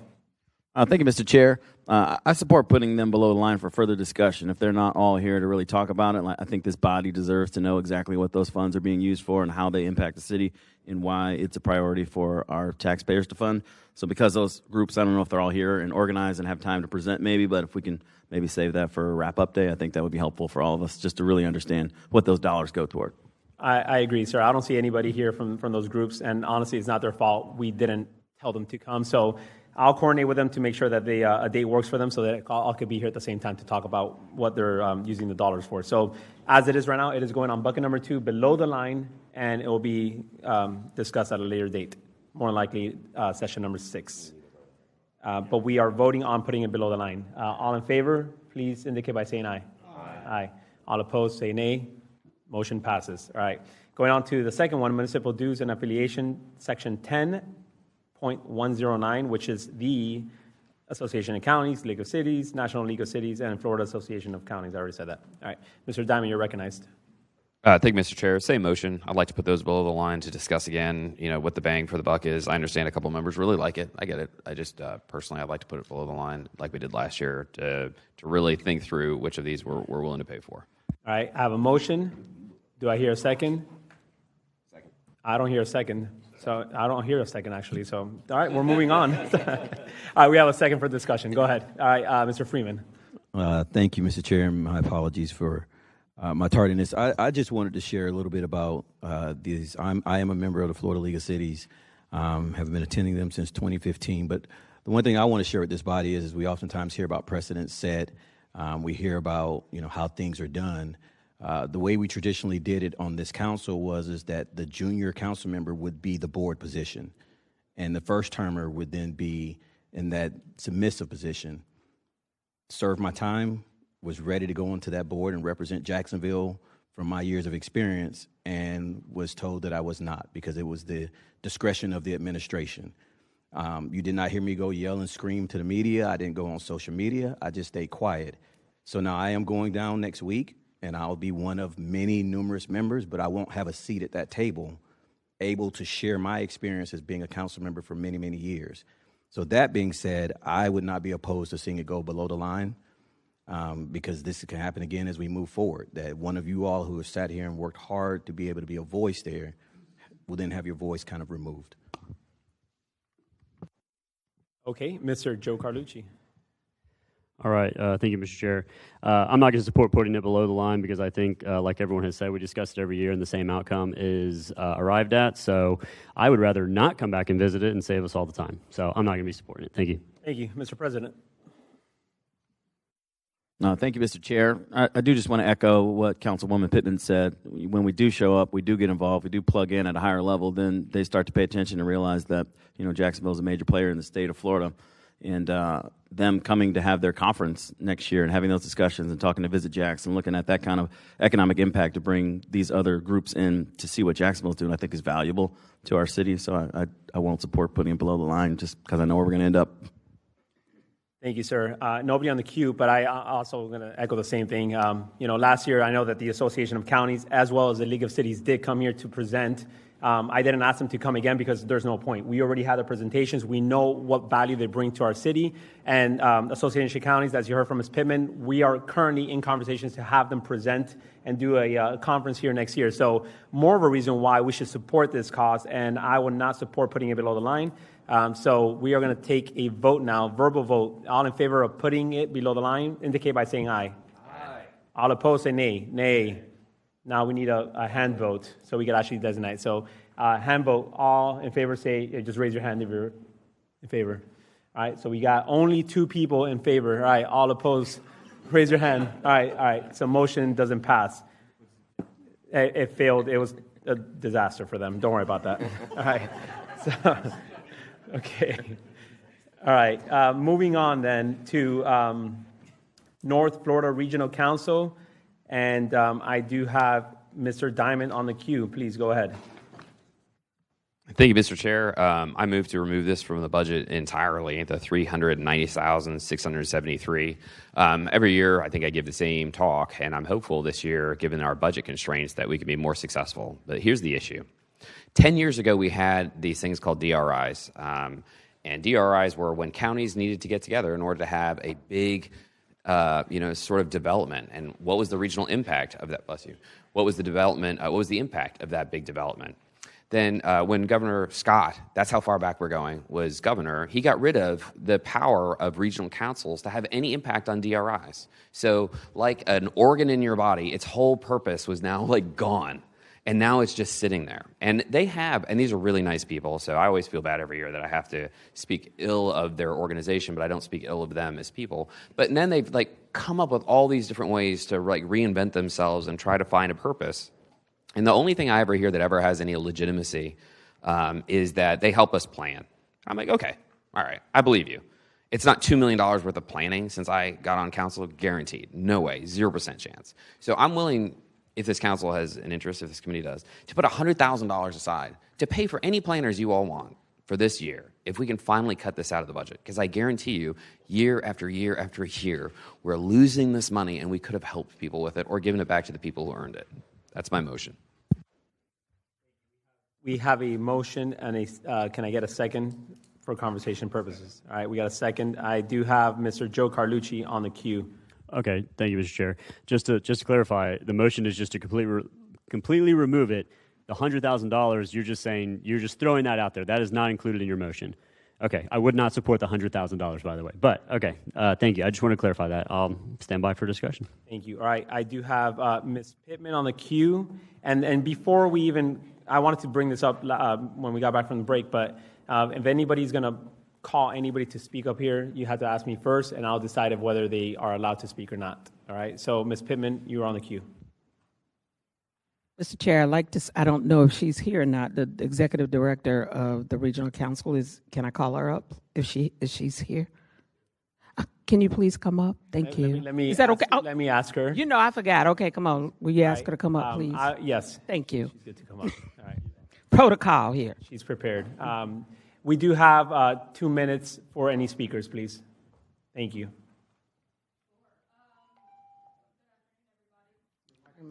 Microphone. 2 minutes. Thank you, ma'am. Go ahead. Now, are we good? Okay. I'm Beth Payne. I'm the Chief Executive Officer of the Northeast Florida Regional Council. I have all sorts of things that I could share with you about the work that we do, but I'll highlight 2 things and then happy to stand by for questions. One of the projects that we're bringing to the table that Councilmember Howland is familiar with is our Military Installation Readiness Review. We have a $1.1 million Department of Defense grant to assist and review the resiliencies of our communities surrounding our military installations in the city of Jacksonville and in Clay County. And I highlight that because the role of the Regional Council is not necessarily to serve technical services for planning services. We've been around for almost 50 years. We're here to elevate and support the work of our local governments, including the city of Jacksonville, through regional projects that can't be gotten by a county alone. This Department of Defense grant doesn't go to counties. It doesn't go to municipalities. It goes to regional organizations. That's one of the roles we serve. So we're seeking to support and elevate the work that you're doing, not to stand in and do the work of your staff. We've also recently completed a shrimping study that looked at Mayport in particular with some St. Augustine and Flagler County work. That was very successful, funded by the state of Florida. That's rolled into another grant application with the USDA for additional services. So I highlight those few things to say that we're here to support that work and those priorities that you all have. We do it any way that we can. If it's direct services, staffing a special committee, which we've done before, we're happy to do. We do a ton of work with the town of Baldwin, who's a very important kind of partnership with us. But again, I'm happy to answer any questions about anything specific. I have a few handouts if that's appropriate. If not, I can provide them at a later date. Thank you, ma'am. I do have Councilmember Salem on the queue, and you may have a seat. unless somebody else has a question for you. Yeah. Just to put some perspective on this, I know the regional council was very instrumental on the Freeman presidential CQI study, and I know last year they were very instrumental in supporting Councilmember Boylan, frankly, on both studies, in getting our jail study completed, took minutes at every meeting, actually published the final product in a way, and we have used that, frankly, the jail one specifically, as people have come in to look at building a jail and that kind of thing. And here's what we need right here. We've already looked at all that. The question I would have for Ms. Payne, if you're getting this grant money, $1.1 million and such, how valuable is this money to you? And can we reduce it, cut it, eliminate it in some way? Or can we contract with you for some of these studies separately if we have them versus the $390, $673? A lot of the dues money that we use pay for the matches of these grants. So there is part of the dues does go towards that. The amount of money that you pay hasn't changed for over a decade. It is a per capita cost. You all, along with our other 6 counties of the 7 that make up the Northeast Florida Regional Council, have all signed an interlocal agreement that's talking about being members. Florida statute requires all counties to be members of regional councils. The interlocal agreement we have signed discusses the dues. So I'm not going to say that you can't reduce or change the way we do business, but there is a membership requirement. What's signed, and I'm sure your team of folks can go over the details with you about this, requires you to be a member. It would be difficult to have our largest city and county of the region not participate, I think, in a regional organization. I think that speaks to the region. We've really, in Northeast Florida, stepped up and are a big player in the state of Florida, as you all have just said. And I think it's of value. And I would hate to see you all step away as our other counties continue to fully fund and pay for this work. All the other counties, through the chair, are paying their dues? Yes. I'm going to get to that, Councilmember Diamond. But their dues are substantially lower than ours, in the $10,000, Correct. It's a per $15,000 capita. range. It's a per capita formula. Okay. Yes, sir. I'm going to get off the cue. Councilmember Diamond, maybe we look at some reduction of some sort, because I took a haircut on infant mortality. Maybe a haircut versus total elimination may be something we should take a look at, but I'll leave that up to you. Okay. I have the queue fully lit, so before we start, I'm just going to chime in, and then I'm just going to say that while the work done by the CQLI and the jail back in 22 and 23 was great work, the way I see it is, while there have been services provided to the region as a whole, I don't recall when was the last time, at least since I've been here, that we've actually said, hey, we need the regional council to help us with XYZ project.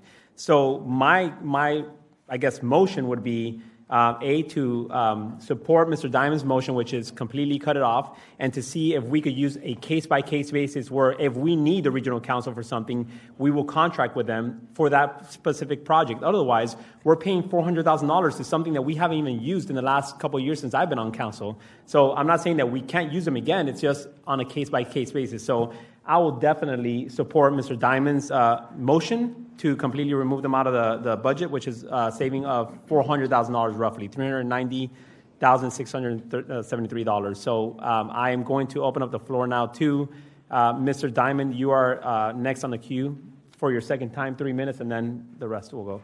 Yeah, I just want to be direct because I've obviously spent a time researching this. And again, love the people there. But you're exactly right. We can independently contract and pay them. So we have an interlocal agreement that says that we'll be in this thing, and there's some state law, although Tallahassee keeps talking about just getting rid of all regional councils for exactly this reason, like to help us all out so we don't have to deal with this anymore. But we have no obligation to pay them any money, zero. So be in, show up, that's fine. But I think it's 60-day notice, and we don't have to pay any more money, and we're done.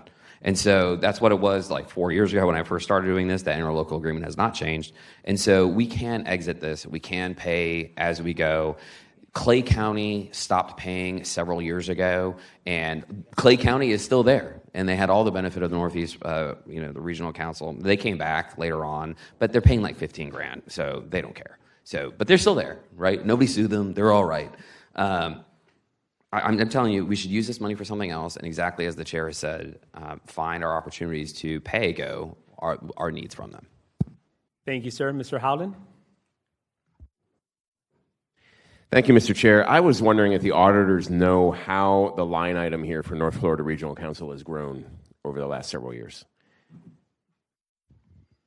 Through the chair, we can pull it. My recollection is that Ms. Payne is right. It's been many years, maybe even back to that it's not increased. That it's not been increased. Okay, then maybe for Ms. Payne, if you can tell us what the counties that you represent and what the other counties pay every year. I don't have that figure off the top of my head, but certainly it is. Our total county dues is about $700,000. So certainly the city of Jacksonville pays the majority of that. I think the next one would be St. Johns County, which pays maybe $150,000. I mean, I can get you that information certainly, if that helps. I thank you. It does. Which counties do you cover and that are members? So we cover Nassau, Jacksonville, St. John's, Flagler, Baker, Clay, and Putnam counties. Okay, so my guess is we are about half of that total Correct. population, and we're a little bit more than half of the total dues that we contribute. And looking at the by year, it looks like it's been generally steady. It started in 2017 at 371, and now we're talking about 390. So it's not incredibly high. I mean, I'm leaning towards reducing it rather than cutting it, but I'm still open. I haven't made up my mind yet. Thanks. Thank you, sir. I'll recognize Joe Carlucci, and then Ms. Pittman, and then Mr. White. Okay. Thank you, Mr. Chair, and through the chair to Ms. Payne. Do y'all get any state funding?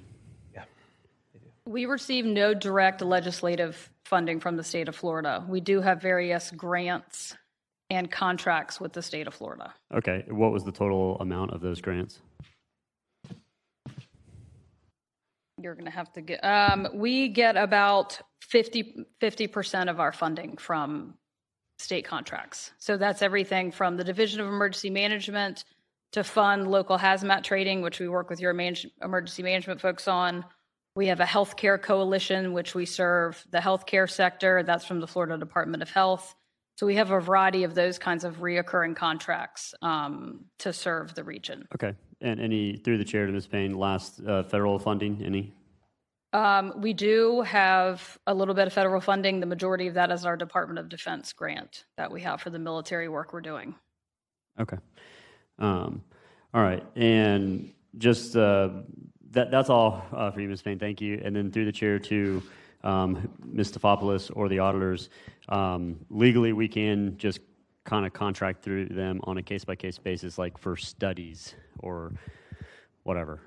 Through the chair to Councilmember Carlucci, yes. I mean, we've contracted with various entities over the years to conduct studies.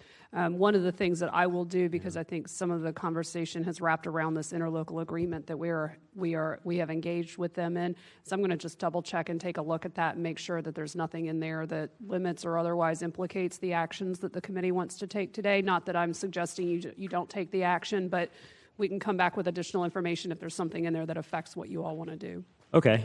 So for me, Mr. Chair, I'm knowing that I'm comfortable, just taking it down to zero. I wouldn't say let's reduce it, only because then we want studies that we want to ask for, not just, hey, here's some money, go get matching grants for it, and it's a study on shrimping or whatever, and we have no use for that at all, other than just to know that information. So I'd be happy to continue to partner with them on a case-by-case basis, but just on an annual basis for $400,000, I think we can part ways on that and then continue a partnership on a case-by-case basis. Thank you, sir. Ms. Pittman. to the chair and to Mr. Diamond again. You're Mr. Scrooge in July. But I just want to say the work that we've done as this council in the past couple of years, which was the initiative that Councilman Borland did, and also the homeless, and what was the other one we did? Which one? Yeah. We would not have been able to do that in the amount of time that we did if we didn't have the institutional knowledge of the regional council. I disagree with us doing half. She just mentioned that we're the largest county that is a part of it. And I know since I've been on council, it has been very, the work that they've done or the body of work that they've done has been important to this community, not only just to the council, but other things that she mentioned. So again, if anything, I'd like for us to consider it maybe below the line and come back. I just hate for us to just cut them because Ms. Payne, I don't know, can I, to the chair, to the Ms. Payne? Okay, can you tell us if your funding is cut, how will it impact your organization in terms of capacity? Well, certainly a cut is never good to staff as we're looking at additional cuts with the federal government and some of our state funding. So certainly it's difficult. I also find it difficult to not have, it really speaks volumes when our largest city of the region chooses not to participate in regional work and regional grants and regional opportunities. Certainly we get funding and maybe you didn't directly ask for that, but we're still serving the citizens. We're still, serving the needs. I think it speaks volumes at our kickoff meeting for our military work. We had congressional representation. We had every commanding officer from every installation there. So certainly people find value in that work. We do a lot of work with JFRD. We provide a lot of hazmat funding that trains your hazardous materials teams. We provide equipment. We send them to classes and bring classes to them that otherwise would cost you all money. Additional money. So we do kind of serve a variety of functions. And so I can't tell you right now if it would cause me to have to lay off folks, but certainly that's a pretty large hit for our budget. It wouldn't close our doors by any means, but it would be tough to serve the region without the city of Jacksonville. All right. Thank you, ma'am. All right. Thank you, Ms. Pittman. I know your time's up, but any last words on this? Okay. You're welcome. All right. I just say Mr. White is next and then Mr. Carrico. Yes, sir. Thank you, Chair, for recognizing me. The last thing she said is very important to me, and I can't count votes. I ain't quite sure where everybody is, but I like what Mr. Howland said. And they do bring value to JFRD and JSO, and that's very important to me. So if we do anything, instead of cutting out completely, I'd like to at least let Mr. Howland think of a number that would work so they keep those projects going for public safety. Thank you. Thank you, sir. Mr. President. Thank you, Mr. Chairman. We started this day with a $26 million hole, right, after a couple initiatives that we spoke on. And we made some tough decisions since then. And I don't discredit the work at all of the regional council and the things that they do. But when you stack it up to, we cut money out that was for disease prevention because it was a tough decision. So I don't know if I can support having all the money in there. There's 6 or 7 counties. If we just divided it up and paid an equal share, I could live with that.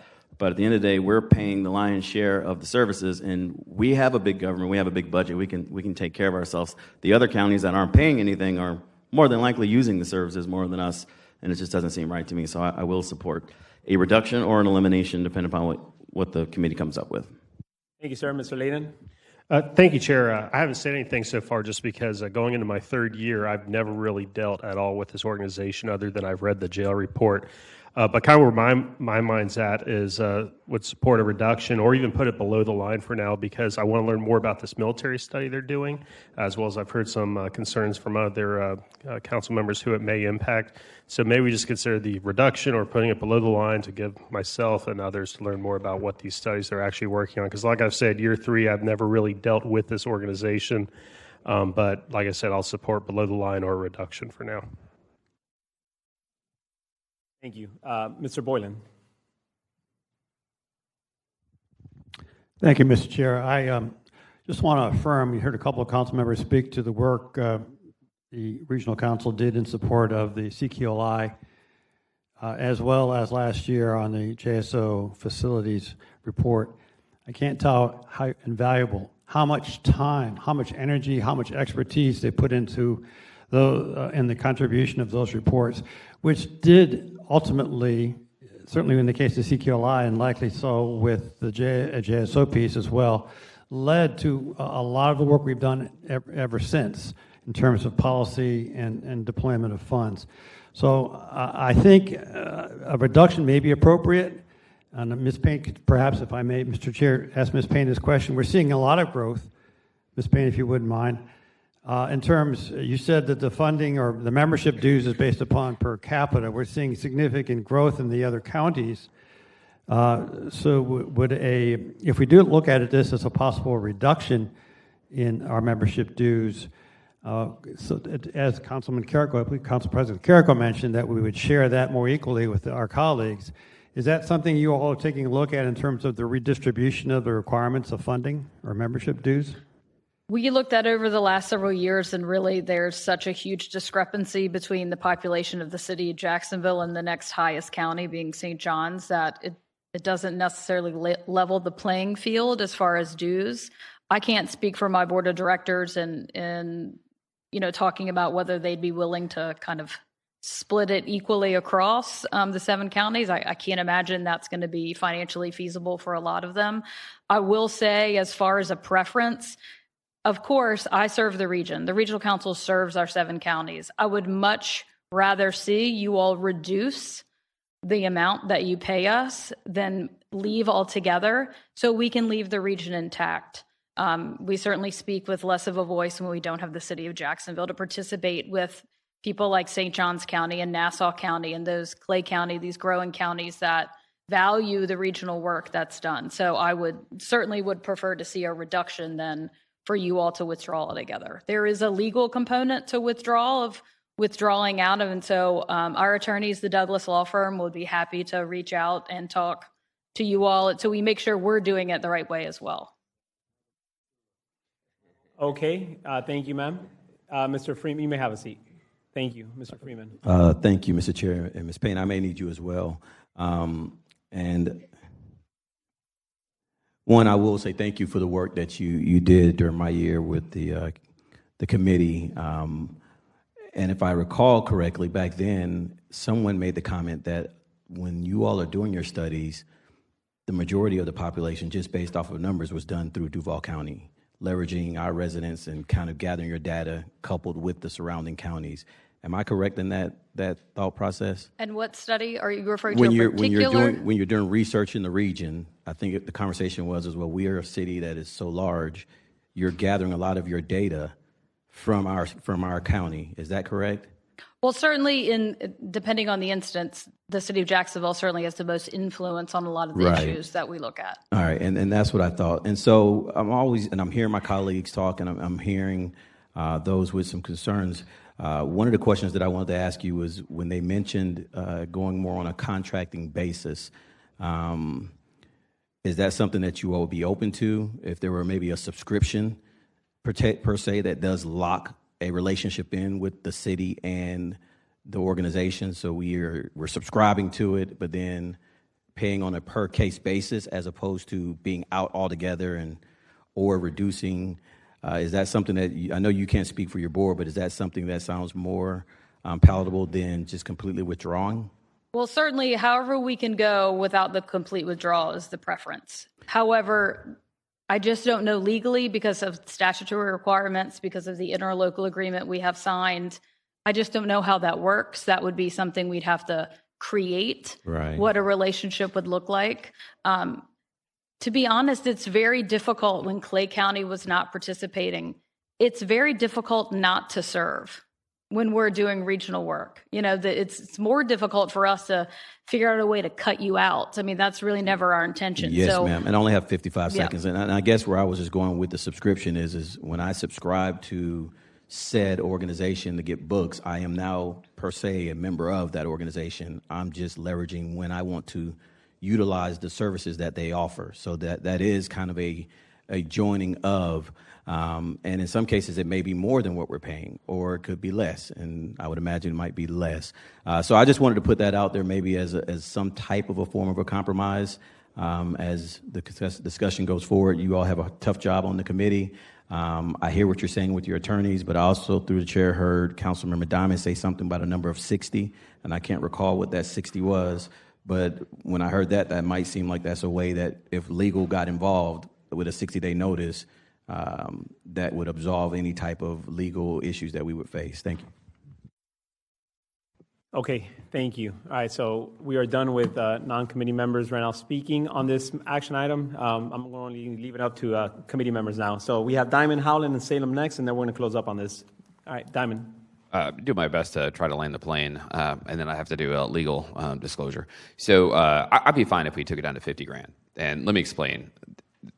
That would signal the fact that we want to get more value out of it, and then have an opportunity to contract later on. It also leaves the door open to increasing it throughout the year if we really wanted to. If we're suddenly the world is falling apart, so that would be an amendment to my original motion, which is to reduce it to $50,000. No, you're not going to let me? All right. So then let me make my legal disclosure then, which is I actually work with the Douglas Law Firm often. I'm of counsel there. And so I just want to put that in public, since the Douglas Law Firm and my best friend Jeremiah Blocker represents him as their attorney. All right, thank you. Mr. Howland, you're next. Well, now that former Council President White put the onus on me to come up with a reduction number, I've dug into the weeds a little bit, and I did find a P&L, Ms. Payne, that you have. It's a 2023 audited number, and you had $2.8 million in total revenues and 1.25 in salaries and fringe, which is about 44%. Can you tell me how many folks you have at the North Florida Regional Council? we have 17. Okay. How many full-time? 16. Okay. All right.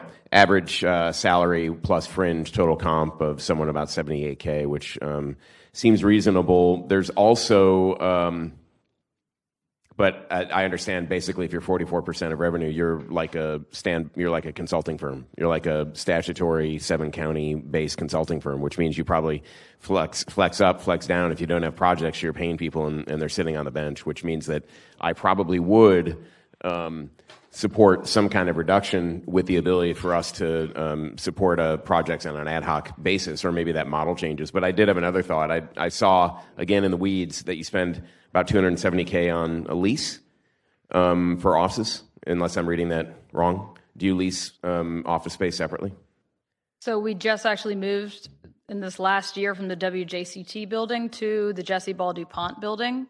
So again, I'd have to double check the numbers on the lease. That might be more of a liability on the length. Well, the thought I had is if we reduce you by half or by some lower amount, perhaps we can donate in kind with office space, since we have so much extra office space in the city, and that way saving money for the taxpayers. I'll leave it at that. I'm in favor of a reduction, and then figuring out how we support North Florida Regional Council on an ad hoc project by project basis. I would suggest a 50% reduction rather than the 50K reduction. All right. I don't see a second on that one, Mr. Howland. So I'm just going to go on a. Okay. All right. Okay. I think we've already heard enough from everybody, and I think we're ready to move on. Sir, you want to speak on this one? Briefly. All right. Go ahead. I think you're moving in the direction I would suggest. Let's do not put this below the line. I don't want to have this discussion again. That would be a waste of everybody's time and effort. just take a vote And on that's a motion exactly- that's on the floor. That's That's what we're all doing I'm right going now, to say. sorry. And I want to move to amend the amendment motion, if I could. Because I think we have an amendment to get rid of it, and then an amendment to the amendment that's on the floor to reduce it to 50K. It was not seconded. No. Oh, okay. So right now it's just to reduce it? No, to eliminate. Oh, to eliminate it. Okay, I want to move to amend that amendment to eliminate it by 50%, cut it by 50%. We have a second for discussion. I have Ms. Stefopoulos. Please go ahead. Thank you, Mr. Chair. So as I indicated previously, I'm going to need to look at the interlocal because there's been several things that have come up from the podium that just, we may have to revisit this. If there's a limitation or a restriction that we're under contract for, I don't want the committee's action to put us in a position of breach. So I just do want to put it on your radar that we may have to revisit this action just based on what my legal review of that interlocal looks like. Okay, all right. So if we put it below the line, Ms. Stefopoulos, we're going to have to revisit this to have conversation again. Can I limit the conversation next time to just take and vote on it and limit the whole conversation to like a max of 10 minutes altogether and that's it? Mr. Chair, you certainly can, and I'm not suggesting that you will have to have another conversation, but if I do find an impediment of any kind, I would want to bring that to the committee's attention in case the action you take today would need to be altered in some fashion. All right, Ms. Stefopoulos, I was actually going to motion, I was actually going to go with Mr. Diamond's motion to completely remove it, bucket number 1. Can we do that now? If you take that action today and we determine there's an impediment or an issue, then we can bring it back up at another hearing. Absolutely. His motion is on the table. So you made an amendment to the amendment, but was it seconded? It was by Mr. Lanin. Okay, thank you. you. So up for conversation now. I see nobody in the queue, so I'll just once again reiterate my thought. We completely remove it down to zero, not even $1 into this. If we need them again, we will contract them on a case-by-case basis. Mr. White, I heard your concern about the fire safety part of it, but at the end of the day, it's not something that we asked them to do, and ultimately we still provide a lot of public safety for JFRD as it is in the city. So if there's something that they need, they'll come to us, and we'll 100% make them a priority.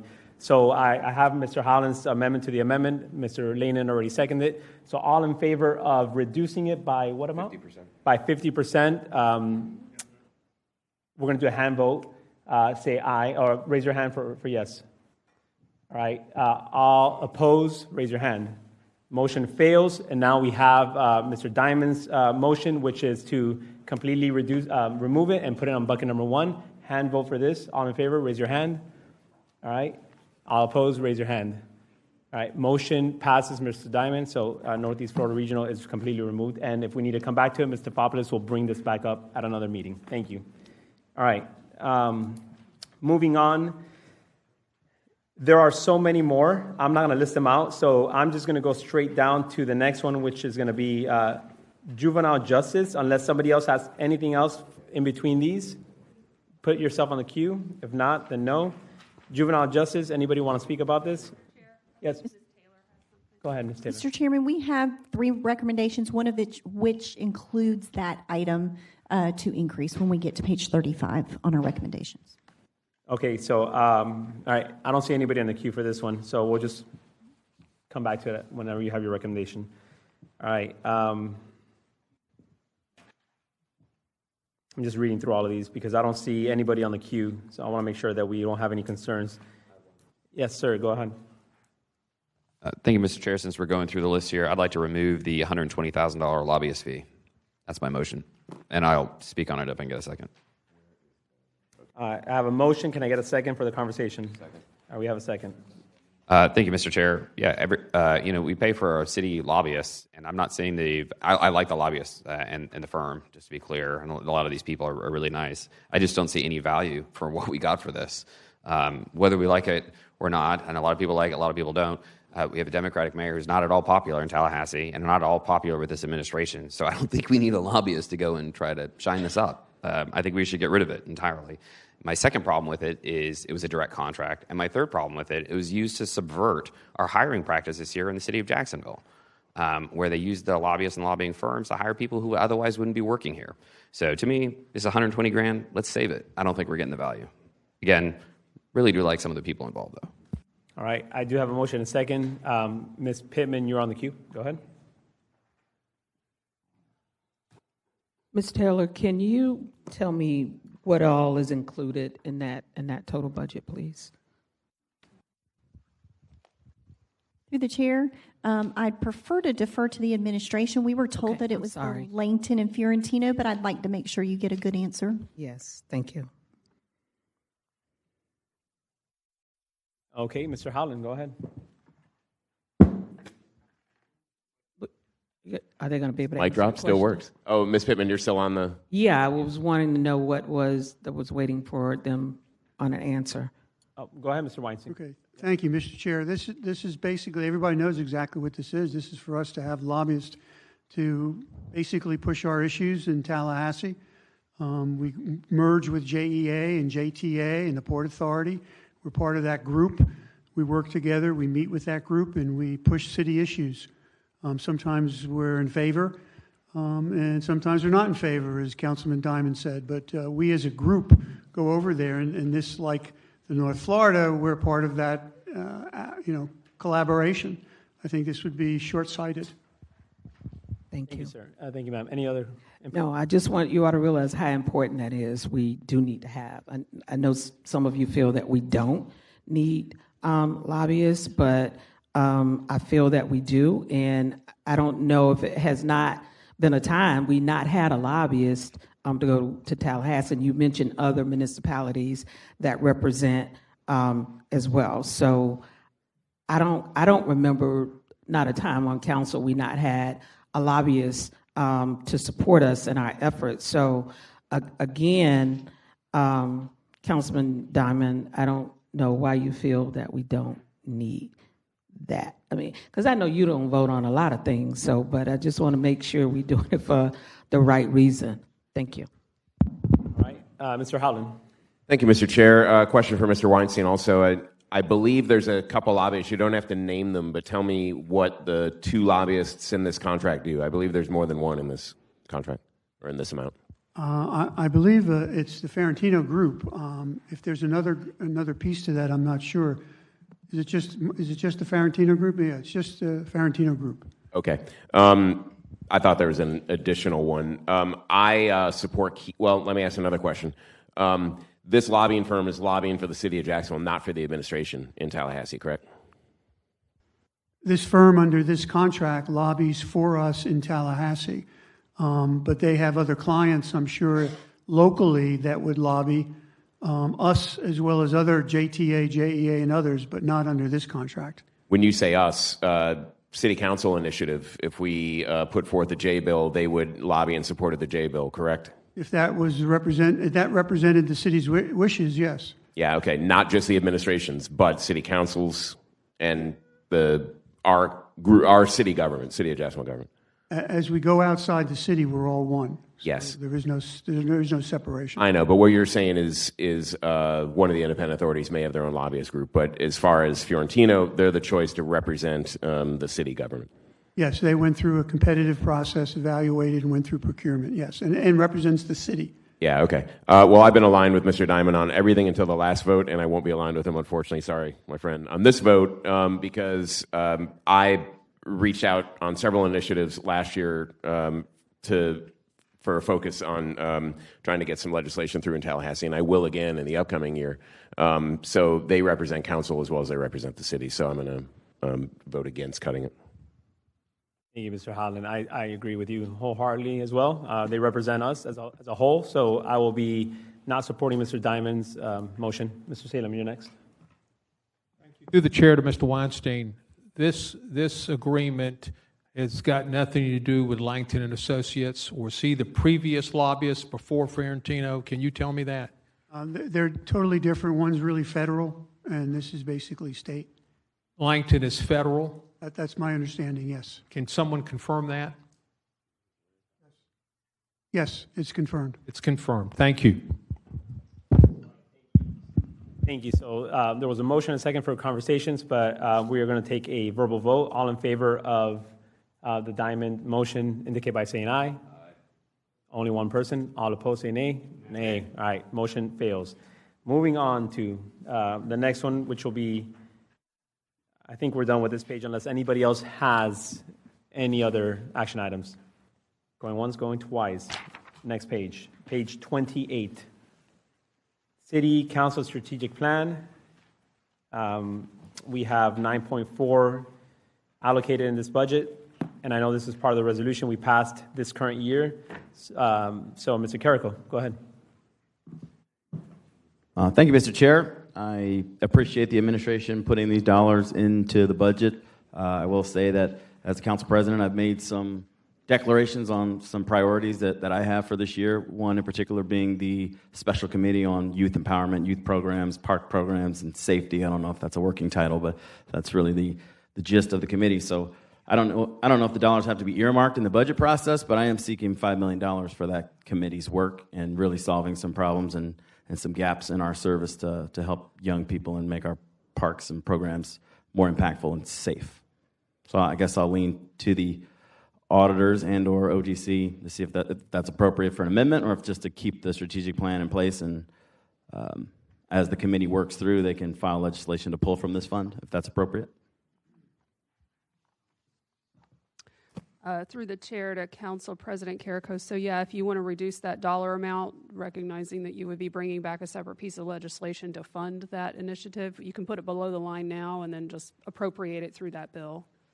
Is that necessary at this point through the chair, or can the committee just come up with solutions, draft the bill, and it just be filed as coming out of the strategic plan of the City Council?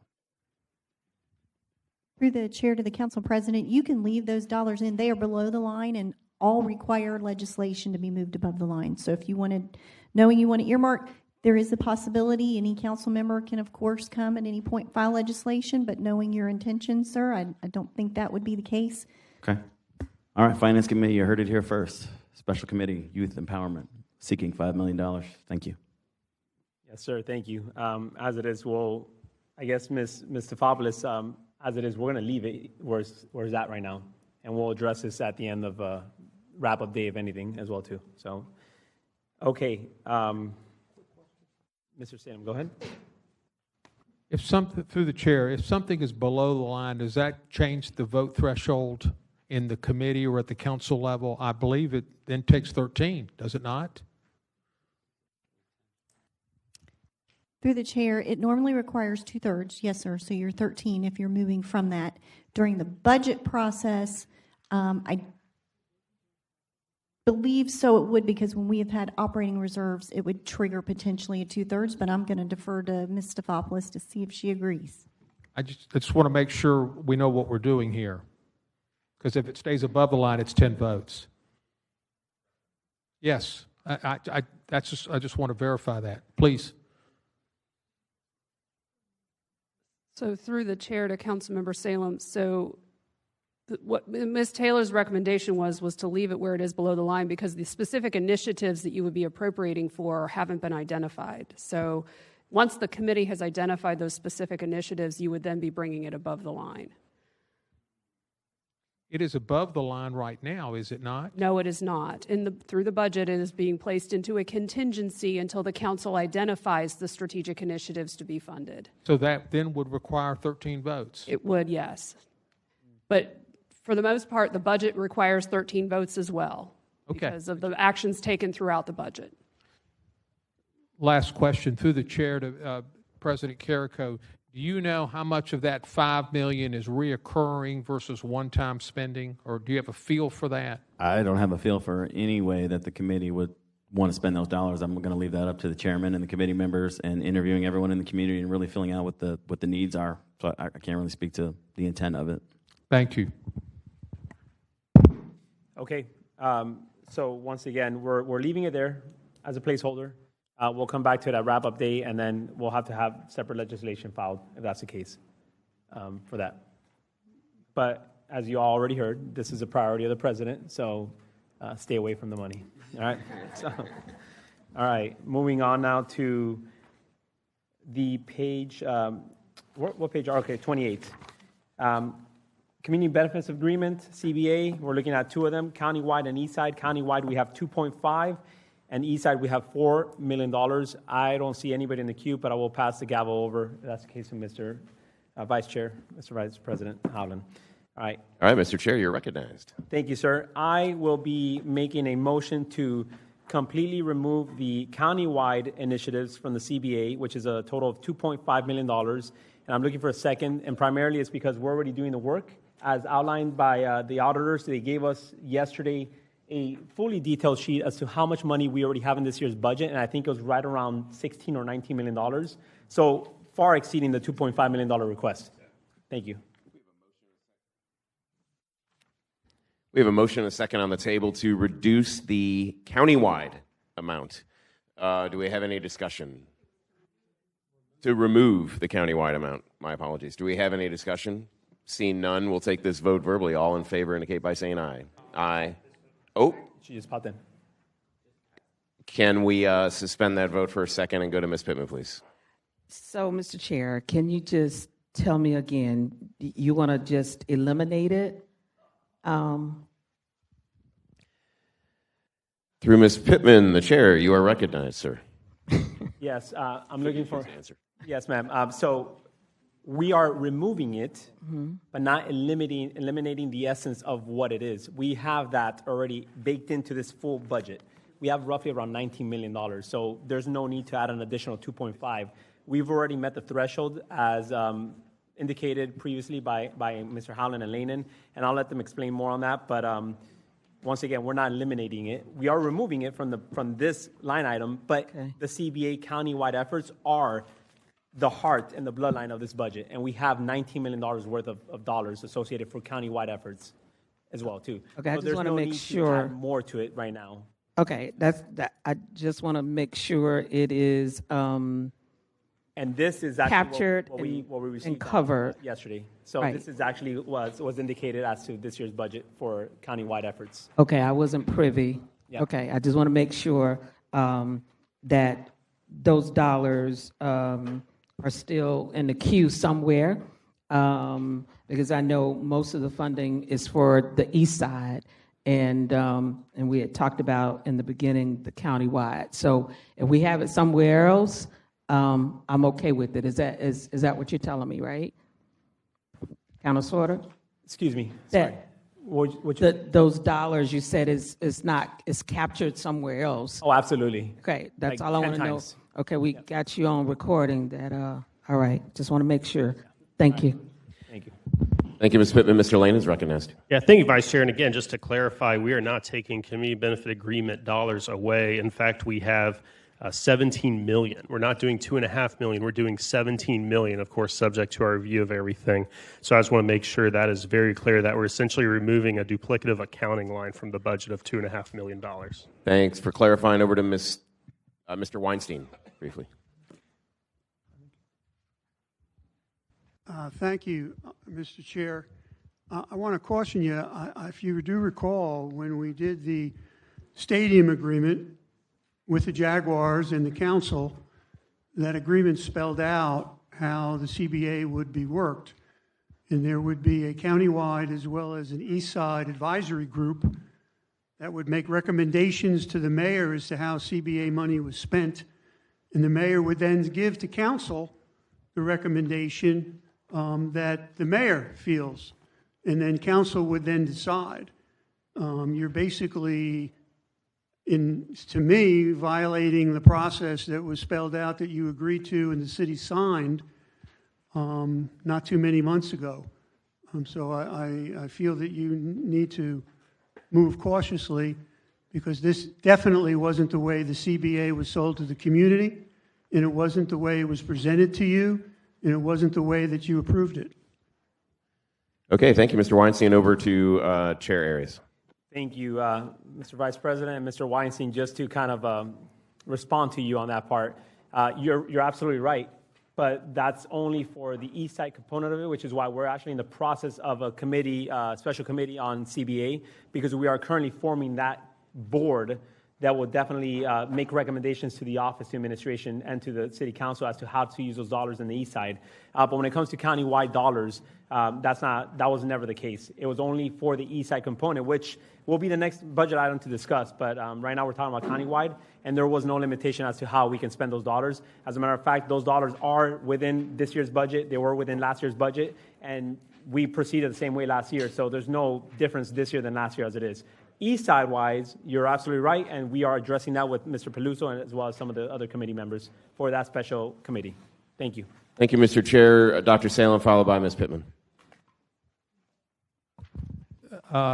Thank you, Mr.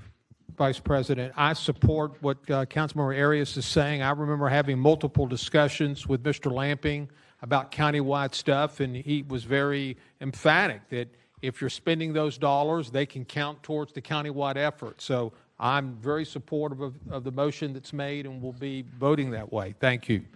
All right, Ms. Pittman. Okay. I guess I'm a little bit confused because I thought when the representative of the Jaguars went and had community meetings, that exactly what they said, that the east side would get some funding and each of the communities would get funding, right? Am I correct? And so if we're eliminating what we signed off on, and I don't know where you're going to address it in other areas or if it would be addressed under this line item, just help me understand, because I'm not comfortable with it right now, because we had those community meetings and that's what was said. And so if you can help me understand countywide if that's not what is going on. The chair is recognized at the request of Ms. Pittman. Thank you, Ms. Pittman. So just to kind of bring this back, absolutely right about that. So there are east side dollars, which is the next one, right. Countywide, parks, and when you're saying representing the other communities, I'm assuming, and please correct me if I'm wrong, you're talking about the district? The districts, yes. That is something we already took up, and this is not part of that. We will be getting our district dollars. Okay. Right now, those are currently housed on the CIP. We're going to remove them from the CIP so we could use them as the district council members for operational use or sidewalk improvements. Okay. This has nothing to do with that. We are protecting those dollars, so not to worry about that part. If that's your concern, the district dollars, that is not part of this. This is just countywide that has to do with affordable housing, homelessness, workforce development, that kind of stuff, which is already being addressed as it is in the budget. Okay. Not your district dollars. That is protected. Well, I mean, at that time, I know about the $1 million, but I thought as they got input from the community of what they wanted, and you helped me, someone from the mayor's office helped me, I thought that that's why we voted, because there would be community dollars besides the east side. You're right, ma'am. And so, and I'll take that question to you. Okay.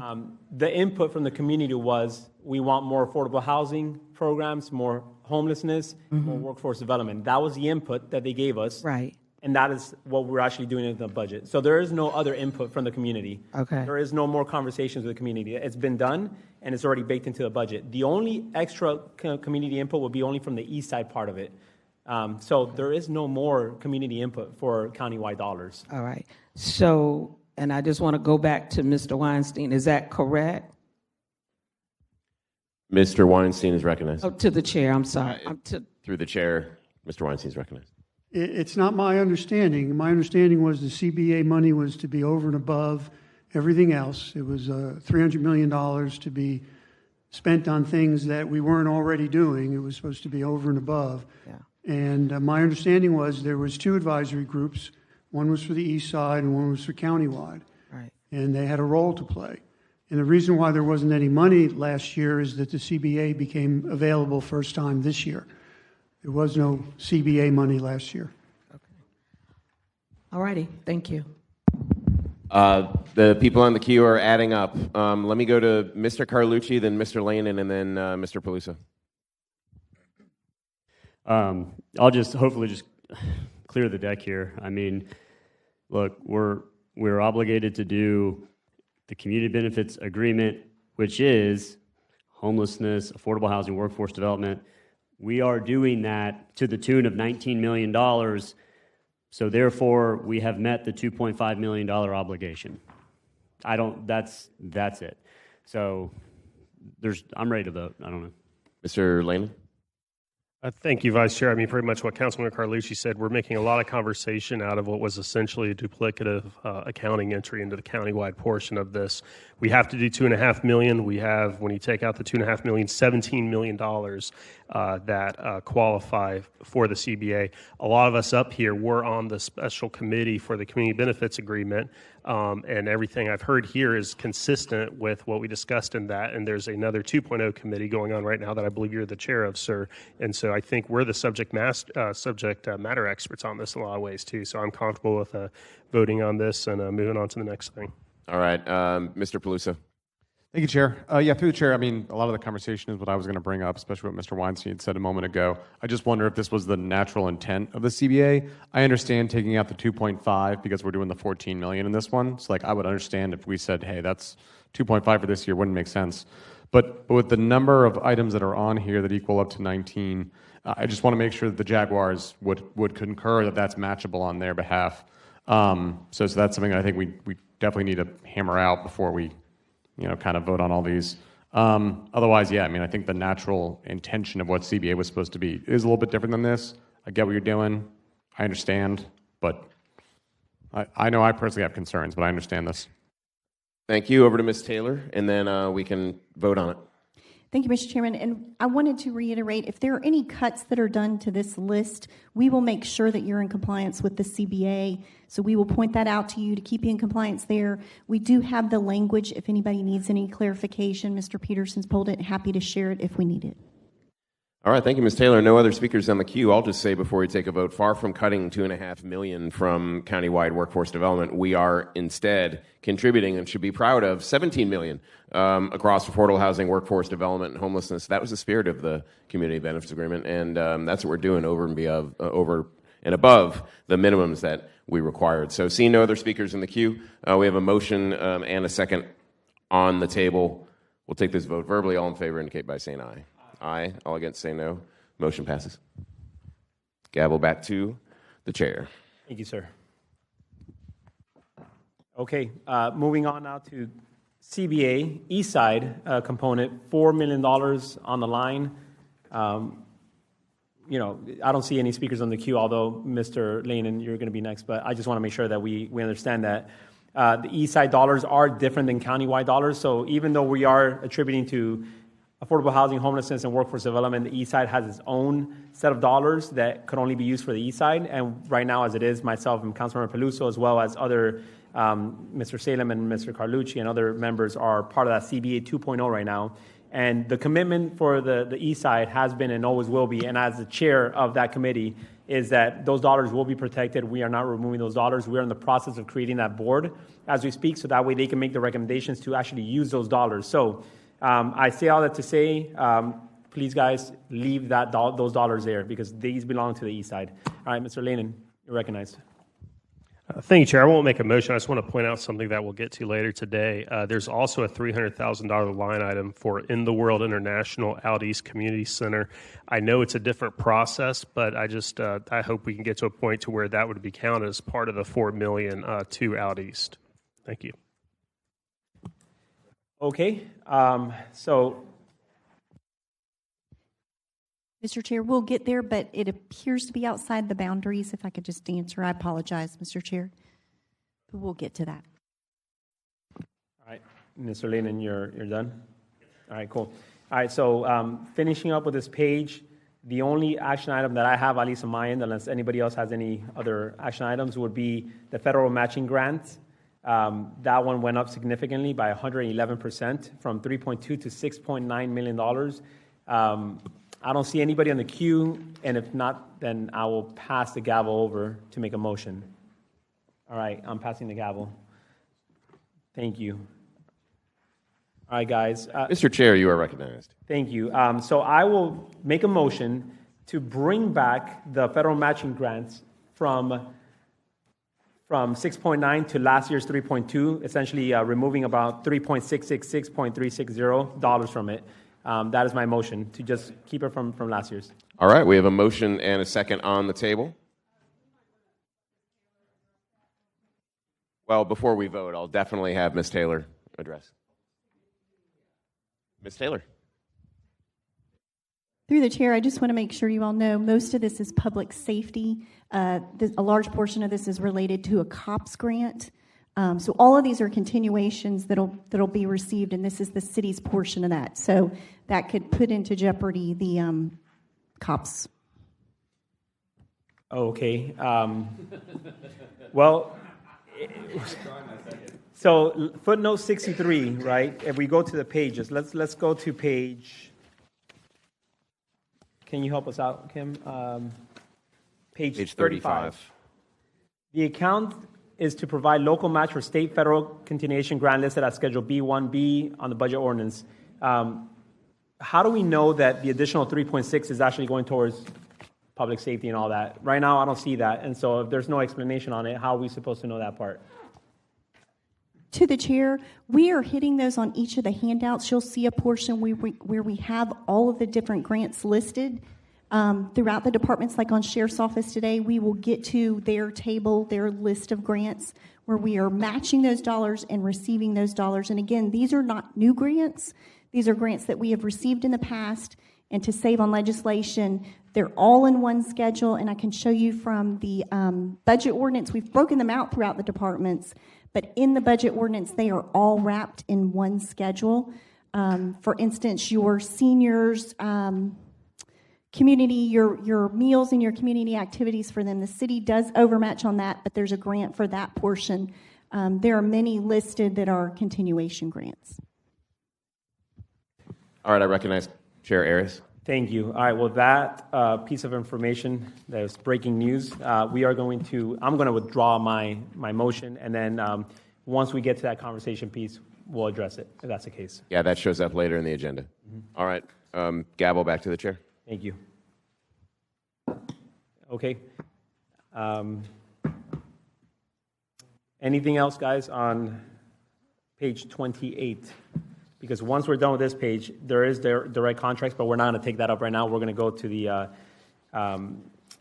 property appraiser's report now. So, okay, Mr. Carlucci, you're recognized. All right, thank you, Mr. Chair. And through the chair to, I guess, the auditors, the public service grants at 7.2, can any of these health initiatives go through that, or is the PSGs kind of tailored to not allow that? Through the chair to Councilmember Carlucci, you have your most vulnerable populations that the City Council approves. Acute prevention, we've got them listed on one of them. Sorry, Mayor. Self-sufficiency. So I don't think any of those would fall into there, but I'm not positive. Okay, and if we wanted to broaden the scope of that, that would just be outside the budget, ordinance change or whatever, right? Okay. The chair, most likely for next year, because council approves those annually. Okay, all right, thank you, I appreciate that. That's all, Mr. Chair. Thank you. Mr. Freeman, you're recognized. Thank you, Mr. Chair. Through the chair to Ms. Taylor, is this the point where in the last 2 years we've been able to carve out some extra dollars for special initiatives that any of the council members might have, similar to what I've done in the last 2 years with workforce development or training? Is this the area that came out of? And is this, if so, is this the time to make a recommendation? I mean, it'll be a floor amendment, but I just want to make sure that is this the area that we identify for those dollars? Through the chair to Councilmember Freeman, are you referring to the jump portion, no, sir, or the No, mini ma'am. grants that are under here, the category? It would have been section D of PSG that I created. Yes, sir. There are no dollars. It's always allocated zero. for It's those. always zero based, and then we find dollars for it. And so I was trying to make sure that this part, and I'm really kind of putting something on the record here, this is not where we normally get those dollars from, correct? Through the chair, that's correct. I believe at wrap up, but I'm not 100% positive. No, you are correct. I'm just, for those in the audience, if they see that category pop up again later, that those were dollars that were identified by someone up here for a specific purpose, because that was a little confusing over the last year or so when those dollars were shown to public service grants. So I just wanted to make sure that I clarified that. Thank you. Gotcha. Yes, sir. And Mr. Chairman, if I may, that is absolutely a recognized category for the micro grant program. It just doesn't, it gets 0% when council approves that, but it is absolutely a recognized category of funding. Okay, thank you. Mr. White? Yes, sir, through the chair, and thank you. Just to go back just for a second for your information and the committee's information of that 6.9 y'all was just talking about, 4.9 does go to JSO, but there's $2 million that goes to JFRD for grants too, so just so y'all have the latest information. Thank you. Thank you, sir. Okay. All right. With all that being said, I think we are done with page 28, which essentially takes us all the way through page 35. And then we have the recommendations. So before we get to the recommendations, anybody else in the queue? And if not, I don't see anybody. Ms. Taylor, Mr. Parks, go ahead. Thank you, Mr. Chairman. On page 35, you'll see 3 recommendations. The first one's budget neutral. We just need to get the dollars in the right place.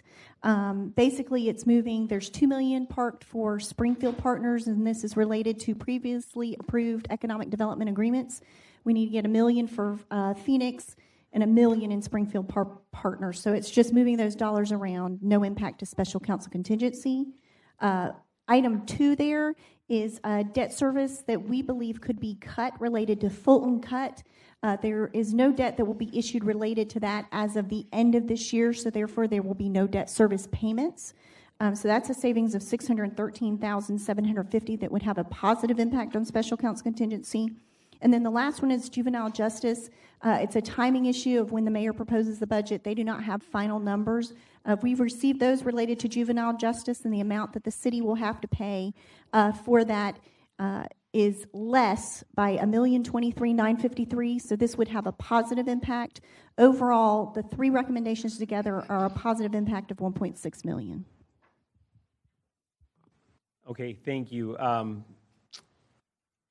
Should we take all these individually or all at once as a wrap-up? However the committee prefers. If you'd like to roll them all up as one, you can. We'll take them one by one if that's the case. So before we do that, I do have Mr. Salem on the queue. Do you want to speak now or? You can vote on that. Okay. I think mine is separate from that. Sure. Okay, so let's vote on auditor's recommendation number 1. All in favor? Oh, can we get a motion for number 1? Number 1. Second, we got a motion and a second. Nobody in the queue. All in favor of number 1, please indicate by saying aye. Aye. All opposed, say nay. 1 opposes. All right, motion passes. Recommendation passes. All right. The recommendation number 2 has been motioned and second. Nobody in the queue. All in favor, please indicate by saying aye. Aye. All opposed, say nay. Motion passes. All right. We have a motion and a second for recommendation number 3. All in favor, say aye. Aye. All opposed, say nay. All right. The recommendation passes. We are now done with this, and I do have Mr. Salem on the queue. Go ahead. Thank you, Chair, for coming back to me. If the committee could turn back to page 27, I missed this, employee travel and training expense. Is this the line item where I saw in each particular departmental budget where all the travel was being moved into one area? Is that what that is? Through the chair to Councilmember Salem, that's correct for your mayoral departments. For city council, constitutional officers, their travel and training will remain within their budgets. But all the departments under the mayor's jurisdiction go into one fund. Into this line, yes, sir. Who controls that? The purpose of doing it through the chair to Councilmember Salem was to add. No, I understand that. I said who controls it. Who ultimately will control it? I'll defer to Mr. Weinstein. Because my concern is that this will become a fund for the mayor to travel on herself, $467,000. And there's a line item, I think, where this could be moved into there. So I need personally would like some explanations because I'm a little concerned about accumulating all this travel into one place where one person could have control over it versus it being in the various departments. Mr. Weinstein may chuckle, but he's already pulled some things in this budget that we've discovered that were fast ones, and I'm concerned this is another one. Can somebody help me? Or can we move it below the line until we can get a better explanation? Second. Go ahead, sir. Well, there was a motion. I just need some more explanation of who can access these dollars, Okay. et cetera, and we can do it now or we can do it later. Well, I do have Ms. Moyer on the queue, if you don't Okay. mind. Go ahead, you're recognized. Or Mr. Weinstein. The system that I have is out of power, so I can't ask to be on. Different than the council. The mayor's office is trying to prepare for the challenges of the future. So we're dealing with vacancies in a more efficient way, and we're dealing with travel. All the departments will have access to this, but they got to go through a process. Each department won't be able to travel without going through a more formal process. It has nothing to do with the mayor. It has nothing to do with the mayor's travel. I don't think it's any more than what was available last year. We just accumulated it from the departments so we can control it better. That's it. We're trying to prepare for challenges of the future. I just find it interesting that it is below $500,000, so it could be transferred by the mayor's. Only you would think that the mayor's going to travel 467,000 miles. Thank you for that. Mr. Diamond, you are recognized. We got a motion and a second. Mr. Lane, and you're recognized. Thank you, Chair. I did ask about it when I first saw this, but my understanding it's roughly flat year over year when you take it off of all the different departments. And this was to add a level of transparency and approval process to travel, correct? Did I summarize that correctly? Okay, so I mean, assuming that's what it looks like, I'm good with it as is. I think it's good to have more transparency and a more rigid approval process on travel. Okay, Mr. Salem, you're recognized. Yeah, I would support getting this below the line. If you've not seen some of the things that have already been placed in this budget by Mr. Weinstein, such as the $39 million for the Economic Development Project, the $14 million that was supposed to be operational that became capital, and you don't think maybe there's another fast one being pulled, then you're just not looking. So I'd say we put this below the line. I support the second by, and let's take a better look at it. Okay, before we proceed, I will give Ms. Pittman an opportunity to speak. Go ahead, ma'am. Again, it seems like we're doing the same thing we did last year. As you all know, there was I guess, an investigation on how the mayor was spent, how money was spent when she went on trips. She paid for her own trips in most cases, but in order to represent Jacksonville, again, we wouldn't want anybody to put handcuffs on the city council if they needed to go places and to represent Jacksonville. And again, we're looking at this. The mayor has to represent as well as the staff in different departments. I mean, we're just drilling down way too far when it comes to travel. And that amount of money is not a whole lot of money when you're talking about staff. All right, thank you, ma'am. All right, so we have a motion and a second, and just to reiterate, this is for bucket number 2, meaning we're not completely removing it right now, but we are putting it below the line. We'll come back to it later if we need to address this one more time. I have a motion, a second. All in favor of putting it below the line, indicate by saying aye. Aye. All opposed say nay. One opposes. All right, motion passes. It is below the line. Auditors, you got that. All right, cool. All right. Just one quick thing on that, Mr. Chair, if I can. I have not recognized you. I'm kidding. Go ahead, man. That's all right. I'm like, man, he's running a tight ship here.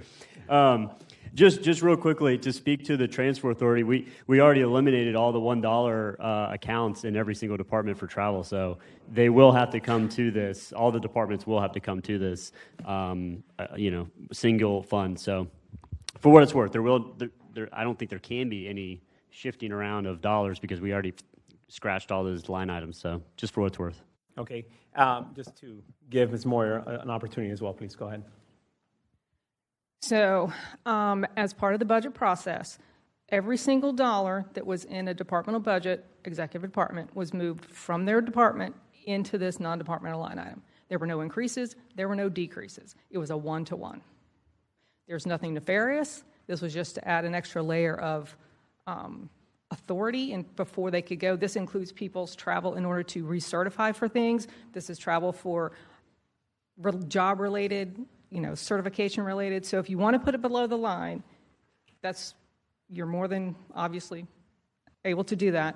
However, just understand that without this travel, there's a lot of people in the city that will not be able to maintain certifications, keep their skills up, and all this lovely stuff. So just nothing nefarious. Yes, ma'am.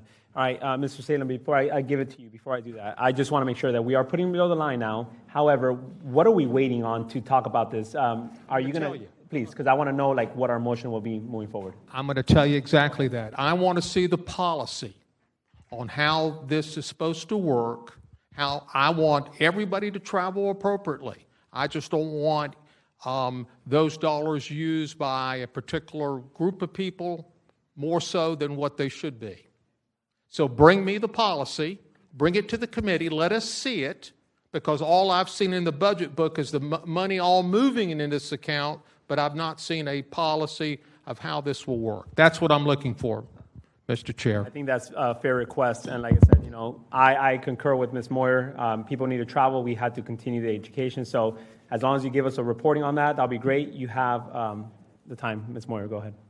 I'll do you one better. How about we, every quarter, we send you a report just like we do with all our transfers? I want to see the policy. No problem. All right, thank you. I think we're all in agreement here. Mr. White. I just want to, while we're on this, to let you know, of that money, $45,000 is for JFRD to keep their certification. So we might not have some paramedics that's paramedics anymore, but just $45,000 of that goes to JFRD. Okay. Once again, it's in bucket number 2, so we are not going to split anything up right now, just because it's going to be coming back up at a later point. So there's no need to split anything up right now. It's just below the line. I feel that this will be resolved once we get that report, and we'll be able to move on, because I do agree with the administration. They need travel expenses. So just let's get that report, and we'll be good to go. Okay? Thank you. All right, we are done. Thank you. Moving on to the next one. We've held up the constitutional offices for quite some time now. We've given them a show, and I would like to proceed with them. So if you don't mind, Ms. Pittman, I'm sorry. We're going to address this again when we come back, I promise you. Oh, I heard you say something. That's why. You're good? Okay, all right, good. All right, so up next, Kim, please. Yes, sir. If you'd like to move to the property appraiser's budget, this is on page 88, and then we will come back we'll resume and get you back once we get done with the constitutionals or wherever you'd like to proceed, sir. Page 88, you will just need this schedule. You do not need your budget book yet. And Ms. Morgan is here as well, Mr. Chairman. I did not know if you wanted her to say anything before I start. I would love to recognize her, please. Mike is yours. Thank you so much, Mr. Chair, and good afternoon to my former colleagues, to all of our council members. We appreciate what you do. Thank you so much. Through the chair, Mr. Arias, if you would, please let Ms. Taylor do her complete report, and then I will weigh in on it. Perfect. Thank you. Thank you. Okay, thank you, Mr. Chairman. Page 88 has the details. You'll see it is actually decreasing from the original budget by $475,000. If you turn to page 89 and 90, it has the table more detailed, and then some footnotes on page 90. Just briefly, I will mention permanent salaries. Those are going down actually by $7,540. Their employees did get, as I mentioned earlier today, it's 2 years worth of increases when you see the salary numbers, but they are offset in her budget by the unfunding of 2 vacant positions. There's a commercial appraisal division chief and a tangible personal property appraisal person that are being defunded. So that is offsetting those increases where you see just that minor change in salaries. That flows through, of course, to your benefits. You'll see, I'll skip down to footnote F, your professional services going up a little over $70,000. You'll see her software hosting services going up a little over $71,000. That is for land records and tangible personal property divisions. You'll see under footnote H that she has slightly reduced her a little over $7,000 for travel and training in her department, taking a look at all the items there and found some reductions. In footnote I, you'll see general liability, increases in software maintenance agreements that are required for all of her staff to do their job on the assessment of properties. You'll see in footnote J a slight decrease in printing. They actually changed vendors and got a more competitive price, so saved the city $23,000 related to that. Footnote K, you'll see a decrease of $85,000 in their computer system and maintenance due to some decreases overall. And then they do have the replacement of 77 computers that they're asking for funding, and we have no recommendations. Their position cap is flat with the current year's budget. Thank you. I will recognize Mr. Howland. Thank you, Mr. Chair. Thank you, Mr. Chair. Does Ms. Morgan want to speak before I do? If so, I can reserve my comments till after she's done. Sure. Is that okay? Okay. Thank you. Through the chair, I would just like to say, first of all, as Ms. Taylor said, we certainly appreciate the $1.7 million that you were able to find for us last year. We also appreciate your dedication to both fiscal discipline and the delivery of essential public services. As we said, it really did make a difference last year when we received the $1.7 million. This year's budget, as you see, reflects what we call a very intentional and thoughtful balance between cost commitment, containment, and operational effectiveness. We've trimmed where absolutely possible while investing where absolutely necessary. As Ms. Taylor said, our total proposed budget is a decrease of 3.3% from last year. We've reduced our travel and our training because we're doing in-house with our instructors, as well as a lot more online training. This is absolutely critical and necessary for us because our appraisers have to be certified.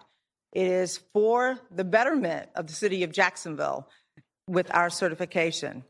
As you heard, competitive vendor pricing has helped us really stretch the dollars when it comes to printing and the postage cost. Modest increases, as you saw, with software and technology, because those are the core support services and long-term savings through automation for our efficiency. We are on target. I heard Ms. Taylor say this morning that we were sending out the trim notices on the 24th, but we are actually on target to get those trim notices, which is your proposed tax notice, out on the 16th. So we are actually ahead of schedule on that, which is critical to us because that gives our citizens a chance to let us know if there is a problem. And if there is a problem, they will have ample time to protest that, and then our staff can, of course, start working on that. So again, we just really appreciate the opportunity to be here to present our budget, and we are really, really pleased with this budget this year. Mr. Chair, I'll take any questions. Thank you, and we do have one member, Mr. Howland. All right, thank you, Mr. Chair. Ms. Morgan, thank you so much. Great to see you. I have a question first for Ms. Taylor. Ms. Taylor, the largest decrease in the property appraiser's budget is the GEPP DB unfunded liability for $383,000. The reason that is being decreased is it's now being, from an accounting purpose, reported centrally, right, rather than in the property appraiser's budget. Through the chair, actually, and I apologize for skipping that explanation on this one. For them, it works a little differently because they're self-contained in their own fund. So what you're seeing here is the second half of what happened with that UAAL, which was a change in the methodology. So instead of allocating it to the folks that were just on the DB plan, it's now being allocated on an employee basis. So that, for example, our department is heavily DB people that have been around a long time. Eventually, once you come down, as people retire, you would have a huge cost allocated to just our department in the end if we're left with just the DB people. So it was to try to allocate those costs to give a little bit of a fair picture. You're going to see some go up, some go down. across the board as we go through these various departments that are self-contained in their own funds. Okay, then to kind of geek out here on accounting, their amount is not now being captured on page 27 in that line under miscellaneous appropriations that reads all other departments, GEPP, DP, unfunded liability, about a third of the way down. Through the chair to Councilmember Howland, they are not reflected there because that is just the GSD departments. Okay, got it. But you will see this throughout every other fund that is separate from the general fund. You'll see ups and downs, but Just not the independent authorities or independent groups. correct. Okay. But a great question.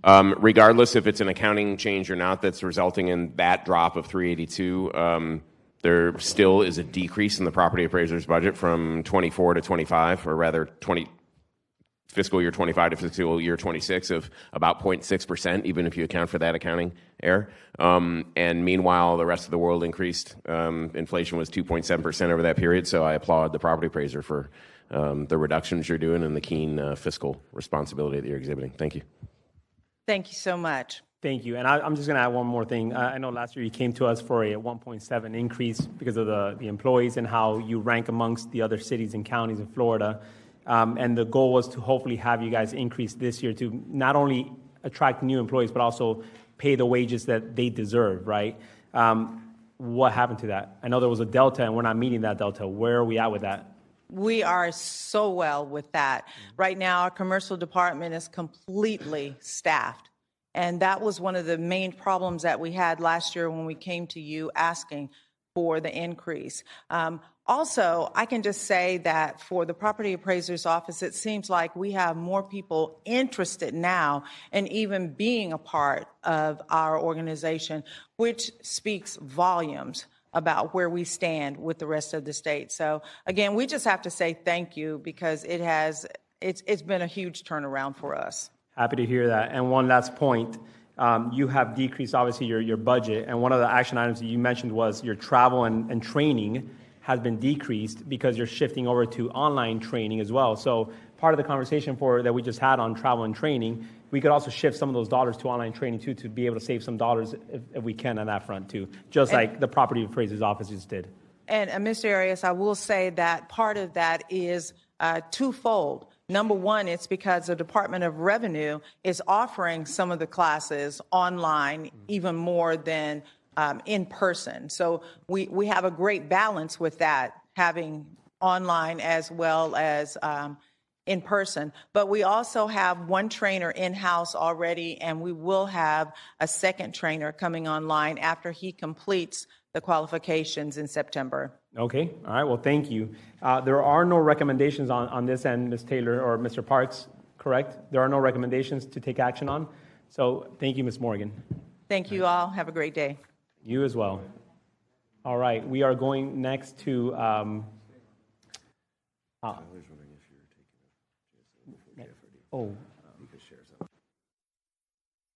So, Ms. Taylor, Mr. Parks, do we have JFRD next or JSO? I don't have the agenda with me. JFRD. So what is the time for each? I just want to know where we're at with time constraints. Through the chair, I know that we're behind, but I don't know exactly, and these are estimates for the folks. Bear with me. Okay, well, let's proceed with JFRD if that's the case. Thank you. All right, Ms. Taylor, please, what page? And if we could call JFRD up here. Yes, sir. We're on page 143 in your budget book. We will start utilizing for this department your budget book if you'd like your numbers. They're also available electronically if you do not have your book with you, and it's at the top of our handouts if you need it. But page 91 in our meeting one handout is where we have the entire presentation on it. And Mr. Chair, would you like me to proceed, or did you want the fire chief to come up? Similar to how we did last time. So, Fire Chief, if you don't mind, can we have Ms. Taylor give her report and then you come and do your presentation portion? Thank you. All right? Okay. Thank you, Mr. Chairman. On page 91, in the overall comments, it gives really a summary of the main changes. We're going to hit on all these, but you're going to see the positions, some capital funding. The collective bargaining, of course, is a large portion of these changes, but we're going to hit on specifics. On your revenue portion, and I do want to mention one thing. Let me back up. Their total budget is $387.2 million.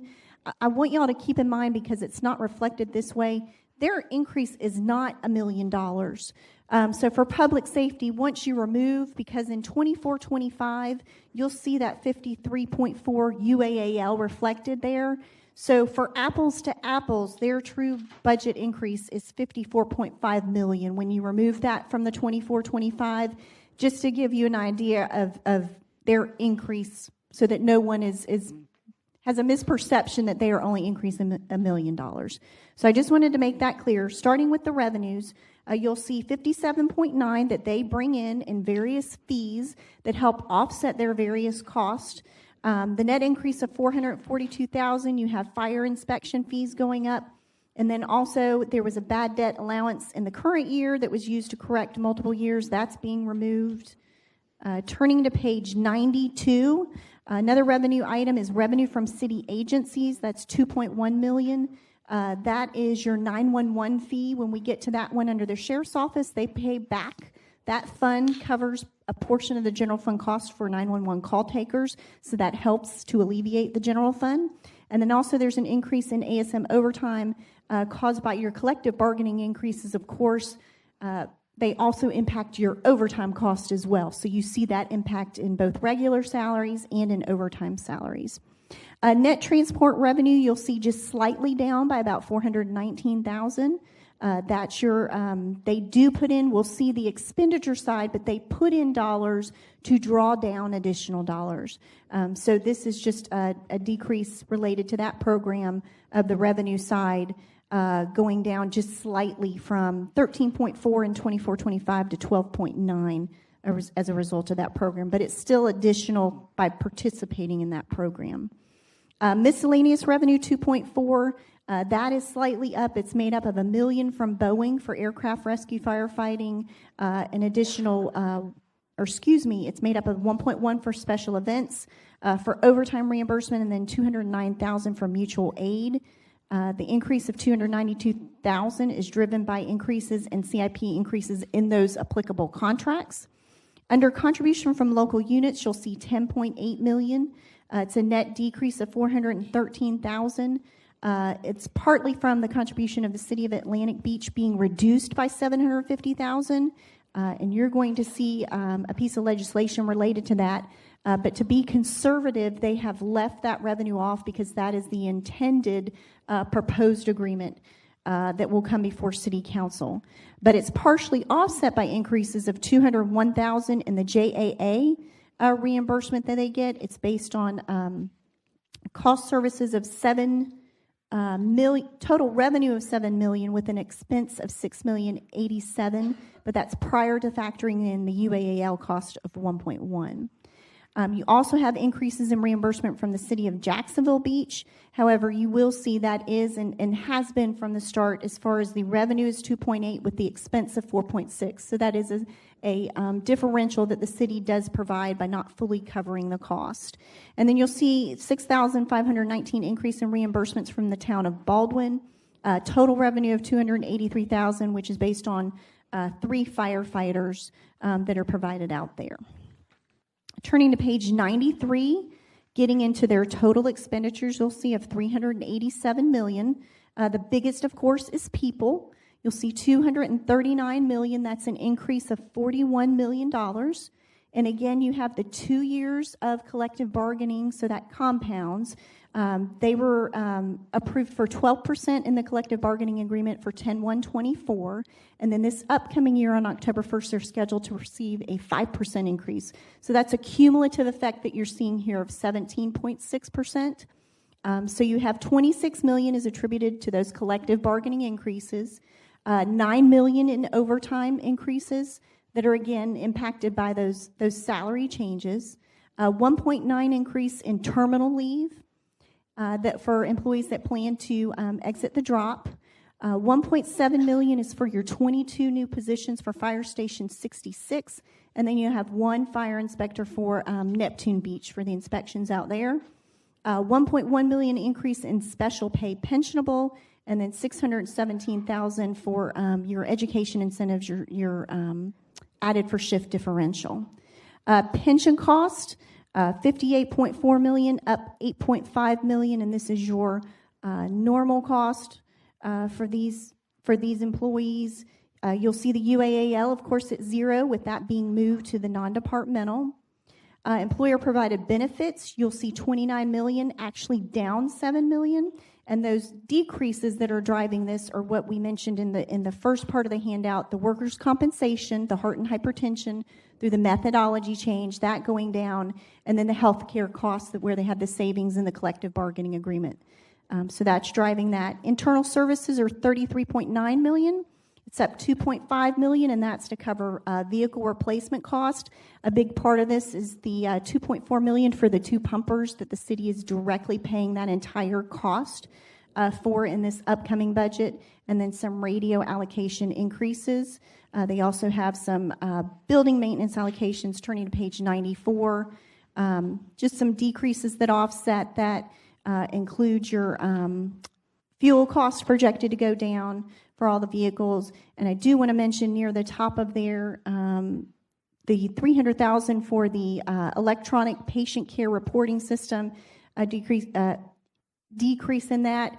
Ms. Mitchell brought up a great point. We wanted to make sure that was clear, that that's fully funded now. It's funded at the $700,000, so that's why that's going down, but no cut to that. That project is on track.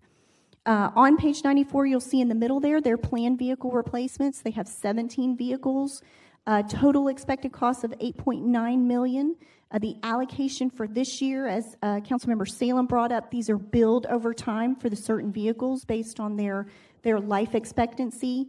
So $2.4 million would be for the partial year this year, and the full cost would be $1.3 million. You see that $2.4 million is being all paid up front for those 2 pumper trucks.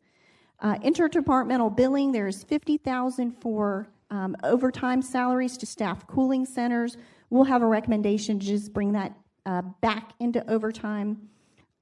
Going down to other operating expenses, you'll see $8.7 million. There's an increase for fire hose and bunker gear for the new personnel that are being added, and some other cost as well.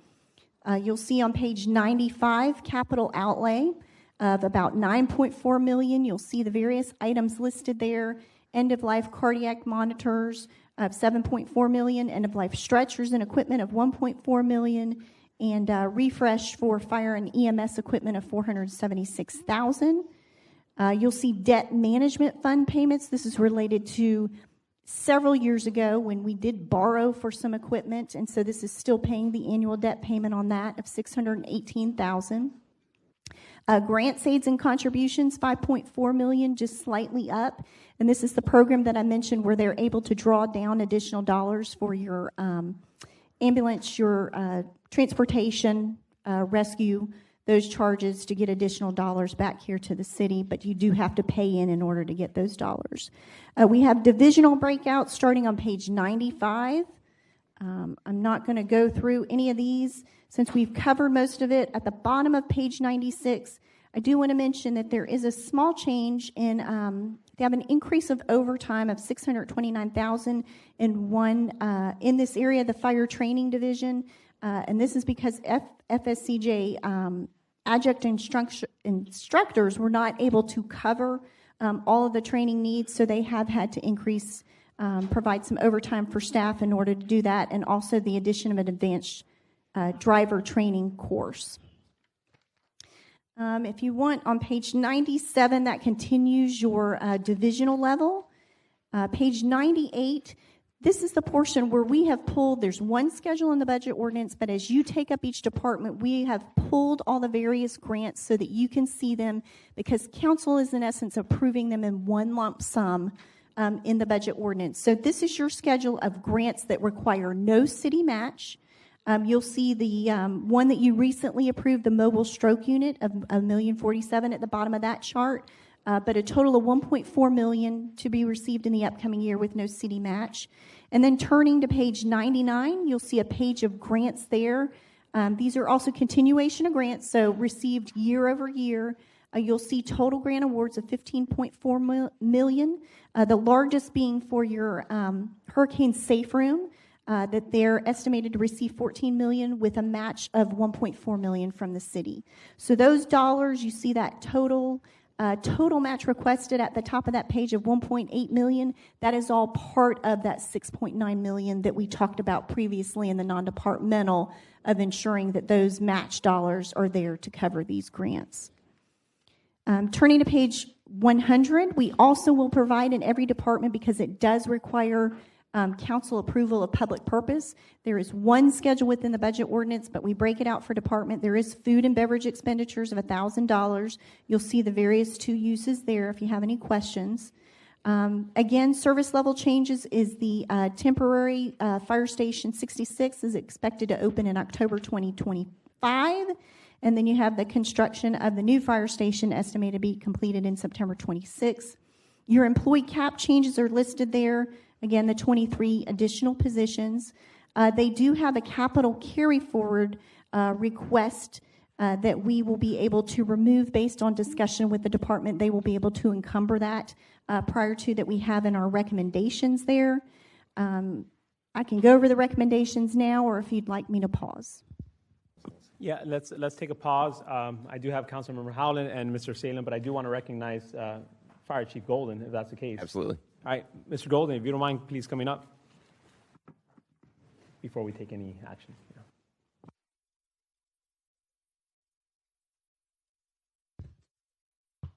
So thank y'all. Appreciate all y'all's support throughout the years and supporting public safety. I'm glad to have my JFRD leadership team here with me in support as well. And just look forward to any questions. We're definitely happy with the budget and look for any questions that you all may have for us. Thank you, sir. All right, and we do have 2 members on the queue. Mr. Howland, you're up next. And if you want, you can have a seat, sir, unless somebody will call you up. I just quickly want to say congratulations again to Chief Golden. It's great having you running JFRD. And let me ask or draw everyone's attention to the bottom of page 95.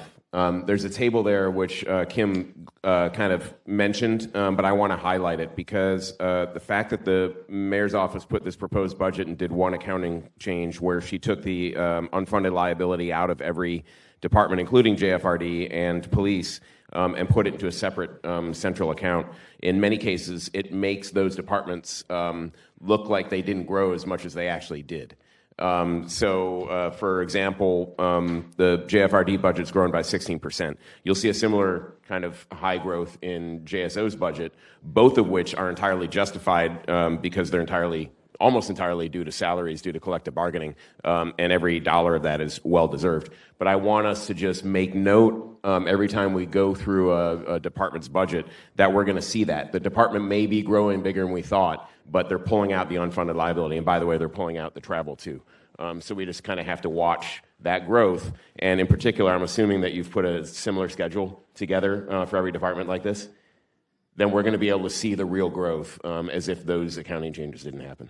Yes, sir. Through the chair to Councilmember Howland, wherever there are divisional levels, you will see that actual growth. And I'll point it out if there's not any divisions. Thank you for doing that, because that's really important, because it's an accounting change, not a real change. And it's important to look at the real changes and see. In this case, there's a real change. That's an increase in JFRD's budget year to year.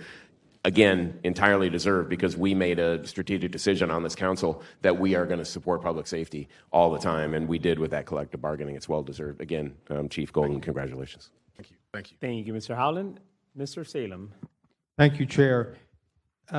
Ms. Taylor, is the PATH team, the homeless team, is that just built into salaries and such, or is that a separate? I don't see it listed separately anywhere. Through the chair to Councilmember Salem, that's going to be a separate fund. We actually have, I believe, 3 more funds. We have opioid. The homelessness is where that program is located with the 7 officers, not in the general fund portion. Perfect. Thank you so much. Okay, with no other speakers in the queue, and there are no recommendations. Sorry. Okay, well, we do have 2 recommendations. Ms. Taylor, go ahead. Yes, sir. On page 100, the first one is just a reclassification, moving the interdepartmental billing expenditure. We didn't feel a need to pull that out separately. It's just moving it back into overtime salaries of $50,000. That's budget neutral. And then on Schedule AF, that's your capital outlay carry forward. So you basically grant the permission and the approval for dollars to be carried over. Otherwise, they fall into fund balance because they lapse. So you'll see these brought up for every department, but they have indicated that they will encumber these funds and that it is not needed to be it will automatically carry forward, in other words, so it can be removed from the schedule. So it's no impact to special counsel contingency, and if you'd like to confirm that the department is in agreement with that, that was based on our dialogue with them. All right. Mr. Golden, are you in agreement with the recommendations? Yes. All right. So they are in agreement, and there are no speakers on the queue. We have a motion and a second to move recommendations 1 and 2 jumbled up. All in favor, please say aye. Aye. All opposed, say nay. Motion, recommendations passes. Thank you. Next one. The next fund under fire rescue, it's on page 101 in your packet, and it's on page 154 in your budget book. This is the opioid settlement fund. Total budget of $5.9 million. Going up about $404,000.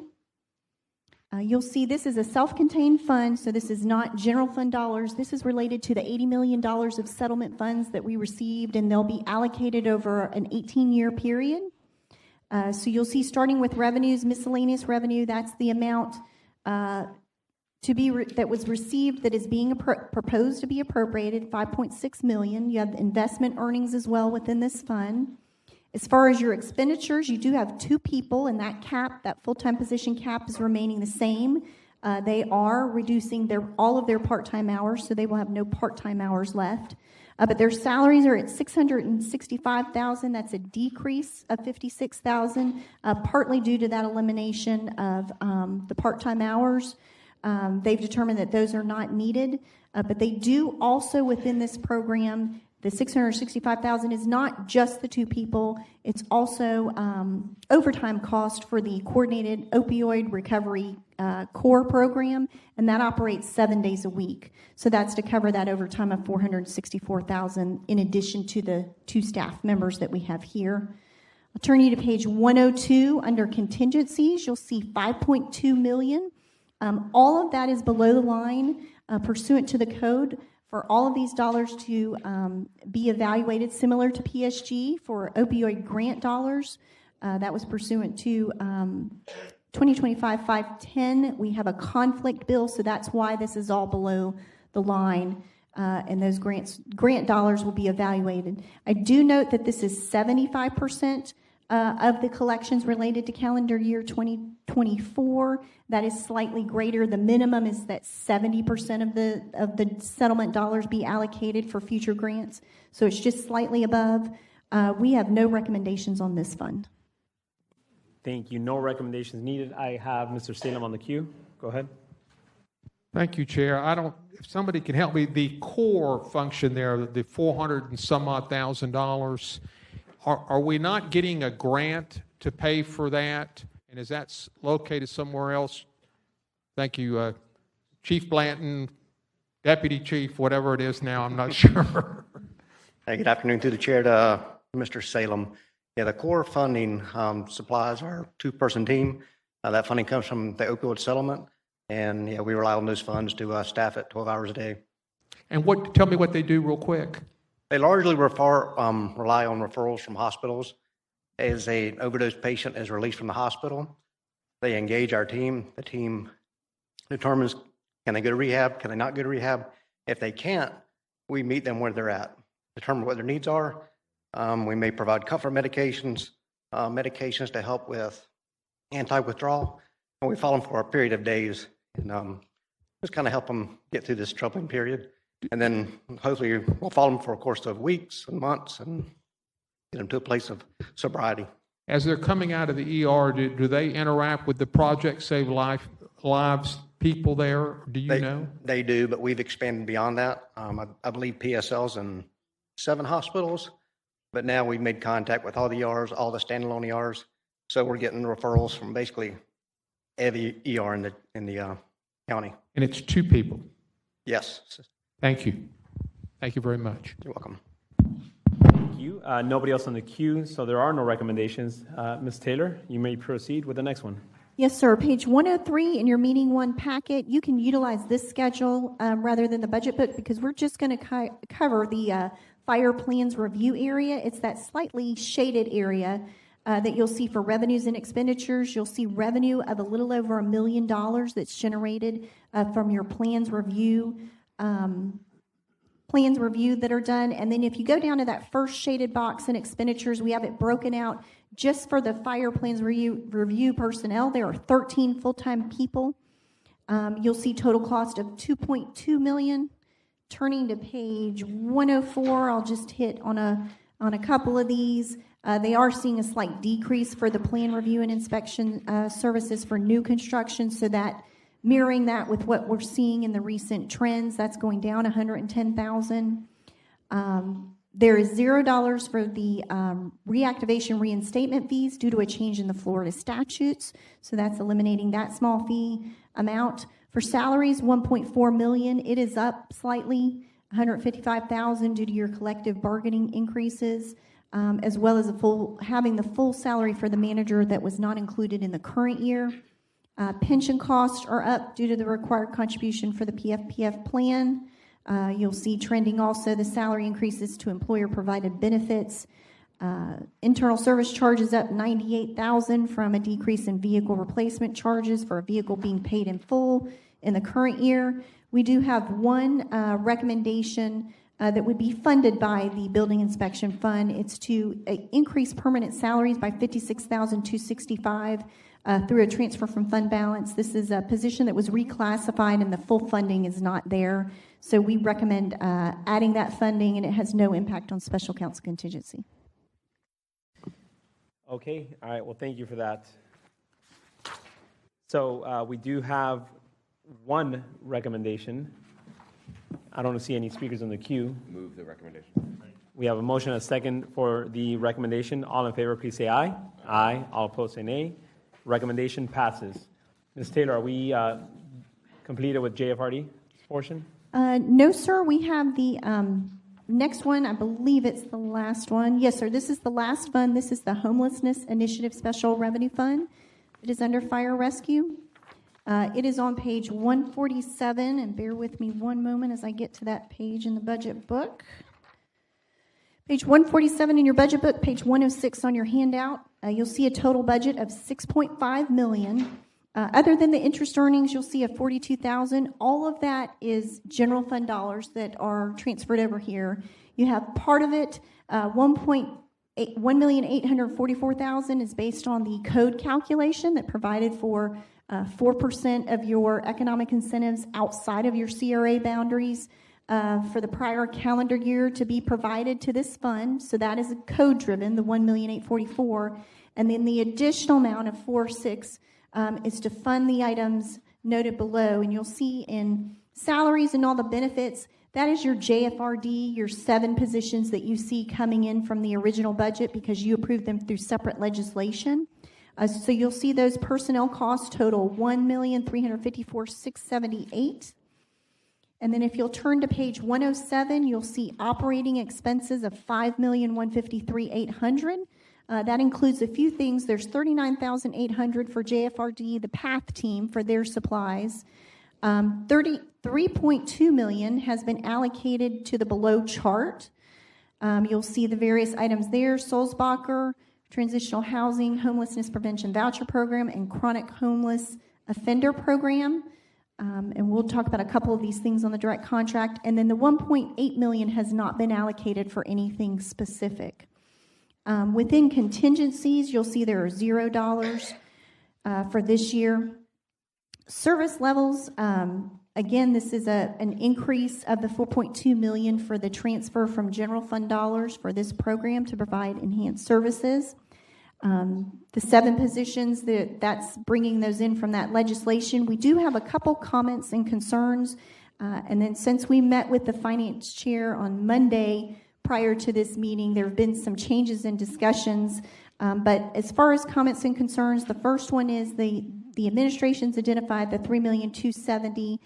The budget does not include any term sheets or authorizations for the 2 direct contracts that are listed. So if the council were to approve those, we would need to amend it to add those term sheets into the budget ordinance. And then also on page 108, you'll see that the administration, as I mentioned, has not identified the specific uses for the $1,844,000. You may recall for the legislation that you approved for the beds for the contracts with Trinity City Rescue Mission and Salvation Army. That has not been incorporated into here, and those contracts do end September 30th of 2025. So we would need to ensure if it's intended, what dollars are going to cover that, and we would need to ensure that those contracts are continued. All right, thank you. I do have council members on the queue. I'm just going to go very quick to say these emergency beds that we appropriated dollars from, you just mentioned that they would have to come if we were to renew them from the 1.84 from the HIC. I don't think that was the intent of the HIC to begin with. I know that we created that committee under Joe Carlucci chairing that special committee to have those dollars there so they can make recommendations, not so that we could allocate those dollars and tell them where we're going to use those dollars, but they need to recommend to us and the administration. So I just want to be mindful of that. And my understanding was that once we provided funding for those beds, that they were not going to be continuous. It was just going to be a one-time funding. So why am I seeing that we need to continue it for $1.2 million? To the chair, it is our understanding from discussions with the administration that that was fully intended to be a continuation-based program. The cost per the contract currently is $958.34 per bed per month. And so that's what they are indicating, that is to be on a continued basis, and that is certainly for your discussion. Okay, I'm going to open it up to Mr. Salem, Carlucci, Ms. Pittman, and Mr. Diamond. I will pass the gavel over because I need to take a phone call. Thank you. All right. Okay, thank you, Chair. There's a lot here, and Mr. Parks, do you have other copies of this? Can you give it to the other committee members, please? I asked Mr. Parks to determine the dollars for the PATH team, the beds that we've appropriated or have suggested with Trinity, City Rescue, Salvation Army, and then the Homeless Initiative 4%, and add those up, and there is an additional $2,234,077 that's here that I'm going to recommend that we pull out of this budget. That leaves the $1,844,000, if you all can follow me, that is for the Carlucci set up homeless commission. I think you led that effort, if I recall. So and I'm going to get into other parts of the budget where I think any homeless initiatives that we endeavor to move, so to speak, should go to that committee, be vetted before it's funded. For example, I passed by the Trinity Rescue Mission 7 days a week, every day. Okay, and you see the people out there in the hot sun and et cetera, and they have a proposal to bring those people indoors and provide services like getting them on disability, Social Security, whatever. I've given that proposal to the HIC and said, I know you don't have that money today, you'll have it October 1, but hopefully if you vet it now, you can move quickly if you deem that's appropriate to fund that.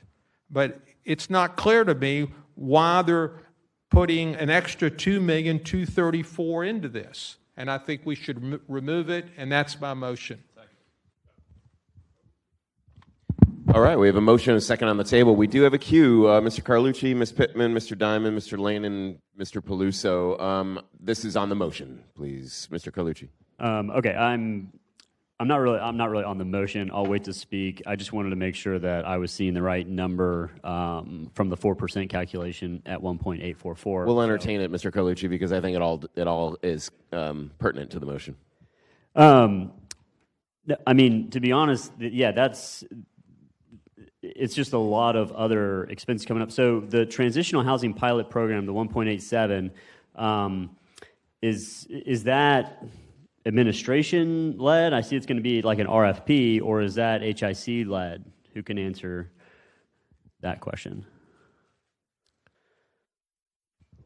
Through the chair to Councilmember Carlucci, I know you need like somebody up from the administration, but it is planned to be RFP'd. Dr. Polson. Okay. Good afternoon, Dr. Tracy Polson, Mayor Donna Deegan's office.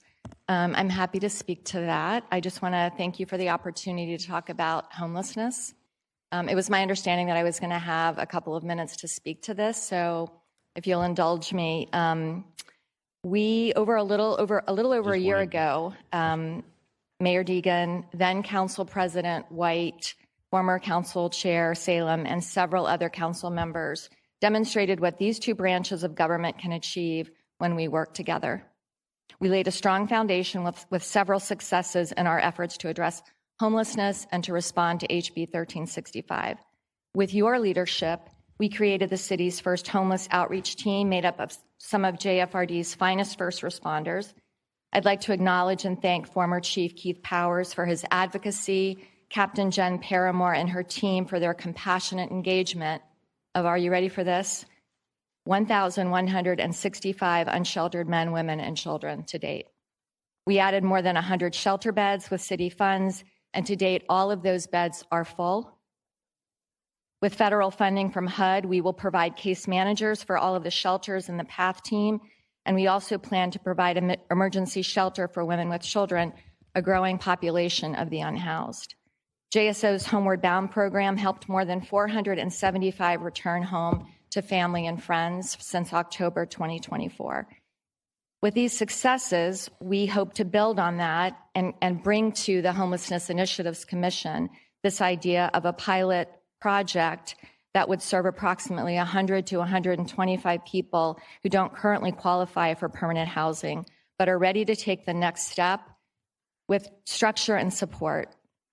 We're talking about leasing hotel rooms, providing 24/7 security and case management with strict length of stay guidelines, clear rules, expectations, and timelines. The target groups would be chronically unhoused, families with children, veterans, and hospital discharges. This isn't a handout, it's a hand up with accountability. So let's be clear, doing nothing can cost more. This pilot will let us evaluate what works before scaling anything. You've rightly demanded fiscal discipline and results. This proposal meets both standards. It doesn't require long-term commitment, just a short-term investment in a program that can deliver saving lives as well as money. We already pay for homelessness. We just pay through it with repeated emergency room visits and incarceration.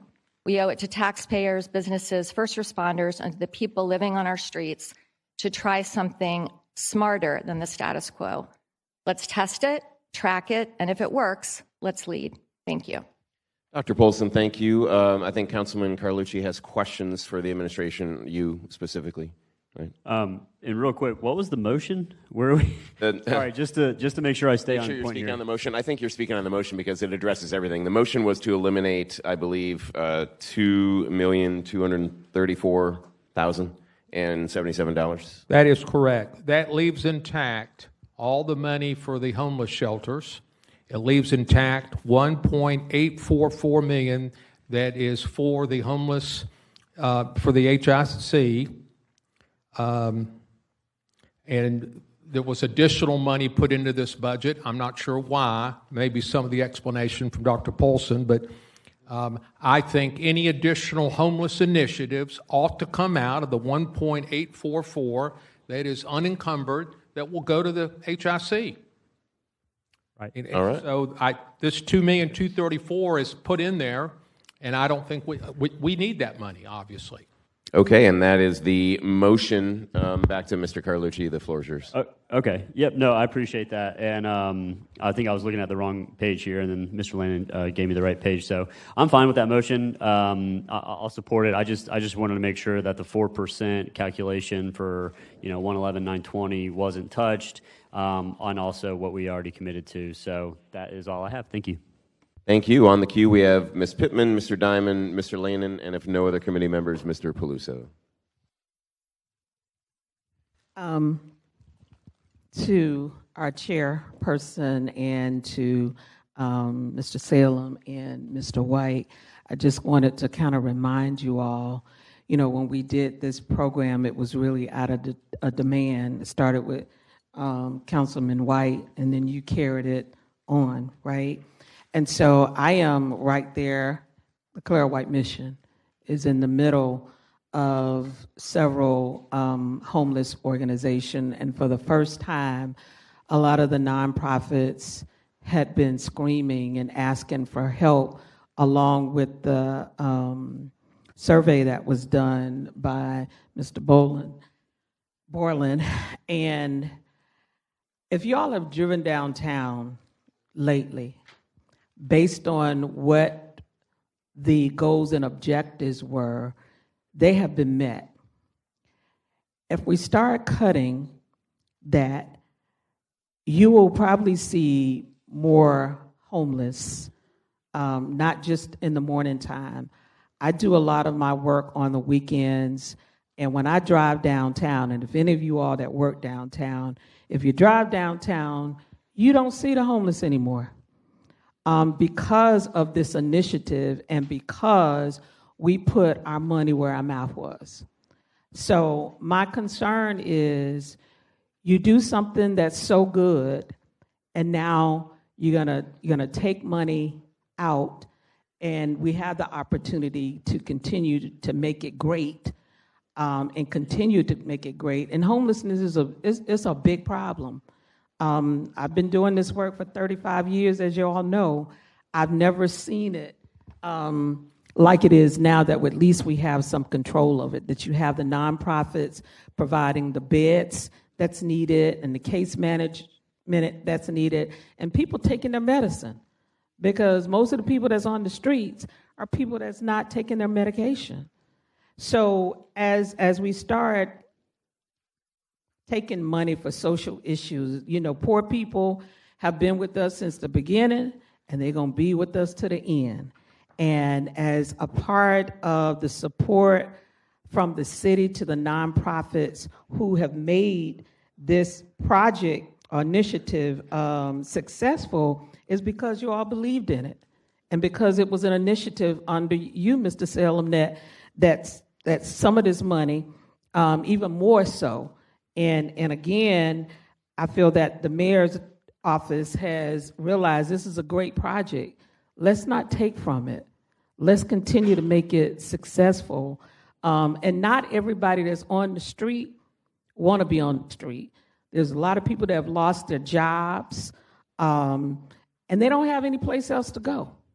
So these social services downtown, with the support that the city gives as a leverage, and give them an opportunity to, you know, get more money. But as we look at the federal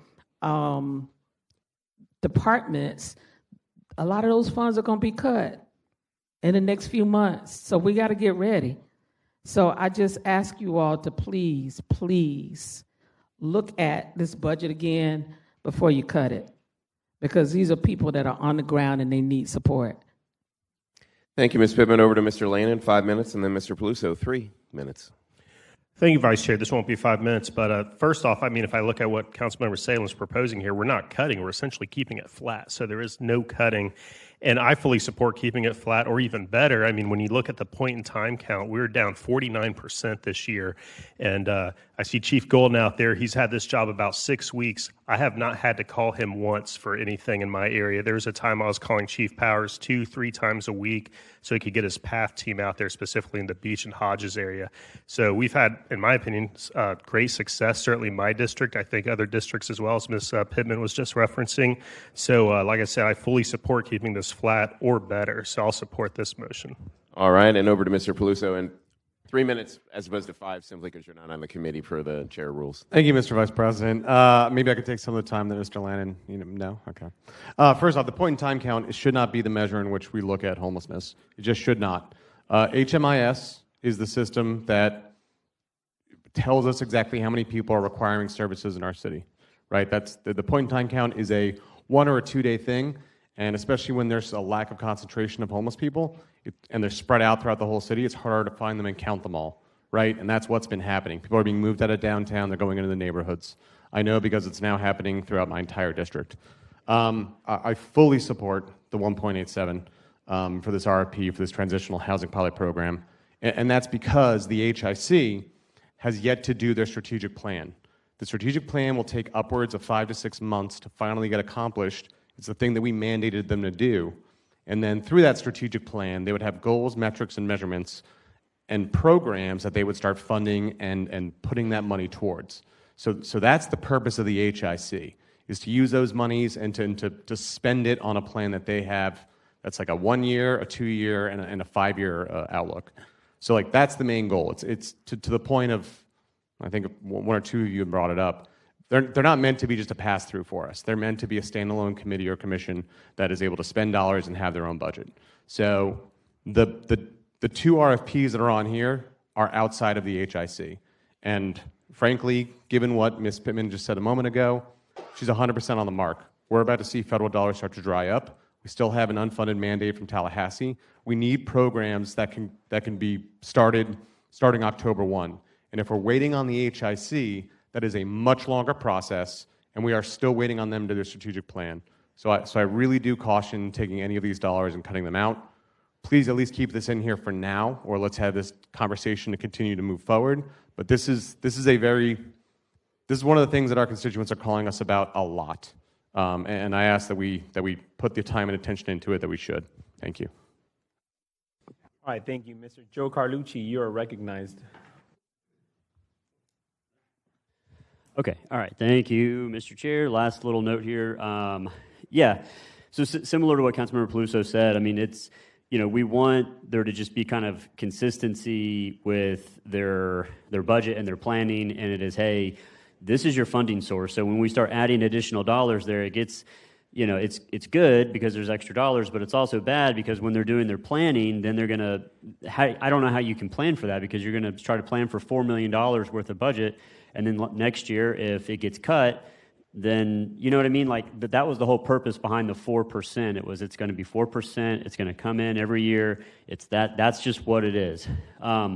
So that's, I think, kind of where I'm landing on this, and just don't have any other details on what the remaining money is. So if there's extra homelessness programs that, the mayor's office wants to fund or talk about, then just bring those up straight up and we can talk about them. But I don't think just putting extra money in the HIC is the intent.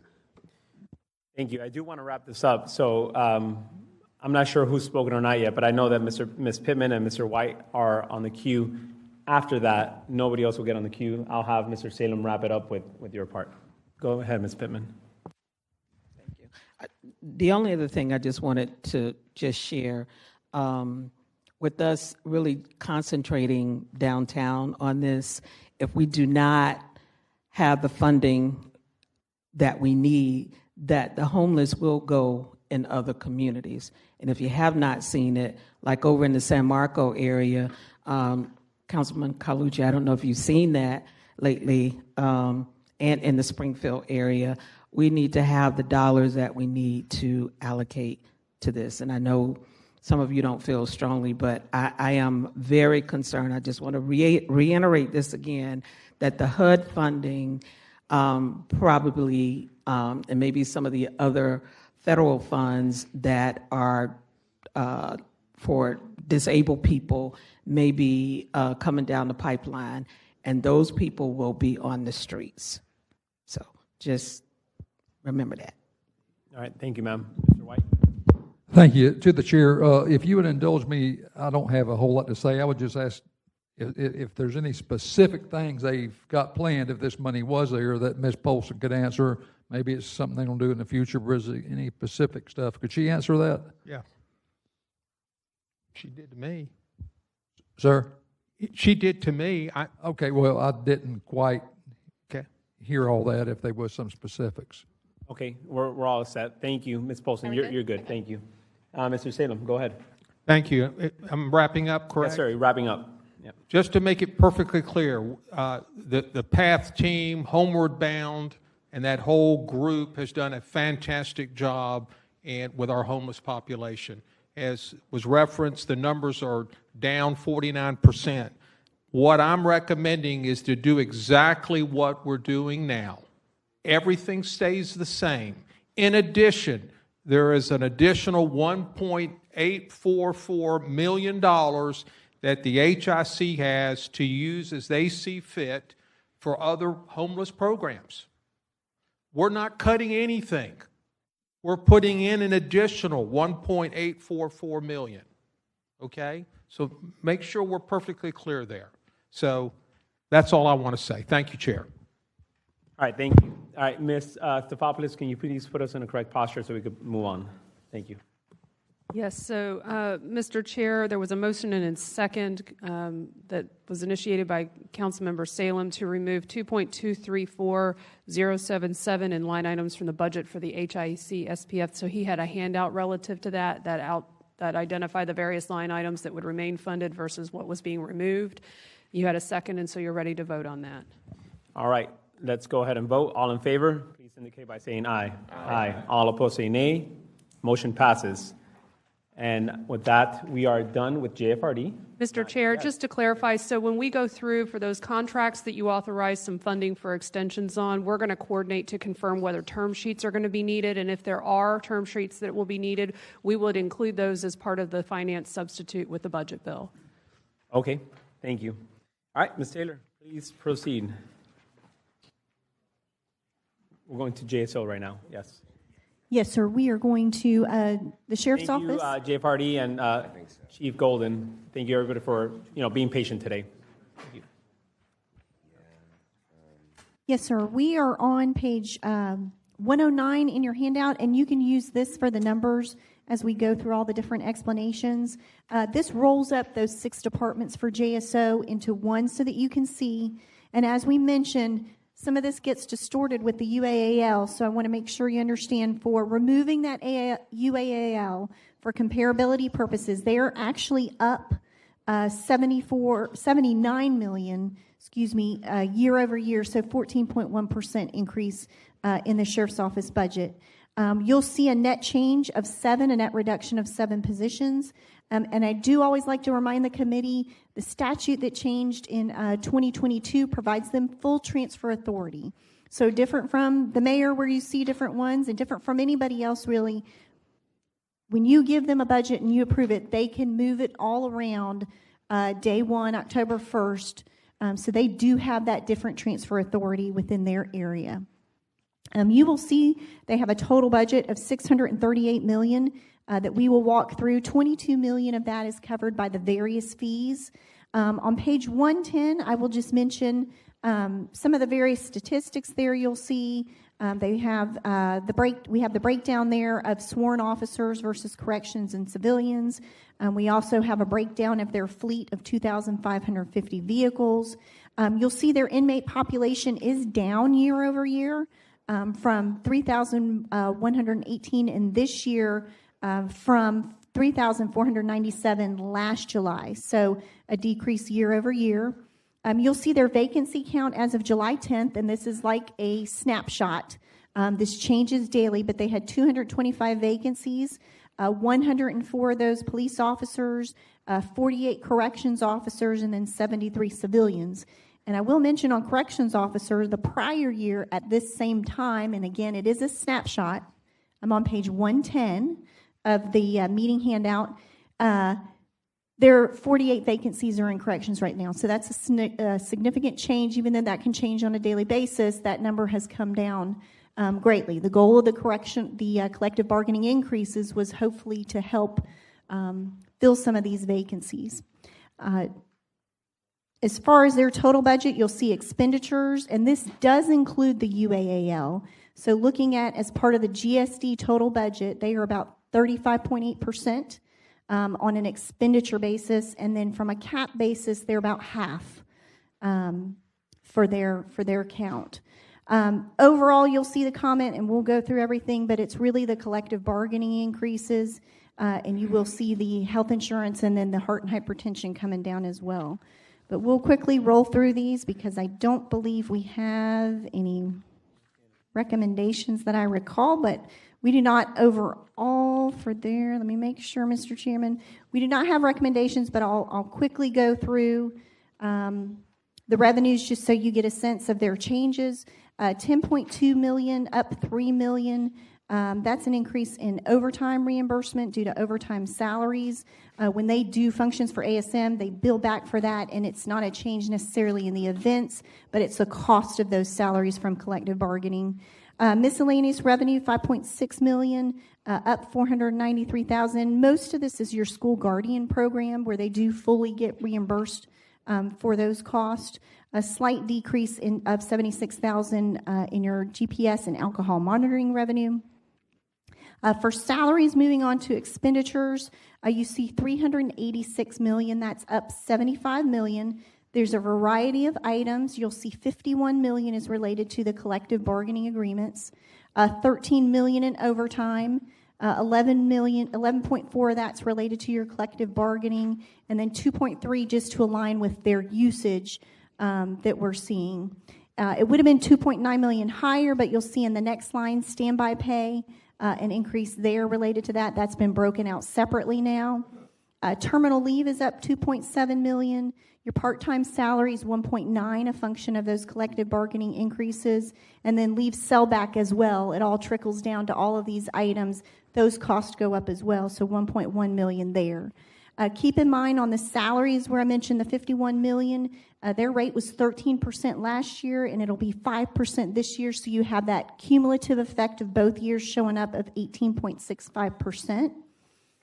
They do have a lapse that is within their budget given the size of their dollars so that they can work within their department to meet that lapse of $7.7 million. Pension costs are $80.6 million. That's up about $13 million. Going down to employer-provided benefits, $51.4 million. It would be up more were it not for the savings that we have in their healthcare program of $7.3 million, and then heart and hypertension savings were $7.1 million, and then regulars workers' comp also down $2 million. Internal services are $45.5 million, or up $4 million. You have several things going on, mainly your fleet costs there, causing an increase of $3.7 million. And then we also note there is $335,000. There was an error in the allocation for public building allocation to them. Keep in mind that the PMB folks will be in there until August of 26. So we do have some of the costs still being allocated there.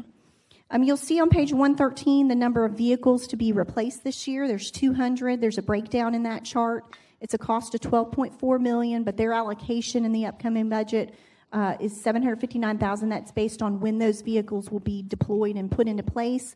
A full year's cost of these 200 vehicles is $3 million that you'll see in the next year.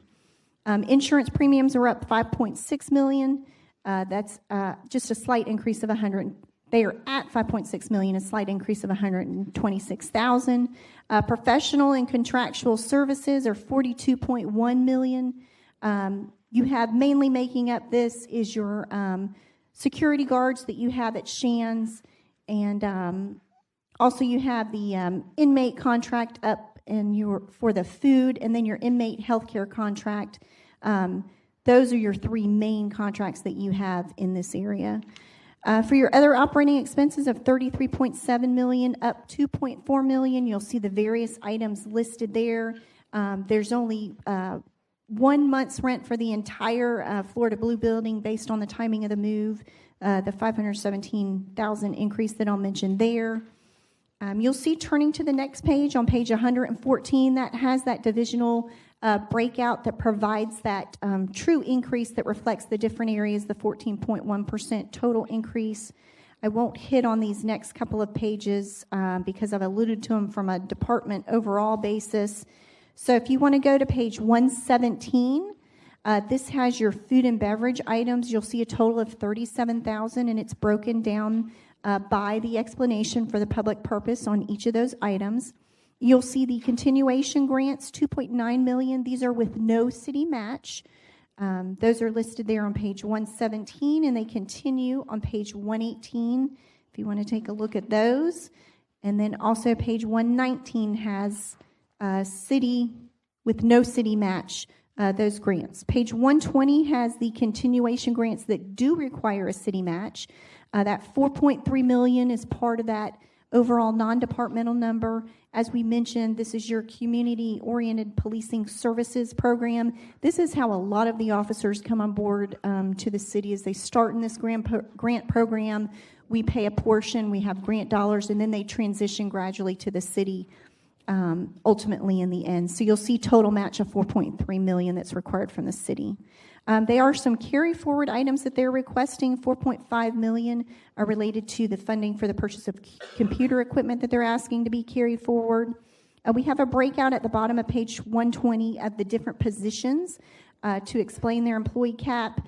As you'll recall, the misdemeanor probation program, that went away, so 16 positions eliminated, and this is offset by they are asking for 9 positions, 2 of which are being added back that you may recall were transferred to the mayor's office from corrections, I believe in 23-24 or 24-25, but there were 2 positions that are being sent back, so they're getting those positions restored.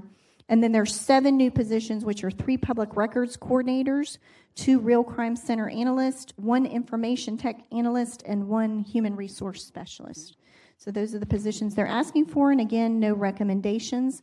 And that completes the general fund portion. We do have one more fund on the 911, Mr. Chairman, if you'd like me to go ahead to that one. Okay, that's on page 122, and that is on page 292 in your budget book.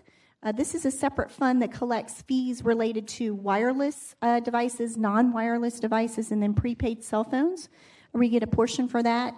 So that generates about $5.8 million of revenue. That's up just slightly. There's also investment pool earnings.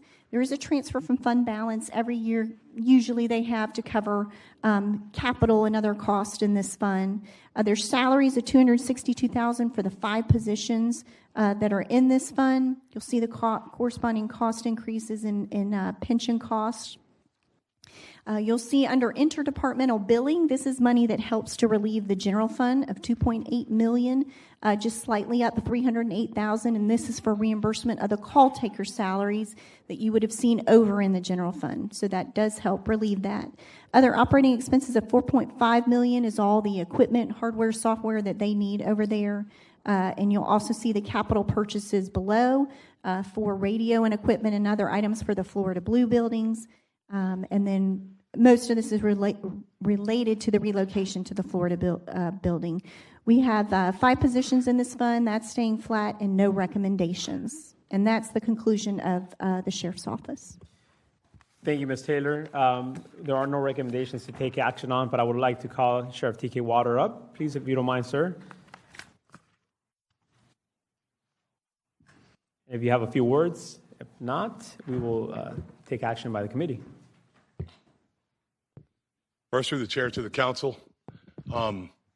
City of Jacksonville, I'd like to thank you for always taking care of the Jacksonville Sheriff's Office, this body for always taking care of the Jacksonville Sheriff's Office. We take great care in our budget and how we spend taxpayer dollars. So we painstakingly went through this to make sure that we asked for only what we needed, understanding the absolute need for our city and what's going on in our city in the upcoming years. So thank you very much, and I'm here for whatever you guys want to ask me. Thank you, sir. I do have a couple members on the queue. Mr. Ron Salem, go ahead.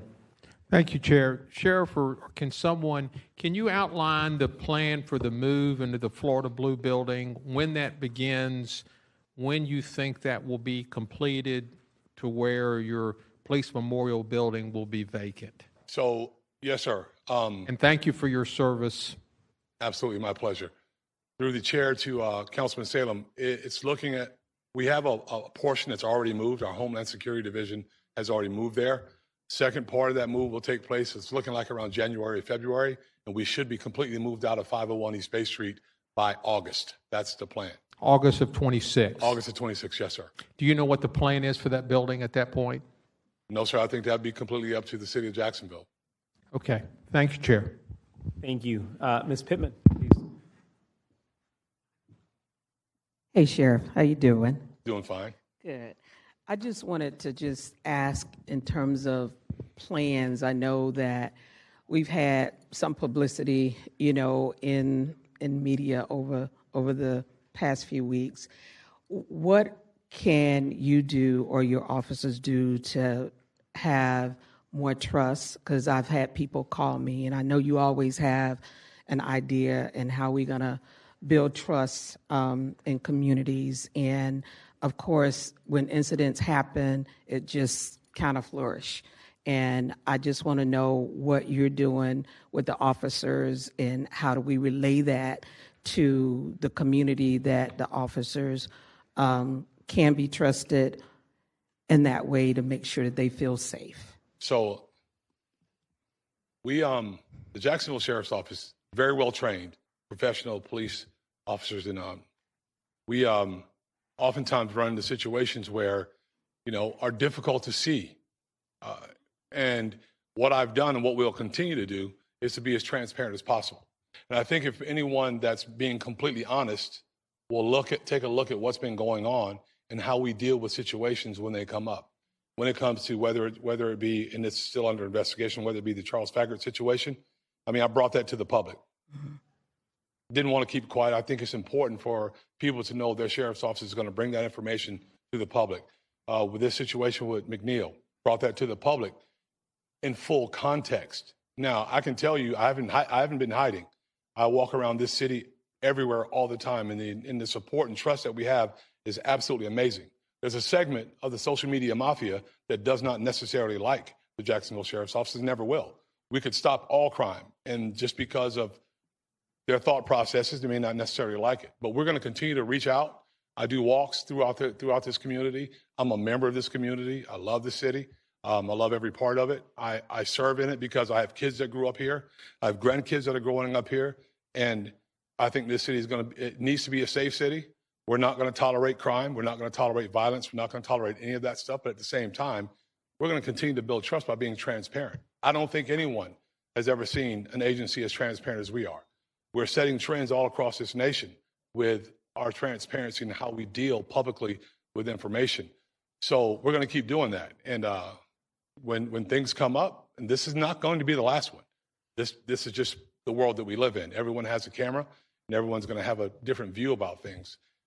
I often say that it's very difficult to put the toothpaste back in the tube when these things happen. But I'm always going to give you the information in context because I think our public deserves it, and I'd be willing to stand there and take questions about anything that comes up and answer them when I can answer them. So we're going to do that and keep building that trust and keep going out, keep talking, knocking on doors. Every sheriff's walk that I've done has been extremely, extremely positive. And it doesn't matter what corner of the city that we go into.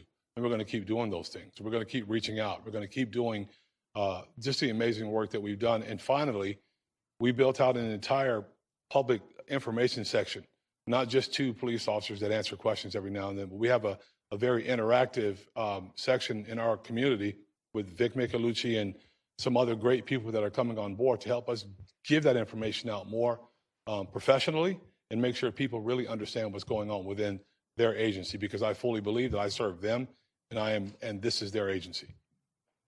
And my last question, and I just want you to talk about it, and I don't know if you've put any more money toward this, is the program that you do on Thursdays where you go out to the homes, giving folks a second chance. I don't think a whole lot of people know about that. And I just want to say, from me, I had no idea that was the kind of work that you all were doing. And if you would just talk a little bit about that, or if the budget is being expanded to help with a lot of the young kids. One, we've seen them post up, at the fountain and at the shopping centers. And so, these kids need places to go, but there's also the opportunity where those that have gotten in trouble or folks that have gotten in trouble, you're giving them a second chance as well. Can you just talk a little bit about that, or if any of the money that you're being given will be expanding any of those programs? So through the chair to Councilwoman Pittman, I can tell you where they need to go after 10 o'clock. They need to go home is where they need to go. And we've made that very clear that they need to be at home. These aren't just kids out having fun. I don't know if you saw one of our last posts, but there's guns, drugs, everything that you can imagine involved in these meetups. So we're working on that. When it comes to the violence reduction strategies that you're discussing, that's not going away. That's a part of our agency. We're not asking for extra money there because it's a part of what we do. And our money goes to that. We have employees there that are dealing with that process. And we are fully like I said, since we started this in 2016, I was fortunate enough to be put in a position where I could start this. Since we started that, we've visited well over 1,000 homes of young men that are not just young men that we pick out of a phone book. These young men that we know are facing serious issues, right? Maybe they're not wanted at the time, because if they're wanted, we're going to put them in jail. But if they're not wanted at the time, we'll go and we'll have a discussion with them and give them some options, and we'll have community partners with us that are willing to fill the gaps that we need filled to help them make a decision on which direction they want to go in. And I believe fully in doing that, prevention, intervention, I believe fully in doing that. But I believe there's also a decision that they have to come to. And they're given that opportunity to make that decision. If they decide they want to go in a different direction, then we have a whole proactive police department that they're going to work on making sure they're removed from our streets so they can't harm other people. Well, thank you. It's custom notification. I was trying to think of the name That's of it. it. But yeah, thank you Yes, so ma'am. much. And before I finish really quickly, the result of a big trial that just happened just recently was a result of that unit at work. And some of those guys that are involved in that, it's a big verdict that we were able to get, and we won't have to deal with that issue. And they're responsible for a lot of violence in our city. So we're going to work in different directions. The sheriff's office is a huge machine that works. And I think the more civilians we bring in to work some of these issues, they realize, even like Vic and some of the other folks that we're bringing in, they realize that from the outside, you really don't know what goes on there, but there's a lot that goes on there, and it's really good. Well, I appreciate you sharing that, and I'm in, I think, zone 5, 1, 7, well, District 7, 8, 9, and 10. And I just want to make sure that there's some sensitivity, again, in those districts to ensure that people feel safe and that they can call the sheriff's department, or if they have, any complaints, that they feel that it's not going unheard. Yeah, they absolutely call. They absolutely tell me how appreciative they are when I see them in person. You may not hear those stories, but those stories are real. And they tell me how appreciative they are, and they actually call, and they actually do trust us in a lot of situations. Usually, the ones that don't trust us probably don't trust us because they're involved in things that they should not be involved in. So it's going to be difficult for them to have that kind of trust because they're doing things they shouldn't be doing. But my roots are all over the city, and care about every part of it, every corner. And we're going to treat everyone the same professionally and do what we need to do to make sure the city stays safe. Okay, well, thank you for that. I have Mr. Howland and then Peluso next. Thank you, Mr. Chair. I'm going to sound redundant, but redundancy drives recollection. Public safety is the number one job of local government, and our job on council as the ones who control the purse is to make sure that we give our police and fire the tools and the resources they need to keep our streets and our neighborhoods safe. This budget does that, and your team, Sheriff, does an amazing job with those resources to keep our streets and neighborhoods safe. I think we can put any doubters behind us. Jacksonville supports and values public safety, and this budget is reflective of that. Thank you for everything you do. Thank you, Councilman. Thank you. Mr. Peluso. Thank you, Chair. Thank you, Chair, for being here today. Yes, sir. Just briefly want to talk about extra duty solutions and having overtime, the overtime program that exists now. I know it's the first or second year that it's been in existence. I know I have a number of neighborhood associations and merchants associations that use that program, and it's just the cost of additional officers has gotten really, really high, and I'm wondering if the extra duty solutions fees, if we got rid of that program entirely and we use someone in-house, would it make it much cheaper for us to be able to use off-duty officers? And it's becoming a little burdensome for some folks. So when you speak of extra duty solutions, through the chair to Councilman Peluso, I'm sorry. When you speak of that, we've tried that. We've worked that situation before. And when it comes to the tax issues, the paying of the funds, the fees that are required, it's a recipe for difficulty and disaster. And we want our police officers to be able to sign up, have someone that manages that for us to make sure that it's being done properly, to make sure that's done. We can always look at different ways to try to do it, but we've tried the in-house, and it's more difficult that way, a lot more difficult. Through the chair, if for any of the when we were talking about, I was talking with your budget team before you got here. They said like with the larger corporations and businesses, Walmart or folks like that, it's easier for them to use extra duty solutions. But for I've got a group in the East Side that wants to do an event next month, and they're like, man, the cost of hiring off-duty officers is a lot. Porch Fest, it's become exponentially more expensive because of it. So if there's ways to maybe for the smaller groups to if there was some kind of fund that we could put together to help reduce the cost of the fees or something like that, if there's a way to kind of coordinate and make something happen before the end of the budget process, I'd appreciate it if your team could work with me on that. Yes, sir. I'll have Alice get in touch with you and talk with you about it. And then the other thing, or Councilwoman Pittman kind of brought it up. Public trust is obviously huge. I think you've been doing a great job of getting out there. Excited for Cup of Jacks. It's going to be a fun morning. But to the point of some of the stuff going on when it comes to the jail, what kind of funds are in this year's budget to kind of help make sure the jail gets to a level where it's safe, where we're not going to see any of the problems that we saw last year. Have we seen a good amount of money coming into to resources and the stuff coming through in this year's budget? Thank you. Bill Clement, Jacksonville Sheriff's Office. Through the chair to Councilman Peluso, are you talking about the condition of the jail? Yeah, for the most part, yes. Yeah, through the chair to Councilman Peluso. So the jail is maintained by Public Buildings, and through our discussions with them, we're confident that the amount they have budgeted for maintenance next year should get us through another year. Okay, thank you for that. I see nobody else in the queue, and I just want to echo what my colleagues here said about the Sheriff's Office and the work that you guys do. I mean, I know firsthand, I've called you, Sheriff, and your department multiple times when it comes to the community input that they have questions on, even doing town halls with me as well, not just your town halls, but the ones that I've done in my district as well. It's always been transparent from day one, and that's been your message from day one that you took office, and you've continued on that same messaging. So definitely want to commend you and your team for everything that you do. There are currently no other council auditor recommendations, so I don't see anybody on the queue. We are going to continue on, and I think, is there any more action items for the sheriff? No, they're not. So thank you all for joining us today. Any last words from anybody else here? No. Thank you, guys. Thank you, Chairman. Thank you, Council.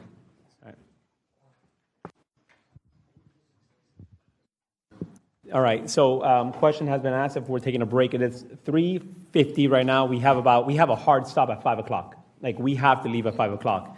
So we'll still have the city council, we have TDC, we have general counsel, and then emergency contingency. Excuse me? Through the chair, we have to go back to where we left off on the handouts. Correct. On several items. The right contracts. More than that, there are some other funds. Okay, so I'm just trying to, get an essence of time. We have about an hour and 10 minutes left. So realistically, what can we complete today? I don't want to just start on an item if we're going to leave it half open. So can we just knock out some of these that people are here for, so we just continue the rest tomorrow? Through the chair, my suggestion is we finish these pages, go back and resume, and potentially try to get everything we may not get to direct contracts. If you want to defer all of those until at the end of meeting 2, so still leave meeting 2 intact, have everybody come tomorrow, and then place those at the end, I'll certainly leave it up to you. Yeah, we'll proceed with that. We'll do direct contracts at the end of meeting 2 tomorrow, because we're not going to have time for that today. So I'll let you go to the next action item. Let us know what page we're on, please. Are you on the queue? What? Continue on? Yeah, we're going to continue on. Yeah, we're not taking a break. We're going on. Yeah. Matt's on the queue. All right, Mr. Matt Carlucci, where are you at? Oh, there you are, sir. Welcome. Thank you. Thank you, Mr. Chair. I just wanted to be recognized that I was here for a little bit. Yes, sir. Since we're doing contracts tomorrow, I'll come back tomorrow. That's Okay. what I was here for today. We'll see you tomorrow, sir. Thank you. Sorry for not recognizing you. Didn't see you earlier. All right. Okay, Ms. Taylor, go ahead. Through the chair, and sir, I do want to mention before everybody leaves, if there's a chance we could get to direct contracts, I didn't know if you wanted to start those at all.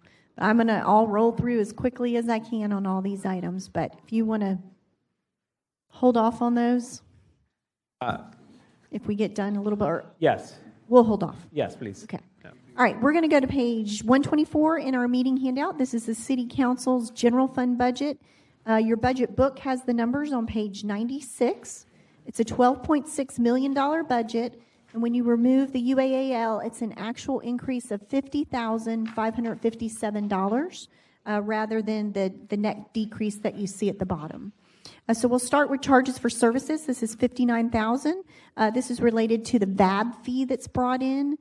We do mention it's budgeted at the $15, and the VAB board's going to be taking up the statutory increase to $50. And I'm not sure if Mr. Lanin would like to say something. I apologize, Chair. Through the chair, Mr. Parks just came over and asked me, but yes, it was raised from $15 to $50. So the number you have reflected in here, that'll be what the revenue increase is coming into City Council through the VAB process. And just for my colleagues, this was a fee that was set at $15 in 1983, and through the state legislature, it was allowed that we could choose to raise it to $50. We are still heavily subsidizing someone when they file the fee, but is not nearly as unbalanced as it was before the increase from $15 to $50 for the petition fee.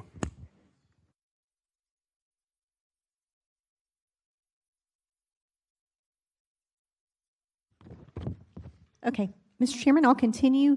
And thank you. We will have a revised recommendation then, knowing that, Mr. Lane, I really appreciate that. So that'll help offset the recommendation from the department when we get to the very end. So continuing with revenues, you'll see miscellaneous revenue of $296,000. That is reimbursement from those VAB cases. You get 2/5 back from the cost for the value adjustment board staff. So you see that reflected in the budget that helps offset their cost. You'll see a total expenditure budget of $12.6 million. Salaries are at $6.3 million. They are up $510,000.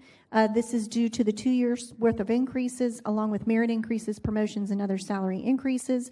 We'll have a recommendation for something that that is not funded related to salaries. $2.2 million for internal service charges.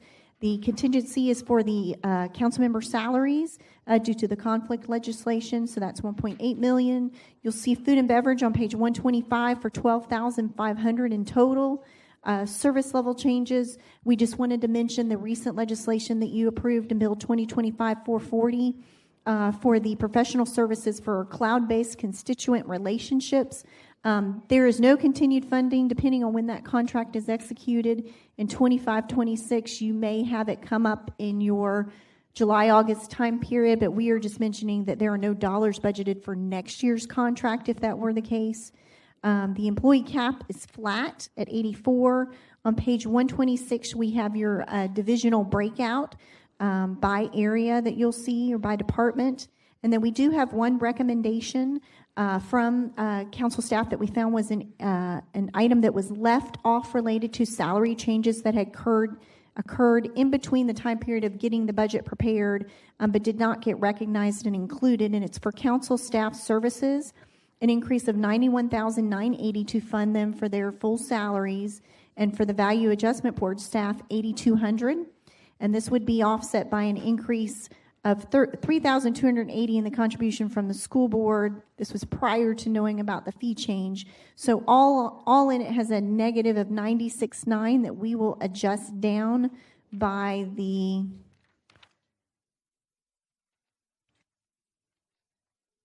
total impact is $83,290 from the fee increase. Yes, but that's the I'm going to let Mr. Parks, he's talking and I'll let him just do it.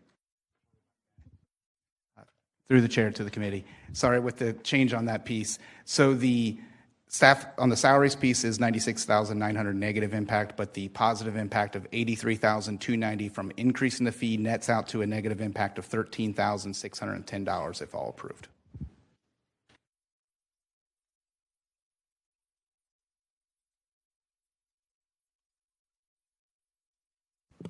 Okay. There are no recommendations on this part, so. That is, can you repeat it? Yeah, yes.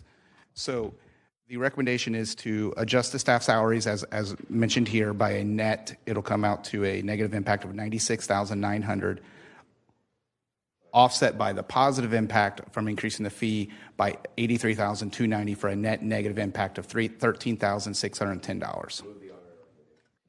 Again, we have a motion and a second to move the auditor's recommendation All in favor of this say aye. Aye. All opposed say nay.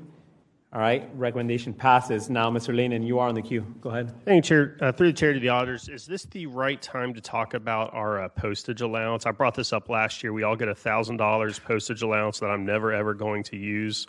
I know it'd be a small amendment for one council person, but maybe that's a discussion on if we need to budget $50,000 in postage. Through the chair to Councilmember Lane, and you do have $50,000 in the budget, but the postage and communications is in a separate conflict bill. So that would be taken up separately. Through the Chair, thank you, Ms. Taylor. Okay, all right. We already passed that recommendation, so we are ready to proceed with the next action item, please.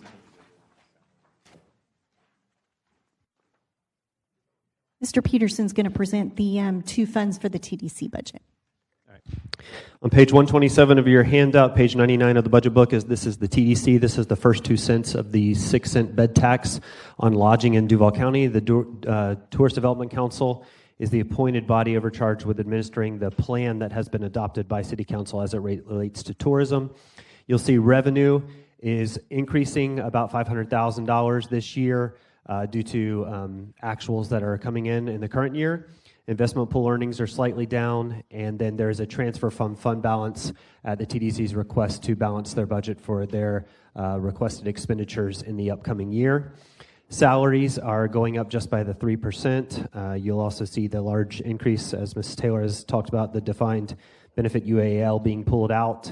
Other operating expenses increasing by $734,000. There's a chart on page 128 of your handout that outlines how that $10.6 million, almost 10.7, is laid out, and you'll see the various elements there. Transfers to other funds is going down slightly. They're not requesting as much dollars to be transferred to the other fund that we'll cover on the next page. We have no recommendations, no service level changes for TDC.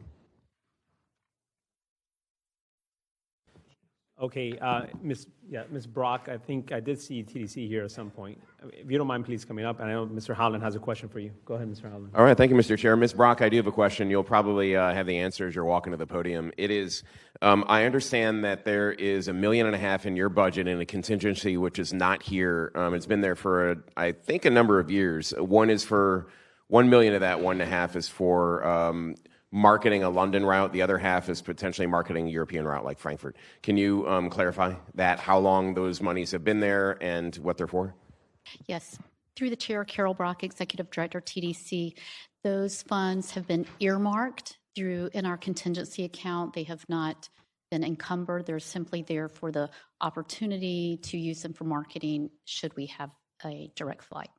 Okay, and I have a question into Jacksonville Aviation Authority because they've said that they can't spend money internationally on marketing the airport.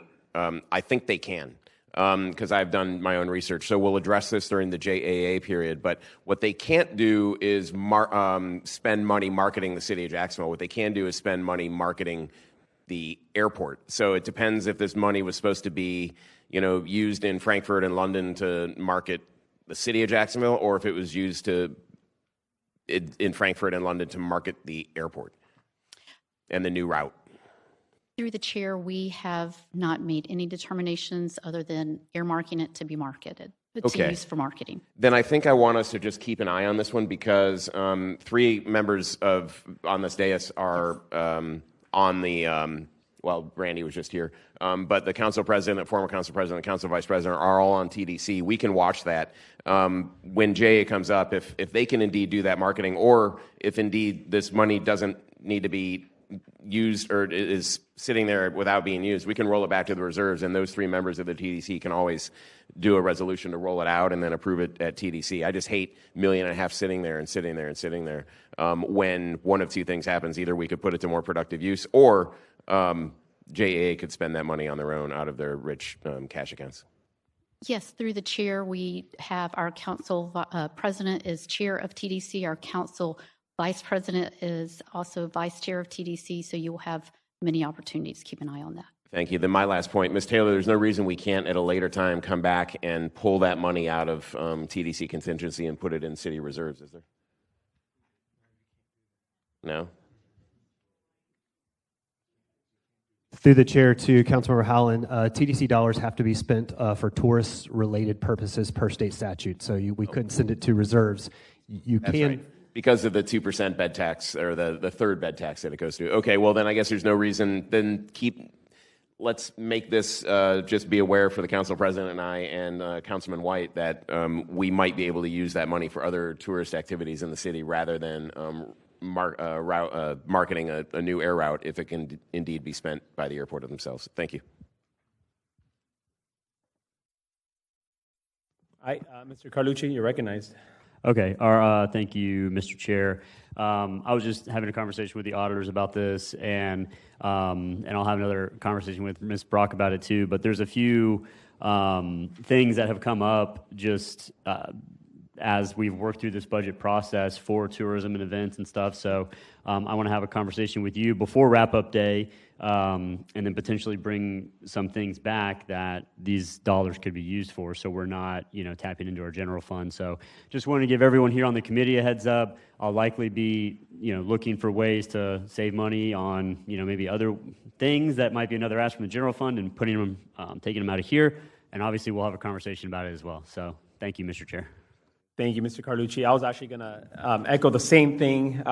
While these dollars cannot be used for anything other than tourism, there is a line item, a list of things that they can be used for, one of which is auditoriums, publicly owned, aquariums or museums, sports stadiums, sports arenas, coliseums, right? So I have had a conversation with Ms. Brock as well on this. And we are currently in the process, and I wanted to kind of get to that today, but we're not going to have time for direct contracts. But there is one line item in there that I would like to at least talk about today. Ms. Taylor, is it safe for me to just mention it now and bring it back up later? Okay, cool. All right, so one of the line items under direct contracts is the MOCA exhibit for $500,000. And so my initial thought was, well, we're not going to fund that, not out of operational dollars at the very least. But there are other dollars, and exactly to what Mr. Howland just said, there are dollars just sitting there that cannot be used for, except for specific action items. This is a very specific action item, museums, publicly owned museums, right? So I will be making a motion at some point whenever we come back to direct contracts to actually fund the $500,000 from MOCA from this TDC fund of $2 million.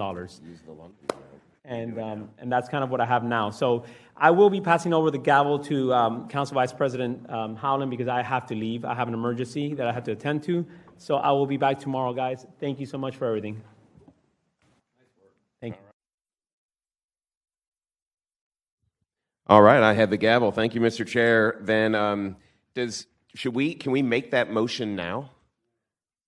Mr. Vice Chair, I would recommend you hold off until the direct contract. Just know that the funding source is potentially there. Do you still have to analyze whether that funding source is valid?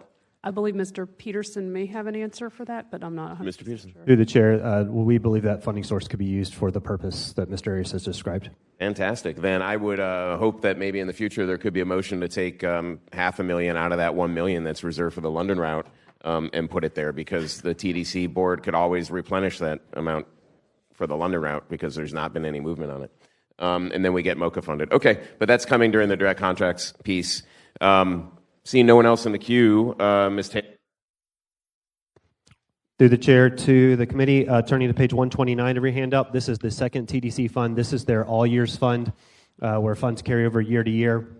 This fund accepts the $761,000 transfer from the main TDC fund to fund a couple of initiatives, and then it also has some investment pool earnings of roughly $150,000. The expenditures requests are of two items: one, $890,000 for convention grant sponsorships and promotions, which is overseen by Visit Jacksonville, and then $20,000 for promotion of the Equestrian Center. There are no employees in this fund, and we have no recommendations.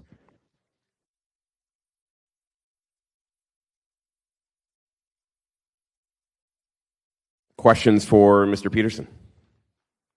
All right, we'll move on to the next one. All right, Mr. Vice Chair, we are turning to page 131 in your handout, page 246 in your budget book. This is the general, the attorneys, the general counsel, but the general fund portion. So this is just a small amount.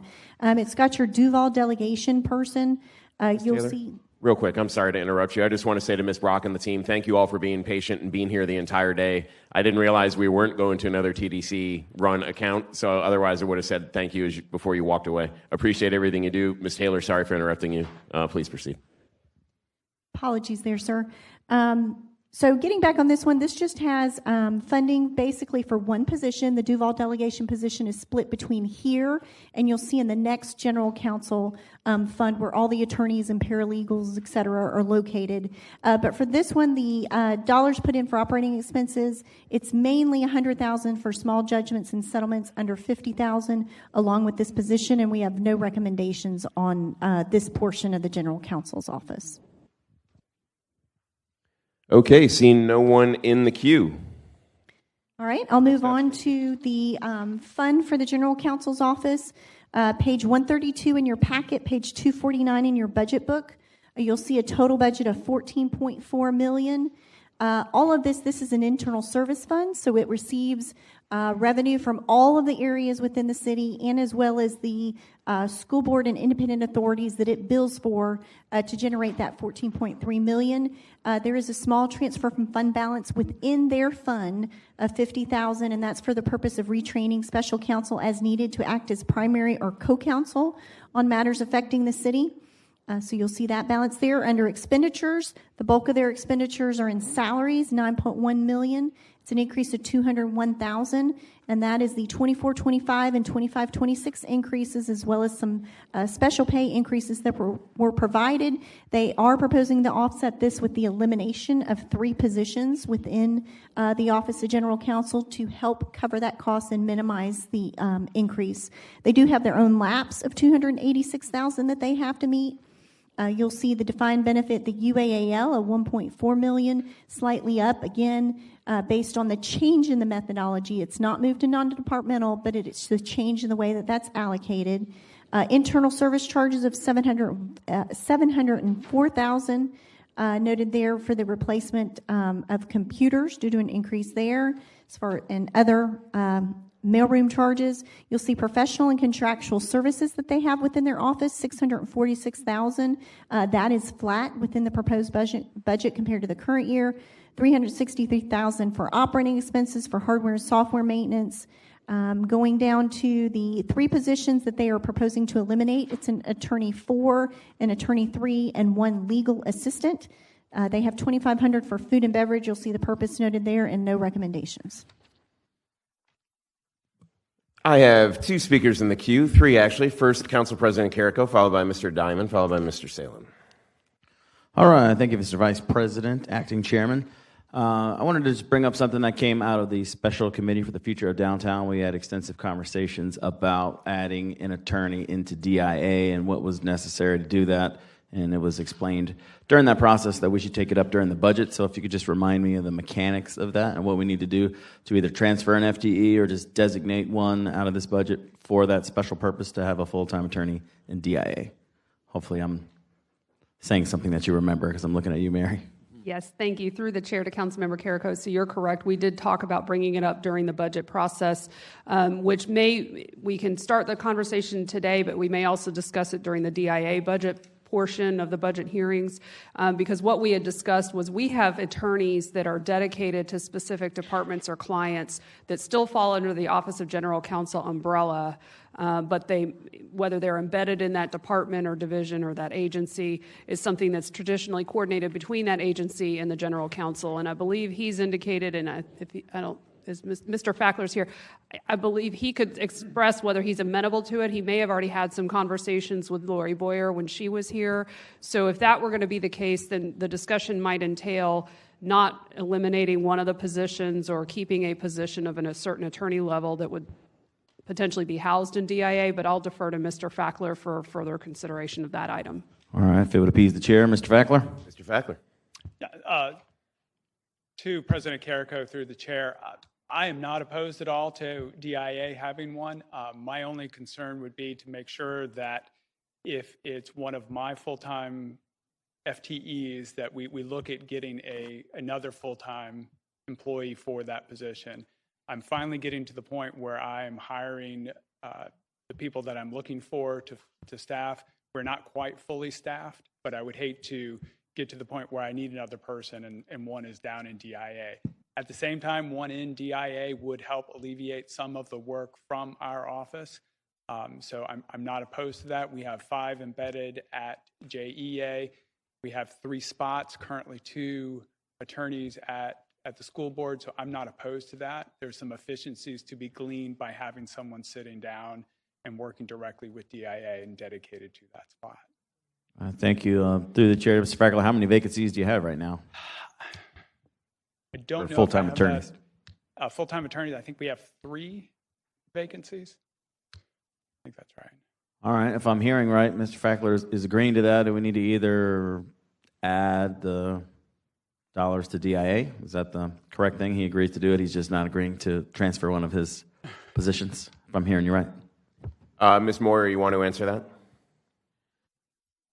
Because a portion of the time of this lawyer may be attributable to some of the CRAs that DIA oversees, I'd like to get an idea from DIA as to what the split would be between the 2 funds, and that may minimize the amount of impact to the general fund. And I would suggest just adding a position to OGC specifically for DIA, because we are eliminating some unfunded positions in their budget as part of this current fiscal year. So if you like, I could reach out to DIA and try and get some information on that. That'd be good. Also, through the chair, Ms. Moyer, check in with Carla LaPera. She did a lot of the work on that committee. I think some of that research may have already been done as we were trying to troubleshoot how we could get that across the finish line. But thank you. Will do. All right, over to Councilman Diamond, followed by Councilman Salem, followed by Councilman Joe Carlucci. Thank you, Mr. Vice President. So this is for Kim when she's promised I didn't say anything crazy yet. Through the Vice Chair to Ms. Kim, so earlier this week, the school board, essentially a supermajority, voted to get their own counsel. And if they successfully do that, because they want to fire OGC, they want their own lawyers, how does that going to impact the OGC budget in the future? It's been in this weird double, put aside the double billing them, let's assume that we build them correctly. How would that affect this? Through the chair, we'd have to look at how many attorneys, to Councilmember Diamond, are allocated for the school board. I know Mr. Fackler could tell us that, where we could figure out total costs there.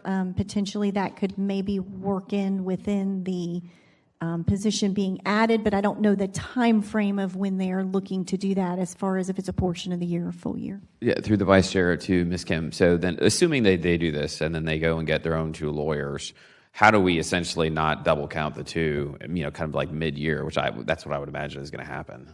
I don't think it's going to be before October 1st.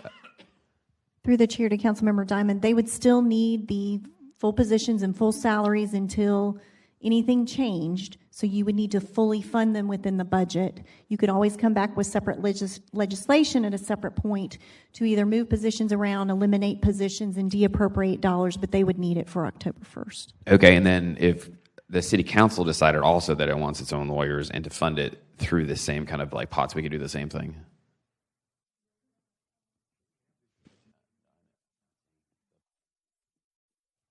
Through the Vice Chair to Councilmember Diamond, so you already have the authority to retain legislative counsel, as you're aware, and you have set aside some funding in this fiscal year to accommodate engaging services for that purpose. So you would not be in a position to have to wait. If you wanted to add additional funding for the retention of legislative counsel, you could. Unlike the school board that has to wait until there's action by the state to undertake having their own attorney. No, I understand, but through the Vice Chair, the question is really how do we not overspend in this budget, make sure that we're essentially banking in what we're going to have new lawyers coming in that aren't going to be in the OGC pie. What I'm hearing is we need separate legislation for the school board, and we can do it whenever we want. Maybe we do separate legislation to adjust the OGC budget down to account for that. Yes, you could do it at that time. If I could, please, Mr. Fackler. Yeah, give some context to it. What the school board has requested is 1 additional attorney. And essentially how I would view it is I currently have a deputy over there who oversees that department. How I see it likely playing out is that attorney is going to replace my deputy over there, at which point I will either reassign that deputy or I'll deal with it when I get there. But essentially, it likely will lead to me needing 1 less attorney, to Councilman Diamond's point, or reassigning that attorney to a vacant spot to service another another need. Is my microphone not on? Am I not? It's on, yeah. I usually. You're good.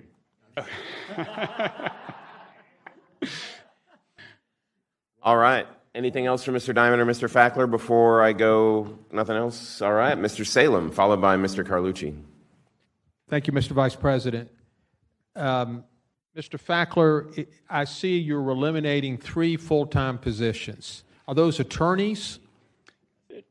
Through to the committee, through the chair, or to Councilman Salem through the chair. Those 3 positions, there are 2 attorneys and 1 legal assistant. Those were defunded and became vacant last year in order to get some funds I thought needed to go to my staff to get them up to a more market level salary. So those were frozen last budget cycle. This year we're eliminating them, but there was, I believe, some remaining funds that we didn't fully use up. Are you having any issues? You have 3 open positions. You said you have, what, mid 40 attorneys? That's so roughly 5 to 10% openings. Are you having issues recruiting?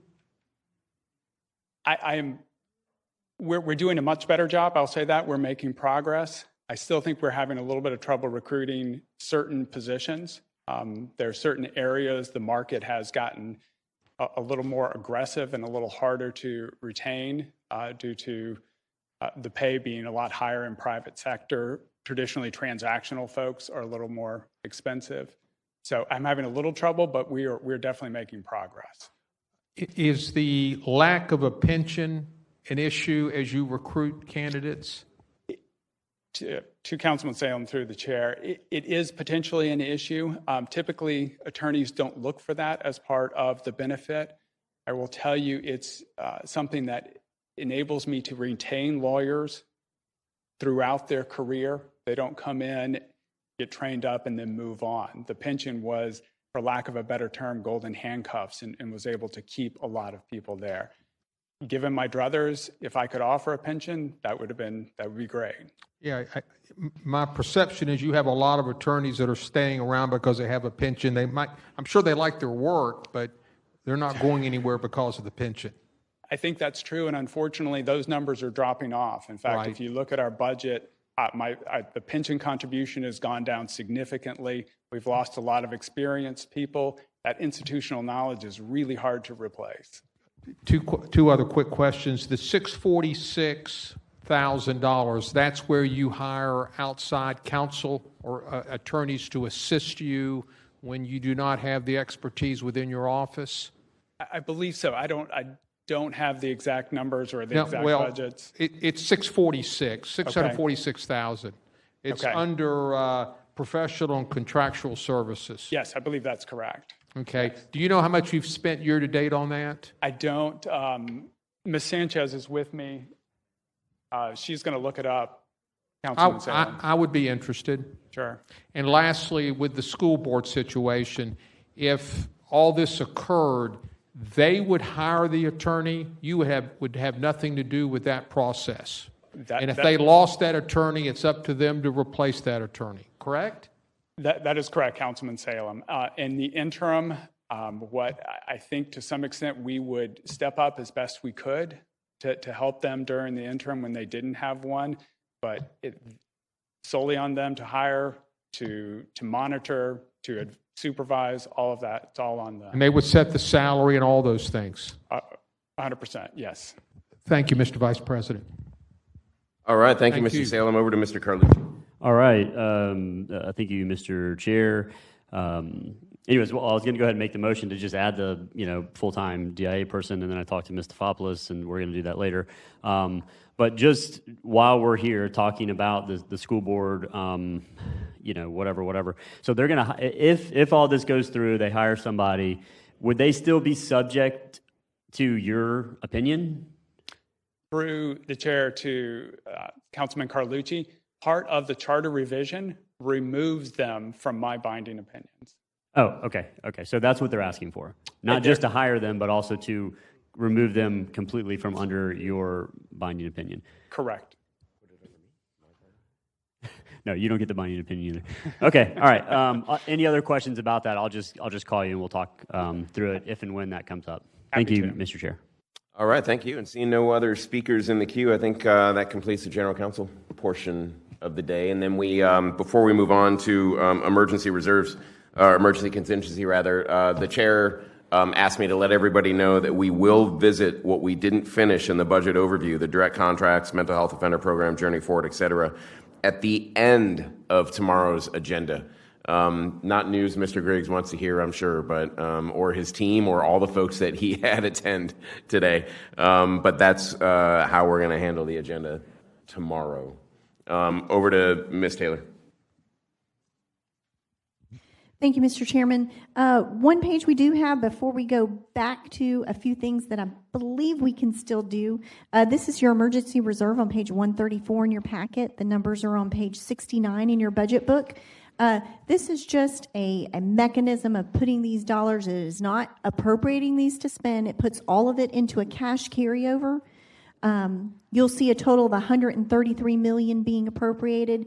Our recommendation, Ms. Moyer takes it up through April 30th, and we are just suggesting that you appropriate all of the interest for the remainder of the year from April 30th, which is $1.7 million. That includes a projection of about $900,000. So that would take it up to a 6.91%. However, what I want to keep in mind and just caution, because I know you talked about taking some action potentially, the budget's been reduced now by the reduction in ad valorem and other items, so it may be better as a wrap-up item if you want to take action depending on where we land on the budget. It may, like for example, right now it kicks it up to about 6.96%. So depending on where we land with the moving target, but if you don't mind deferring that, we do have our recommendation to at least get it up to 6.91. So your suggestion is to defer the recommendation to be a wrap-up item? No, sir. If you'll take up the recommendation, that will at least get it up from the 6.7 to 6.91%. Okay. And depending on where the budget moves, since it's a function, the calculation is a function of that total budget. So depending on where that is, you may get to the 7%. We'll keep you posted and maybe potentially, so take up this item today, but any future action that you may want to do on it at wrap-up. All right, we have a motion and a second on the recommendation. We do have Mr. Lehman on the queue. Thank you, Vice Chair. Yeah, I was just going to say, I mean, this fund, we get $300,000 to $400,000 in interest and dividends a month, so it's probably going to be over $7 in another month or two anyway. So I think it'll all work out, and let's just go ahead and approve the recommendation. See no other speakers in the queue. Let's take a vote on the recommendation. We'll do it verbally. All those in favor indicate by saying aye. Aye. All against say no. The recommendation passes. Thank you, auditors. And Mr. Parks, you wanted to address one or two other issues, unless Ms. Taylor, you wanted to address it before we go move on and close the meeting for today. To the chair, if you don't mind us going back, and you can let me know if you want us to cover these. I just bear with me one moment. I think we're on page 36, and I'll just briefly mention the debt overview. There's no action, and you can. Oh, sorry, we have one action item for reclassification. Total debt, this just gives you a picture of the GSD as summary of debt service, $125 million. In other funds, $149 million, which is going to include your BJP and other funding. So $274 million total within the city. We do have one small recommendation just to reclassify where the debt is. No impact on special counsel contingency, but if you would take up that recommendation. All right, we have a motion and a second. We got Mr. Lehman, as I expected, given that we're talking debt and debt service. All right, thank you, Vice Chair. Yeah, I was just going to say, we've talked a lot about some of the unexpected favorable things, JEA, garbage fee, $20 million more ad valorem. But this is another one. Debt only went up $6 million. I think in our Schedule B3 last year, we had it projected to go up quite a bit more. And I think, just as always, we have kind of an overambitious near-term CIP plan. So it was good to see it wasn't nearly the jump we thought it was going to be last year this time. All right, thanks for recalling last year's projections.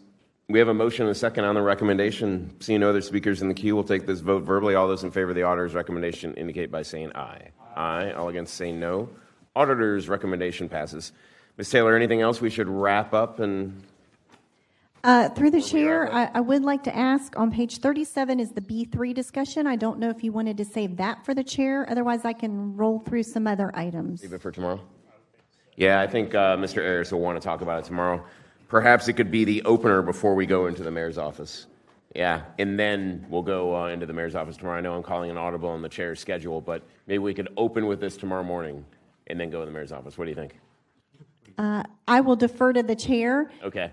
Well, I mean, everyone's been waiting on the B3 with rapt attention, so I'm sure they're going to want to hear it. With that, anything else, Ms. Taylor? There are provisions within the budget ordinance, change of waivers, those sorts of things. I can go through all of those tomorrow as well if you would just like to stop here, or I'm happy to go through them. Which ones were you talking about, real quick? I can cover page 39 is just letting you know about the PSG. We do have one recommendation that we need to get. There is a conflict bill that is separate legislation, and it's just technical. It was filed with the PSG priorities listed there on the schedule in the budget ordinance.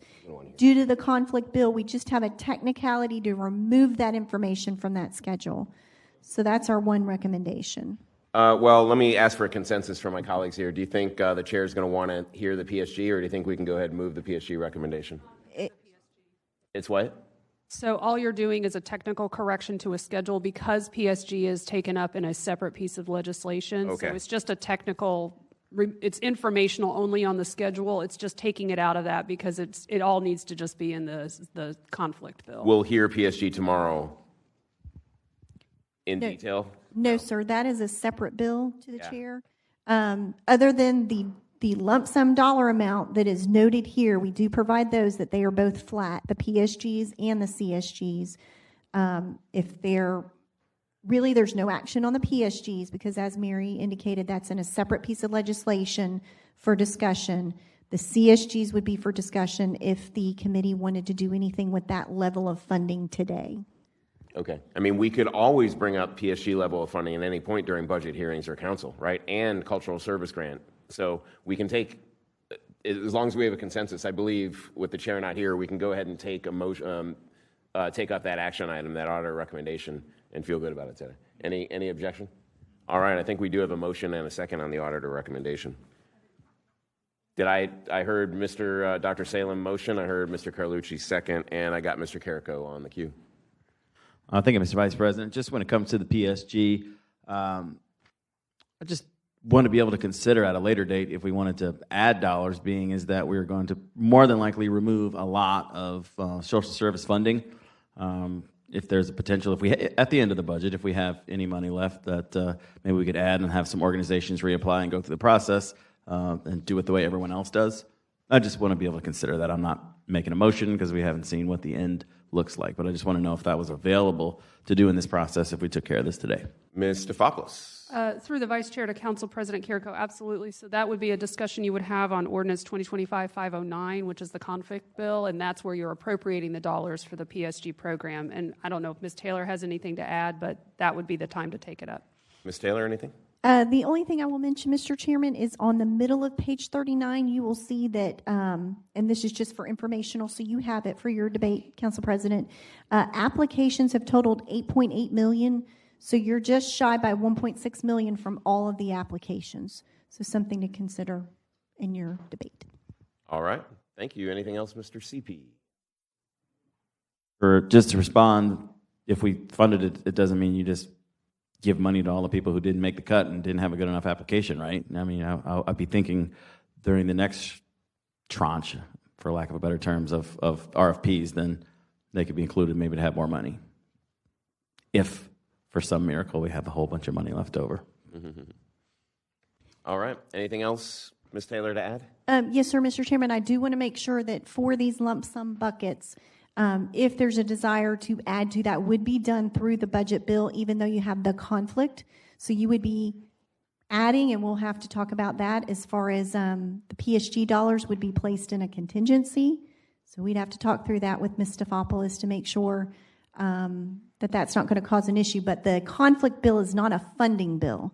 So if you are wanting to increase that amount, you would need to find the dollars here within the budget to do that. Same thing for the CSGs.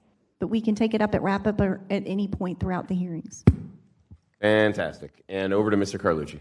All right, thank you, Mr. Vice Chair. And That's sort of what I was alluding to earlier. Whether we can add money to it or not, I mean, I think it would be worthwhile to make it, public service and health, whatever, something grant funding. So then there's a lot of healthcare in here that is, already gotten cut. So broadening the scope, nonetheless, if we can't add money, I think would be a beneficial thing. So whatever mechanisms have to be, shifted around to do that, I would be supportive of that if we get there. All right, thank you. Over to Mr. Lannon.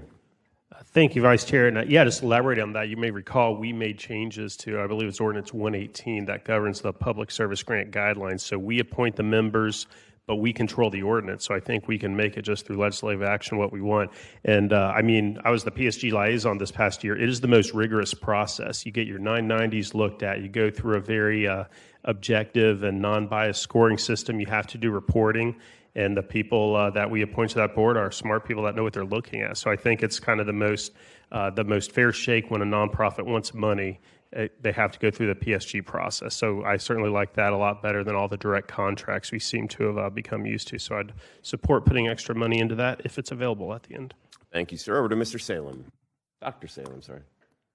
Thank you, Mr. Vice President. I'm going to have some recommendations on some children's programs tomorrow, whatever the appropriate day is, which may impact KHA and such. So I just throw that out there as you're talking about PSG. You might decide if you agree with me, and you might not, a modification potentially to KHA as well. All right.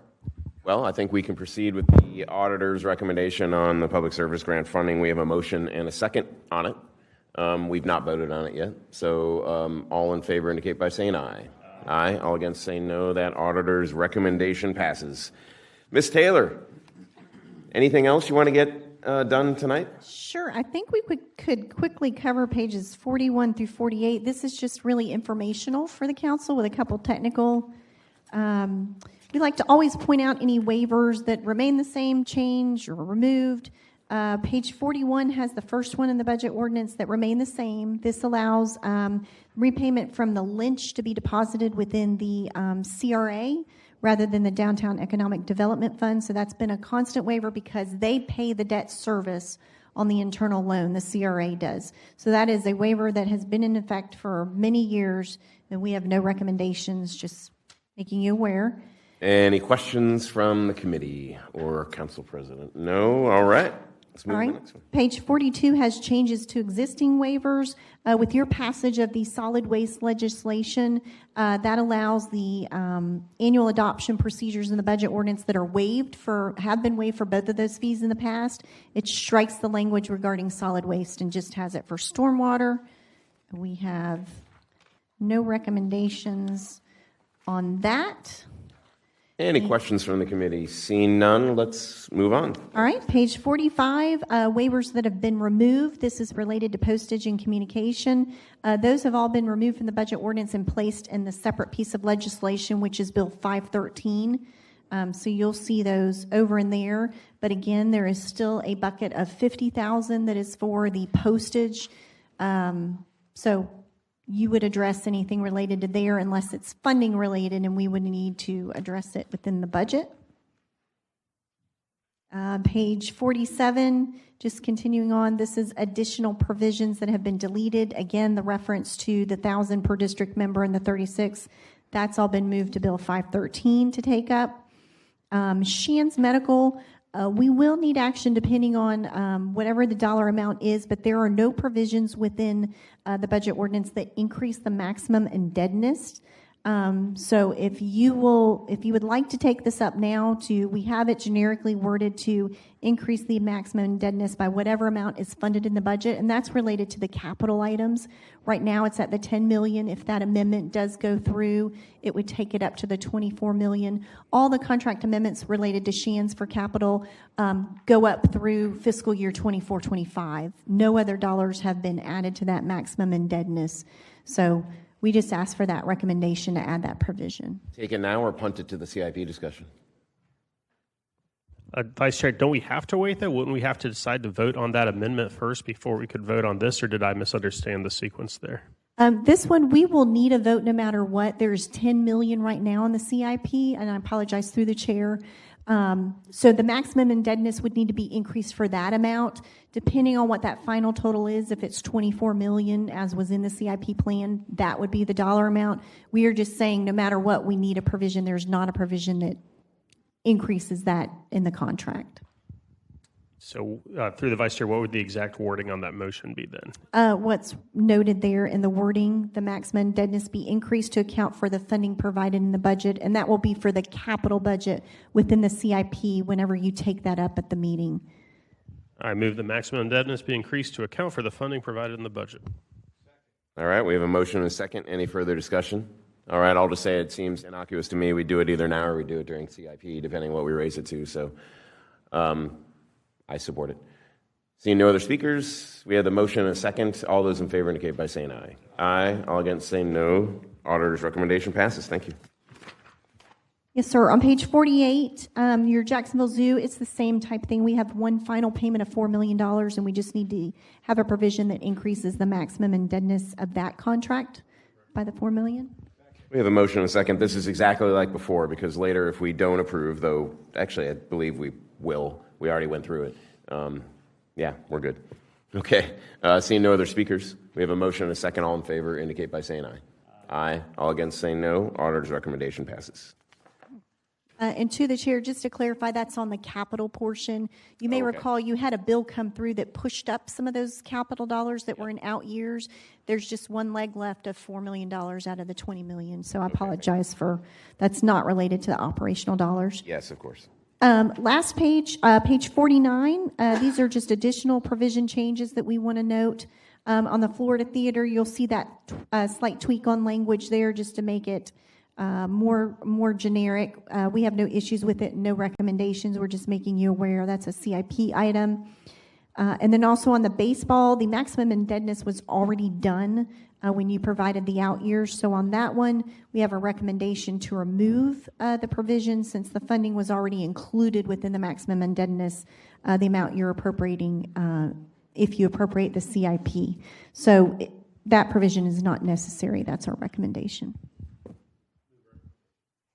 We have a motion and a second. Any questions? All right, we'll take this vote verbally. All those in favor indicate by saying aye. Aye. I hear ayes? Okay, I was so loud I obscured my hearing of the other ayes. All against say no. All right. Let the record note that it was unanimous ayes. The auditor's recommendation passes. I believe that's it, Mr. Chairman, because after the direct contracts, we do have the Journey and MHOP and those that I understand you would like to wait until tomorrow. Yes. All right. And with that, what we'll do tomorrow is start with the mayor's office, and then we will revisit after the last item, which is Jack's Human Rights Commission, whatever in the yellow highlighted budget overview we didn't cover, which generally is direct contracts, mental health offender program, and Jacksonville Journey Forward. With that, any comments from committee or council president? Any comments from the staff? All right, we are adjourned from budget hearing meeting number 1.